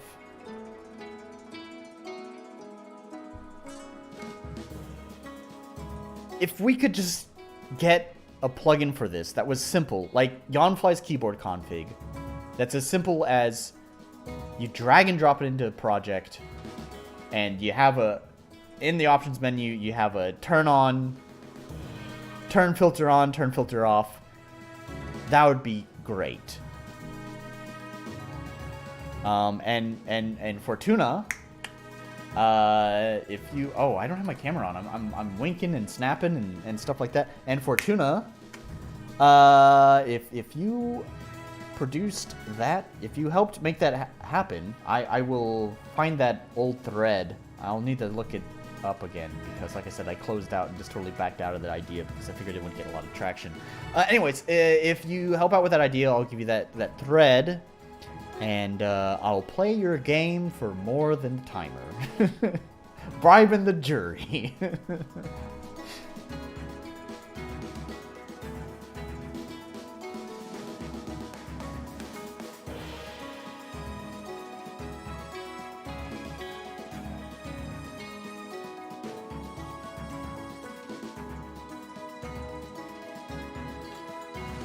Yep. No knowledge of pixie filters. Alright. Well, it was worth a shot. I don't remember why I brought it up. It was accessibility.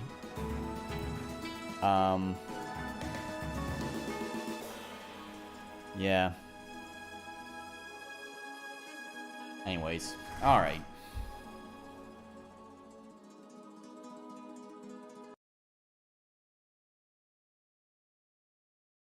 I mean, it doesn't have to necessarily be a pixie filter. The way I imagine...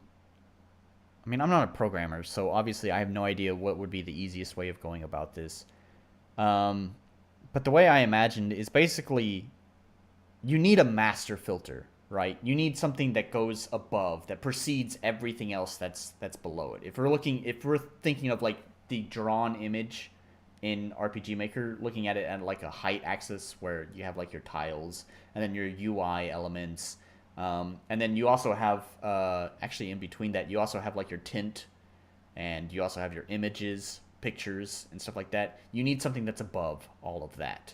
And to me, I figured a pixie filter would probably be the easiest way of applying a color filter that goes above every other image layer below it. But I don't really know, obviously, because I'm not a programmer.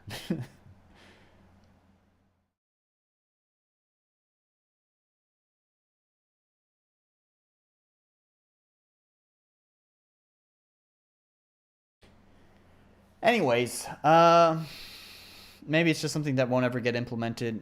I think it would...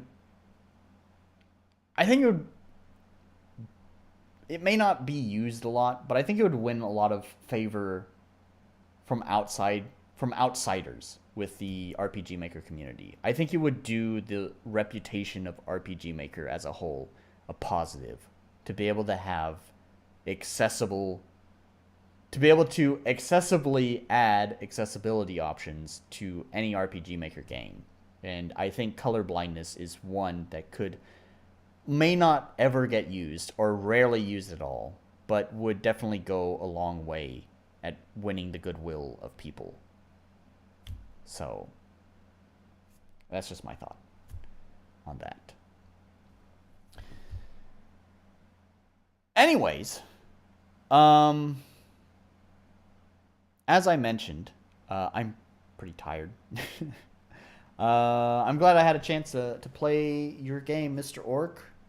And I actually may potentially play some more in my own free time. And if I do, I'll let you know what I think about it after spending some more time with it.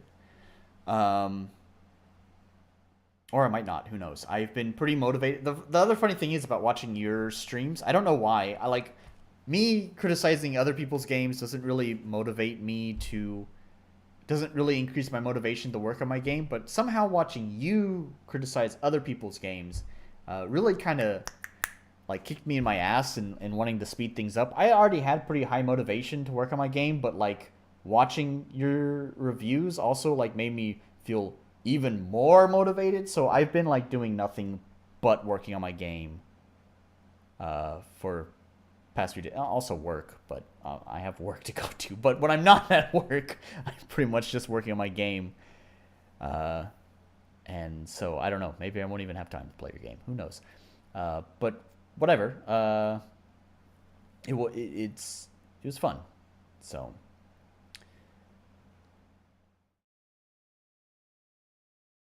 Oh, you're actually gonna stream after this too. I won't join you because I'm tired.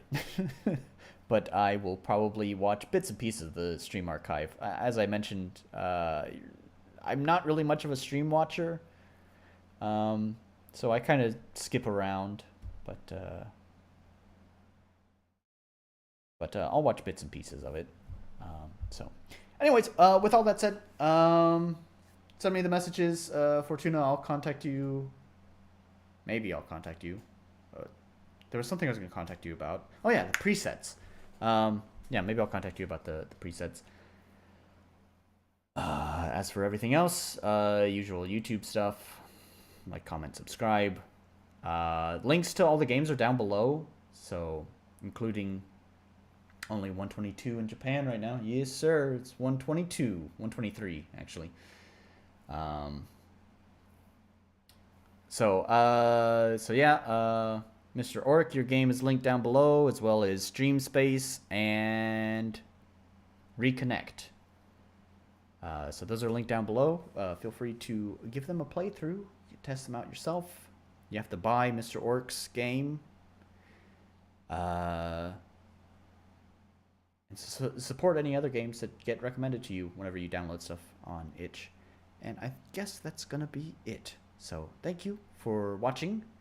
And I think next time I'm going to try another one of those game mechanics streams. Not sure what game I'm going to play. Maybe Cyberpunk? Maybe Borderlands. I talked about Borderlands this time. Maybe we'll play Borderlands. I don't know. I'll think about it throughout this week, but we'll do a game mechanics stream next week. So, that's it for now. And, bye.